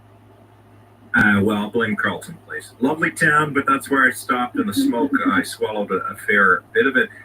Are you able to speak, Sarah, to the comparability between, say, wildfire smoke and the challenges that even firefighters have? Because I think a lot of us have known for a while at some level that those who fight fires and deal with the conditions of a fire are subject to more risks than the average person is. Were there comparable elements? Are there comparable elements? Well, what's interesting is that, wildfire smoke, we're actually talking about quite a broad topic here. It certainly poses serious health hazards for anyone who breathes it in. And one of the main considerations there is that smoke contains tiny particles that are so small that we can't see them, PM 2.5, and that travels deep into the lungs and even into our bloodstream. And so that's where some of those symptoms can stem from, and where some of those longer term impacts can be. But one of the things that we often don't think about is that, when we think about wildfire smoke, we might think about, trees in the forest burning down. But often what happens, and certainly we saw this in the U.S. with some of their wildfires, that you may also have other elements that are burning, right? So at the same time, you may have houses that get burned as part of that, or vehicles that get burned. And that may lead to exposure to more harmful metals and pollutants that get put out into the atmosphere. You talked about some people that are likely more at risk if you have asthma or CPOD or CPOD. Who else would be at risk to the threat of wildfire smoke when mixed with their health condition? Yeah, so as you noted, individuals with asthma, individuals with COPD are at risk, but also we know that children are at risk. So, we know that children, because their lungs are developing, they are breathing in actually more air, per unit of body weight. They also tend to spend, as we hope they do, a little bit more time outdoors, and we certainly want them to be doing that in the summer. Think about outdoor workers, but also some of our older adults, maybe seniors, individuals that have other health conditions, whether it's cardiovascular or otherwise. What can people do to protect themselves? I ask you that, and then in my mind I see videos, particularly of the Los Angeles fires, people with wet rags over their mouth, the surgical masks that we're all so familiar with from COVID. I mean, you get out of the area too, but what are some of the things people can do? Yeah. So, this is a situation where really knowledge is power. And so, if you can smell smoke in the air, it's worth checking what that air quality health index, or even if there's some wildfires occurring around you, check that air quality health index. And you can find that on our website at lung.ca, or, a simple Google search will help you find that. And what that really is a scale from 1 to 10. It puts it in very easy to use numbers that tell you what the numbers are in your area or in your specific location, and then whether it's advisable to actually make some changes to your daily activity based on that number. So, for most people, you might not need to make any modifications until we get into that 7 to 10 range, and certainly 10 plus. But if you're an individual living with lung disease, you may want to take precautions at a lower number. So knowledge is power, first off, knowing what that air quality is. And then if you do need to make those modifications, things like staying inside at the times of day where the air quality is the worst, making sure that when you are inside, you've got your windows closed, maybe you have a good air purifier, so ensuring that that air inside is as clean as it can be. And if you must go outside and your breathing is compromised, you may want to consider wearing an N95 respiratory mask if that suits your activities for the day. Got about 90 seconds, maybe a little bit more here, Sarah. Public policy responses. I've been talking about what Premier Houston is doing in Nova Scotia to prevent the spread of fire, and that's one way, I guess you can argue, to mitigate smoke damage by lessening fire's opportunity to spread. But what kind of public policy outcomes or alternatives should we be seeing? Yeah, so I think, we've been for a long time focused on education and awareness, and as we are seeing wildfires become more prominent, we know that this is in part based on some of the climate changes that we're seeing, rising temperatures, shifting precipitation patterns, so we're seeing drier conditions. So we've really got these great conditions for a wildfire. And so it is the time to think about what those additional preventative policy measures might be, as well as additional research into some of those respiratory impacts. I know our neighbors south of the border, are looking at these types of policy considerations as well. Yeah, it's interesting. I would say this, that I don't think we're going to be free of wildfires. They seem to be the new norm to the degree that they are present now. What was it, 2 years ago was worse than this year, and this summer is not over. Sarah, just one last thing. Remind us, where can people get information? Where on your website? So people can visit us at lung.ca to get information about how to protect themselves and be able to enjoy, as much of the summer as you can in these wildfire conditions. Appreciate the time, Sarah. Thank you for joining us. Thanks for having me.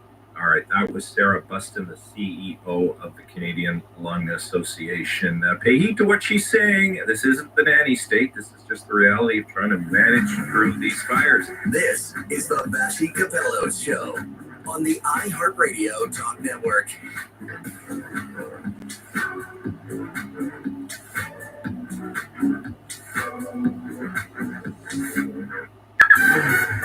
Time for News Talk 1010 Time Saver Traffic. On the 404 northbound, the off-ramp to Steeles, a collision blocking the two left lanes and left shoulder. Heavy delays exiting there, backed up onto the 404 on the DVP southbound slope Finch to Lawrence. Northbound delays at Don Mills to York Mills. And on the 401 eastbound collectors past Port Union Road, the two right lanes still blocked because of a collision. Stick to the express to get past that. On the Gardner eastbound, it's slow from Royal York to Dufferin. Time Saver Traffic, I'm Ando Lacani. Your next update at 4:45 on News Talk 1010. Lotto Quebec casino experiences are true regional highlights. How was the weekend in Tremblant? Oh, a dream weekend, right? The fresh air, the hikes, cozy nights by the fire. After hiking, we had a real feast at Altitude Restaurant, chased aces at the blackjack table, and ended the night at the casino's interactive gaming zone. Oh, packed weekend. That was just Saturday. Sunday, we had a little brunch. Discover the Casino de Mont-Tremblant, a highlight for your vacation. 18 and over, wise play. A game must remain a game. Josh stares down the business end of his baby brother as he takes the reins on diaper duty. But Josh comes prepared with a diaper change tutorial. The video stream fast and strong. The baby stream contained. Yes, when Harman switched to Bell Pure Fiber Internet, they wondered why they didn't sooner. Switch to the most reliable internet technology with Bell Pure Fiber, with plans starting at $60 a month. Visit bell.ca for more details and to check availability. Bell. Internet just got better. Are you ready to take control of your health? Pocket Health is the easiest way to access and better understand your medical imaging results. Get your results from more than 800 hospitals and clinics. Visit PocketHealth.com to learn more. All season long on TSN, the stars of women's basketball. You're listening to Collier. This league is stacked with talent. Are whole on TSN. WNBA lives here. Seasoned gamer or just video game curious? This Week in Gaming is the podcast for you. We break down the latest in the world of video games, from basics to beyond. The hottest gaming news, insight, and industry leaders and more weekly. Join me, Naomi Kyle, and stay ahead of the game with all the latest updates, even if you're a total newbie. Stream This Week in Gaming on the free iHeartRadio app or wherever you get your podcasts. Move on. Golf's postseason is here. 3 tournaments, 1 ultimate prize, and now no more starting strokes. May the best win. The FedEx Cup Playoffs, August 7th to the 24th on TSN and TSN Plus. 100 years ago, Alexanian started with one little store. While we installed flooring in hundreds of thousands of homes, one thing has never changed: our commitment to quality, value, and great service. And now, with 100 years behind us, We're ready for the next. I'm Sydney Alexanian, and I'm proud to invite you to Alexanian's 100th anniversary sale with the biggest savings we've ever offered on carpet, flooring, and window coverings. Visit one of our 19 locations or Alexania.com. Living in the struggle of active addiction is not easy, and finding the right addiction rehab can be just as hard. If you or someone you love is suffering from drug addiction or alcoholism, don't wait until it's too late. Talk to Addiction Rehab Toronto today. With unique and specialized programs, Addiction Rehab Toronto is dedicated to equipping their clients with the necessary tools to successfully lead lives filled with dignity, respect, and purpose. To learn more, visit addictionrehabtoronto.ca. In Sweden, minimalism doesn't mean boring. It means removing the unnecessary and perfecting what remains. Polestar 3, the electric SUV with sports car performance. No bells, no whistles, just design and performance perfected. Lease for just $899 per month for a 12-month lease with $0 down.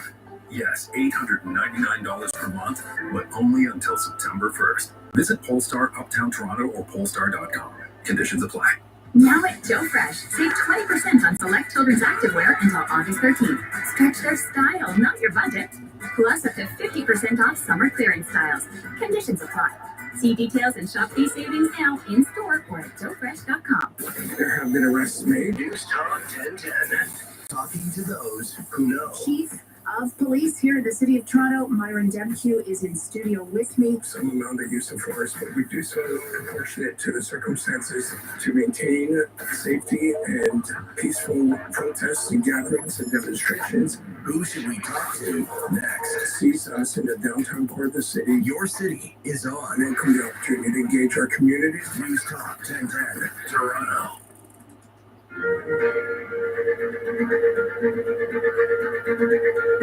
Welcome back to the Vashi Capello Show on the iHeartRadio Talk Network. Tim Powers in for Vashi today. Prime Minister Mark Carney says the government will launch a new federal housing agency this fall. It's called Build Canada Homes, and it will have a budget of $25 billion. Build Canada Homes was part of the Liberals' housing platform during the election with a promise to double the pace of housing construction in Canada. The new agency will finance prefabricated modular homes that are built in Canada. Carney made the announcement yesterday as part of a broader package of federal support for the lumber industry. This fall, we will launch Build Canada Homes. Build Canada Homes will start by getting the government back in the business of building deeply affordable homes, and in the process, catalyze a new housing industry using Canadian technology, Canadian lumber, and Canadian workers. That was Prime Minister Carney. To talk about this announcement and what impact it could have, we're joined by Mike Moffat, housing policy expert, founding director of the Missing Middle Initiative. Mike, good to have you. How are you doing today? I'm doing well. Thanks for having me. Sounds great. Building Canada Homes, got a nice budget, $25 billion. What might the reality be with this? What are your initial thoughts? Yeah, I think it's going to be a bit challenging to get this off the ground. I mean, to basically start a whole new crown corporation that is designed to basically build homes on government-owned lands. And what they're planning on doing is, as the Prime Minister indicated, is because they're the ones who are going to be building the homes, or at least developing the homes, they can buy those homes or have people build those homes based on kind of any criteria they want. So what they're looking to do is say, okay, we're trying to advance the mass timber industry. Let's build some mass timber homes on government land or some factory built homes and so on. So they're trying to accomplish a couple things at once. They do want this to create a bunch of social housing or affordable housing, but they also want to use it to catalyze a home building industry here in Canada. So one of the things I guess that could happen, as you have described it there, if they're using federal crown land, then there aren't provincial and municipal regulatory impediments. Is that correct, or is that the assumption? Well, there still could be that if that land. So this is going to be one of those challenges that the federal government has, is that they're going to have to work with provinces and municipalities because they are still, if this is within a municipal area, they're still bound by that. And here in Ottawa, they're also bound by the NCR. So it's going to be a challenge. And I actually think it's one of the things that the federal government is trying to do is actually trying to backdoor some regulatory changes that will benefit everyone. By they're developing a home, they find themselves caught up in municipal red tape. They can say, well, this is silly. We need you to change your zoning rules or your approvals processes or those kind of things. So the blue blood that runs through me, it makes my hair stand up a little bit when I hear a new federal housing agency. What the blood starts to tingle and says more bureaucracy. Will this be quick? I mean, any sense of? I get why they want to have a singular agency, but it's still a bureaucratic process. There's still governances. There should be. There's still all of these things. How is this going to be faster? Well, yeah, that's the kind of irony here, that one of the thinking behind having it as a separate agency is that you could bypass all of those legacy processes that the CMHC or Canada Lands or any of these other crown corporations deal with, but you also have to create something out of scratch. So I'm skeptical we're going to see much housing built from this agency before the next election. And I want to be more of a policy guy than a politics guy. I'll leave that to you, Tim. But I think it's going to be hard for this government to go into the next election if this BCH hasn't really built much in the way of new housing, and we're seeing pretty low housing starts in large parts of the country. So on what they're proposing to focus the financing on, prefabricated modular homes. What's our Canadian footprint like on that now? How much scaling needs to be done? Could you put 50,000 houses up in a year? Tell us about that, Mike. Yeah, it's going to be incredibly challenging. That we do have a number of great companies who build these types of homes, including Kaivan just here in Ottawa. But their footprint is relatively small. There's a lot of barriers to scaling this up. One of those barriers is that you can't just, like, if you're building cars and you build more cars than you can sell at a time, you just put them in a parking lot somewhere and cover them in a tarp.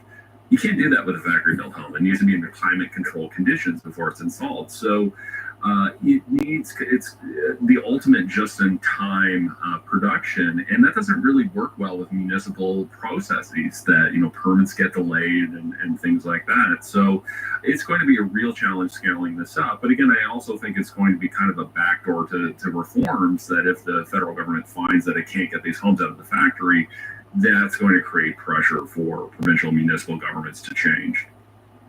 Is there a jurisdiction that's getting houses built quickly, addressing their own particular housing crisis? Because this isn't just a Canadian thing. There are many parts of the globe that have housing challenges. Is there anywhere Canada can borrow ideas from to maybe make a fast workable program? Yeah, well, when it comes to factory built, Japan has a fantastic program. So does Sweden. I mean, a lot of homes in Sweden get built kind of the same way as IKEA furniture, and they've been doing this since the 60s and 70s. If we look at kind of more traditional approaches, that there are a lot of great places. Austin, Texas, for instance, has been very good at building quickly. Minneapolis, we're seeing some movement in Portland. And then here in Canada, I think we're going to learn a lot from each other. That Edmonton has been building or approving homes at a quick pace. They've got their municipal governments have AI systems to approve permits. So the kind of things that might take 6 weeks in the GTA can take 6 hours in Edmonton. So yeah, I think there are a lot of places we can look to. If you saw me with an Allen key, it would take longer than 6 hours. And I suspect I'm not the only Canadian in that particular category. Mike, is there something better or different the government could have done or should do going forward to really get at building homes, or is it just going to take time? Well, it is going to take time, but I think a lot of it comes down to cost. And one of the reasons why we're seeing home building slow here in Ontario and Lower Mainland BC is that prices for homes have fallen, which is great, but the problem is they've fallen so low that you can't profitably build. Like, prices are actually lower than costs. So the only way we get low prices and continue building is we have to lower those costs. The most immediate thing governments can do is cut taxes. The GST being a prime example. That if we could take the GST off of new homes here in Ontario, that's 5% federal, 8% provincial. You're getting 12, 13% off the cost of new home construction, and the GST only applies to new homes. So I think those are the most immediate things they could do, and I'm not suggesting we do that instead of Build Canada Homes. I really think this is an and conversation where we have to do a number of things to drive down the cost of construction. Well, we haven't had that federal budget yet. It's supposedly coming in the fall. If I remember correctly, during the election campaign, the Prime Minister said he would provide some GST relief akin to what Pierre Poilievre was offering. Do you expect we'll see something like that in the budget, Mike, in the fall? I'm cautiously optimistic. The federal government did extend that GST removal, but only for first-time home buyers, which are a small but important part of the market. But I think there is movement to get that more across the board for all buyers of primary residences. And Premier Ford has indicated that if the federal government made that move, that they would look at matching. So I do think there is some pressure coming from Queen's Park saying, hey, we'd like to do this, but we need your help. Mike, always appreciate talking to you. Thanks for joining us today. No, thank you for having me. That was Mike Moffat, housing policy expert, founding director of the Missing Middle Initiative. This is the Vassy Capello Show on the iHeartRadio Talk Network.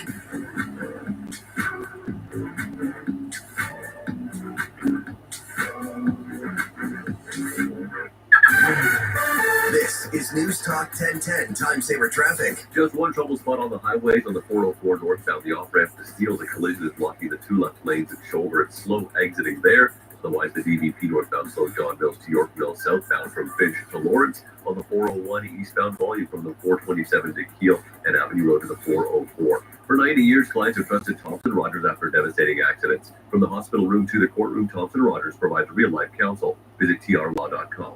I'm Aldo Licani. Your next update at 5 o'clock on News Talk 1010 Toronto. Josh stares down the business end of his baby brother as he takes the reins on diaper duty. But Josh comes prepared with a diaper change tutorial. The video stream fast and strong. The baby stream contained. Yes, when Harman switched to Bell Pure Fiber Internet, they wondered why they didn't sooner. Switch to the most reliable internet technology with Bell Pure Fiber, with plans starting at $60 a month. Visit bell.ca for more details and to check availability. Bell. Internet just got better.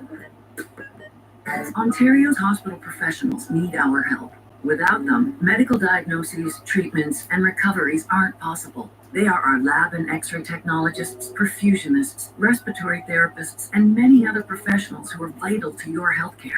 Yet, our government has failed them and us by not solving their staffing crisis. Our hospital professionals are understaffed and overworked. When they suffer, our care suffers. Show your support at nocarewithoutthem.ca. A message from OPSU Secpo. Seasoned gamer or just video game curious?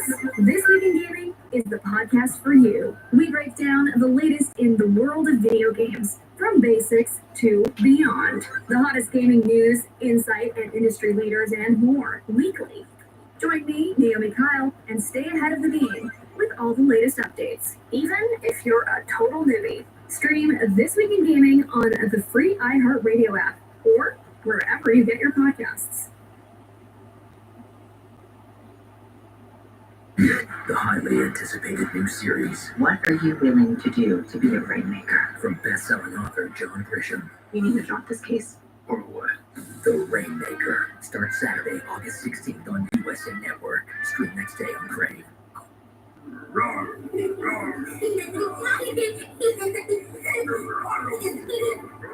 This is the sound of medicine.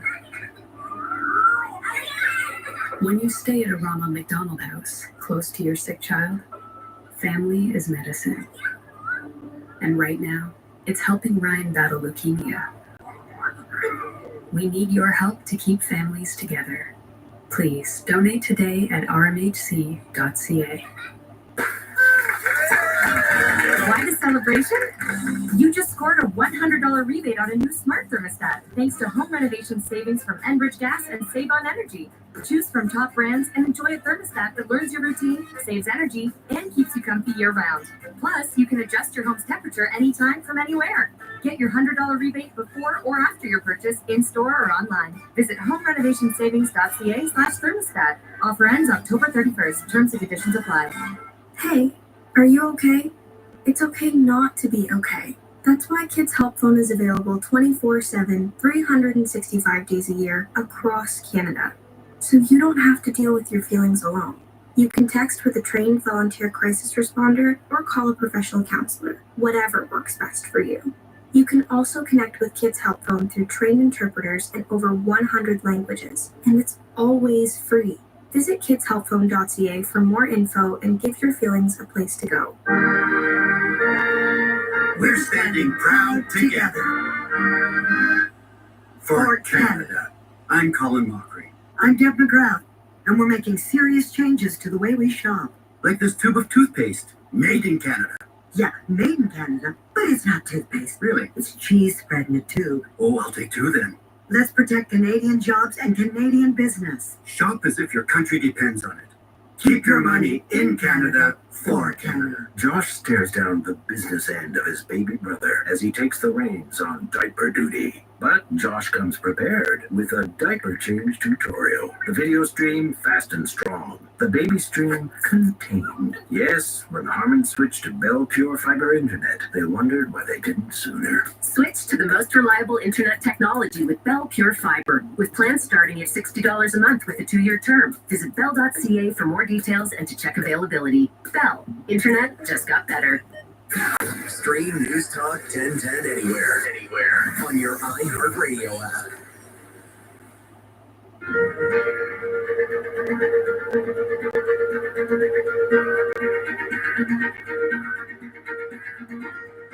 This is the Vashi Capello Show on the iHeartRadio Talk Network.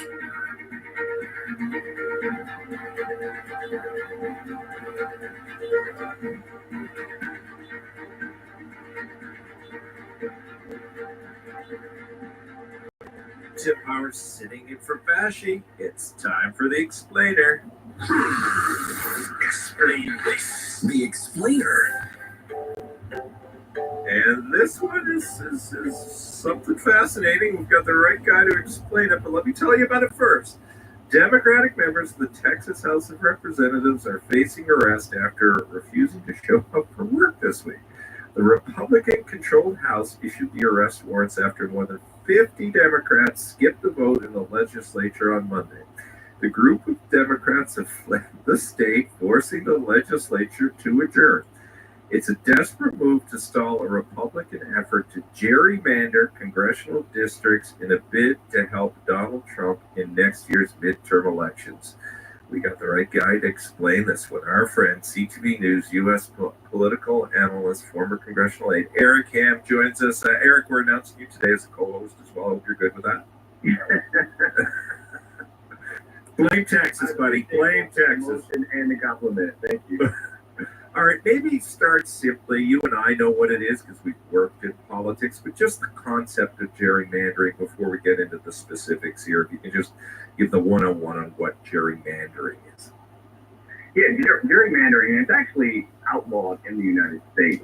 It's a move, a political move, where typically you will have one of the two parties attempt to try to redraw or redistrict congressional congressional voting districts to make them more advantageous or more beneficial politically for the party in power to actually gain or hold on to seats.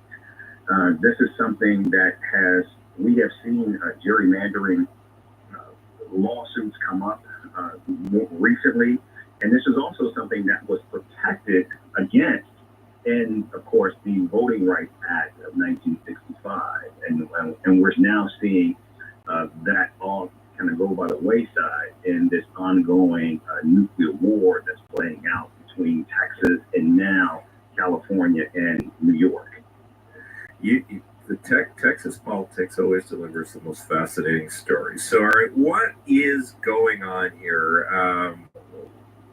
How did this all come about? Well, it actually came about, like most of these fights, from the White House, from Donald Trump specifically, where he actually pushed Texas to actually gerrymander the district so that they could eliminate 5 Democratic congressional seats in the state. And what we're seeing play out right now in Texas is Governor Greg Abbott and the legislature actually agreed to this move by the president. And in fact, there's no secret. In fact, President Donald Trump has made clear that he believes he's entitled to 5 congressional seats in Texas. And so now what we're seeing is the Texas legislature, which is dominated by Republicans, have actually drawn up legislation to reshape the districts in Texas. But now, of course, they cannot do that because in order to do so, you have to have a quorum in the state legislature. And with Democrats fleeing, they don't have the quorum, which means they can't actually gavel in the legislature to actually bring this redistricting bill to an actual vote in Congress. In the legislature. And this is not the first time we have seen this happen, where Democrats have fled the state of Texas to try to stop a runaway or things that they believe Texas is doing that goes beyond perhaps the scale and scope of their mandate. What's different now, however, is you have a billionaire governor and Governor Pritzker of Illinois, who's actually providing material support to these lawmakers, basically housing them and providing them with meals and other things in one of his hotels. He's a member, he's part of the Hyatt family hotel chain, which is how he inherited. So they're held up in the Hyatt, are they, Eric? They are held up in one of his Hyatt chain hotels, yes, which means they can stay there in perpetuity, making it even more difficult for the legislature to actually gavel this in. The reason why we have seen them come back in the past is because basically they don't have the resources to continue to stay away for as long as they have. Now, what we have seen from Governor Pritzker is by providing them the support, they can actually stay away for as long as possible. So are Walker and his fellow Texas Rangers going to be dispatched to arrest these Democrats, or do they have powers outside of the state of Texas? Are any of these Democrats going to get arrested in this circus? Well, here's the issue, because we have seen these threats by the governor. We have seen already the House, the legislature has already issued arrest warrants for these lawmakers. Now we have also heard from the U.S. Senator for Texas, John Cornyn, who's already going to be locked in a primary fight with the Texas Attorney General, Steve Paxton. He is now calling for the FBI to actually go out, round up these members, and basically send them back to Texas. The problem, however, is that Pritzker has already made clear that any warrants or anything like that simply will not be enforced in the state of Illinois. But it's not just Illinois. You do have some members who at one time were actually in California as well as... Let's get to California, because we got about a minute and a half left. So California might counteract Texas's gerrymandering by gerrymandering of its own. Just wrap it in a bow for us, please, Eric, around that. Yeah, so what we're seeing now is Governor Gavin Newsom, Democrat of California, who's also eyeing a presidential run in 2028, has basically gone to the legislature in California, which is overwhelmingly controlled by Democrats, And now they are working up legislation that basically will trigger that if in fact Texas goes through with this redistricting plan, then it will trigger California to do the same, which means they will redraw districts to overwhelmingly benefit Democrats in that state. So 30 or more, about 40 seconds here. On the surface, it looks like, the outlook for Trump in the midterms, just based on this story, is not great. Is that what people are forecasting now? That's going to be tough midterms next year? Well, if you have to actually basically abandon law and try to redistrict to basically eliminate congressional seats that may benefit Democrats, then it sounds right there like you're losing, and we're more than a year away from the midterms already.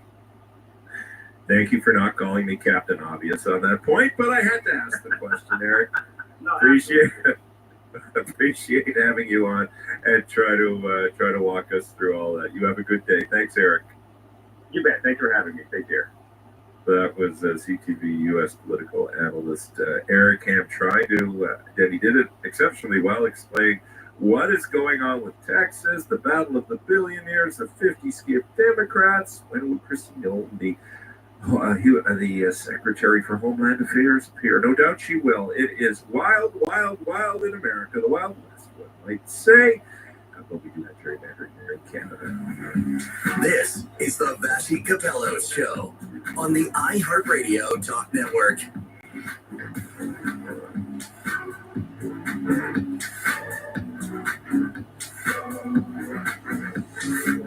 Call or text 416-872-1010. I had three impaired.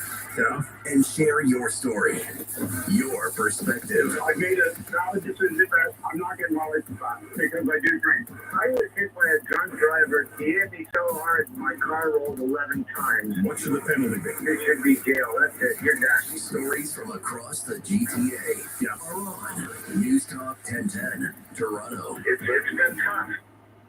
From breaking news to telling the whole story, News Talk 1010 Toronto is where everyone comes to talk about it, hear about the people affected, and the people affecting change. If it matters, you'll hear it on News Talk 1010 Toronto. This is News Talk 1010. CFRB AM, Toronto. A division of Bell Media and an iHeart radio station. It's 5 o'clock. Your update from the CTV Toronto newsroom starts now. Good evening, I'm Raheem Ladani. Some of the stories we're following in the newsroom this hour. It was a deadly morning on the 401. 2 drivers killed in separate crashes. CB24's Sija Liu has more on the first crash. The first crash happened around 3:30 overnight. A woman and another person were in a car going eastbound on the 401, going along that ramp you see heading to the 410. The road has reopened now, but earlier today there was a white car flipped over on its side with its airbags deployed. That was the car that rolled over, police say. There were 2 people inside, 2 women. The 23-year-old driver died at the scene, and the 25-year-old passenger was taken to the hospital, but fortunately she is expected to survive. Now to the second fatal crash. This one on the eastbound 401 approaching Dixon Road. It happened just before 4 o'clock this morning. 2 vehicles with lone occupants were involved.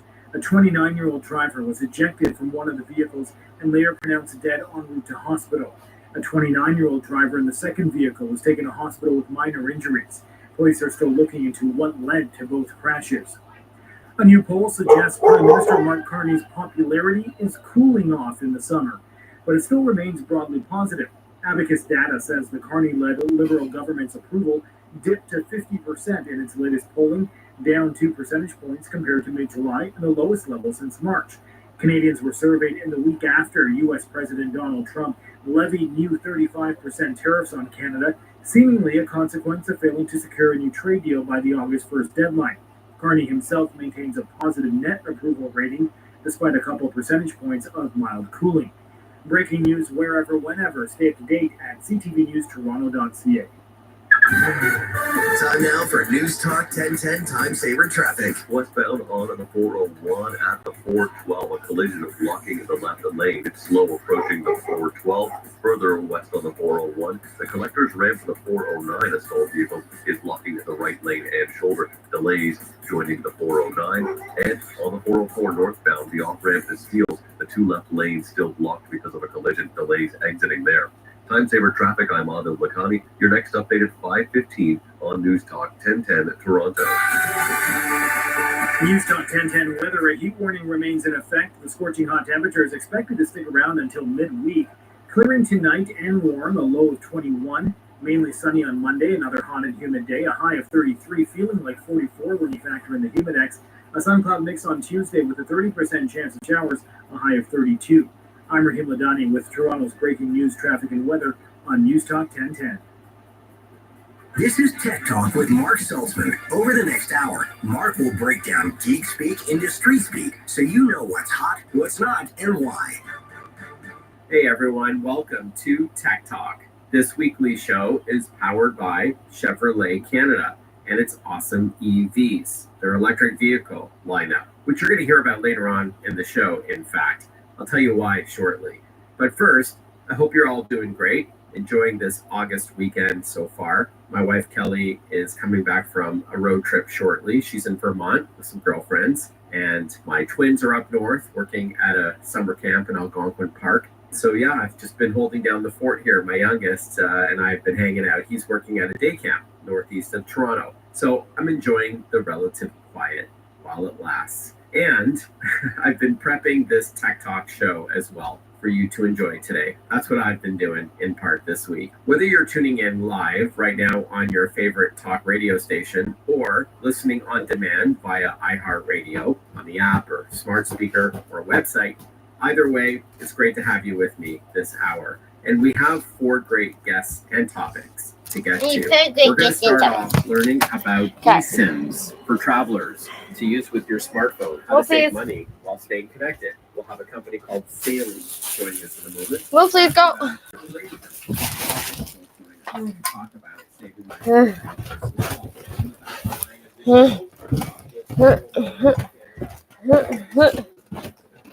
Move, please. Go.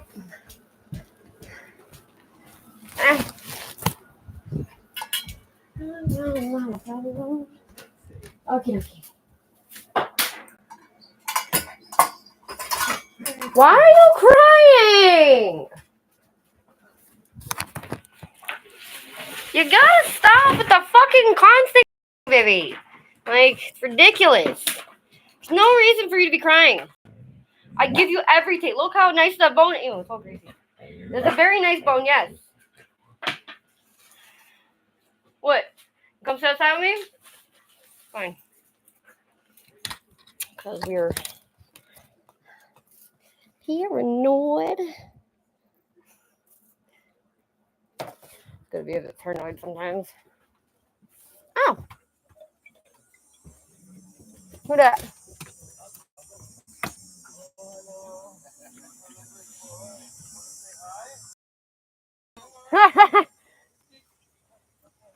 He's a dog. He's got a Huggy dog.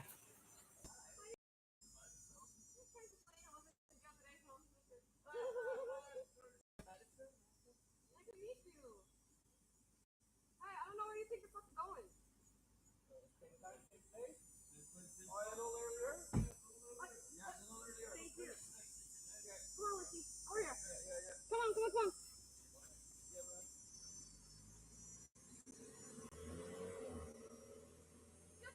Really misses the whole point. Because he leaks like a deer.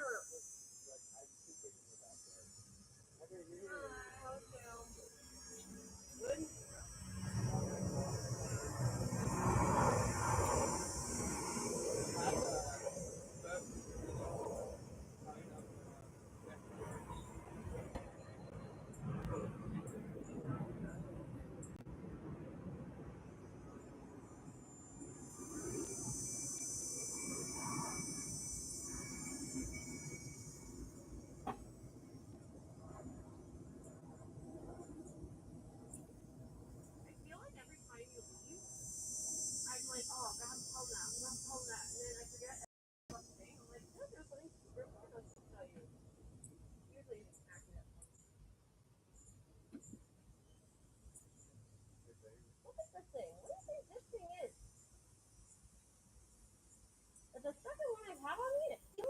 bite.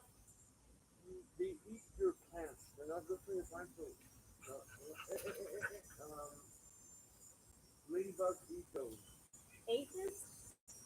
Yes. That actually what it is? Yes. Really, boy. Really good boy.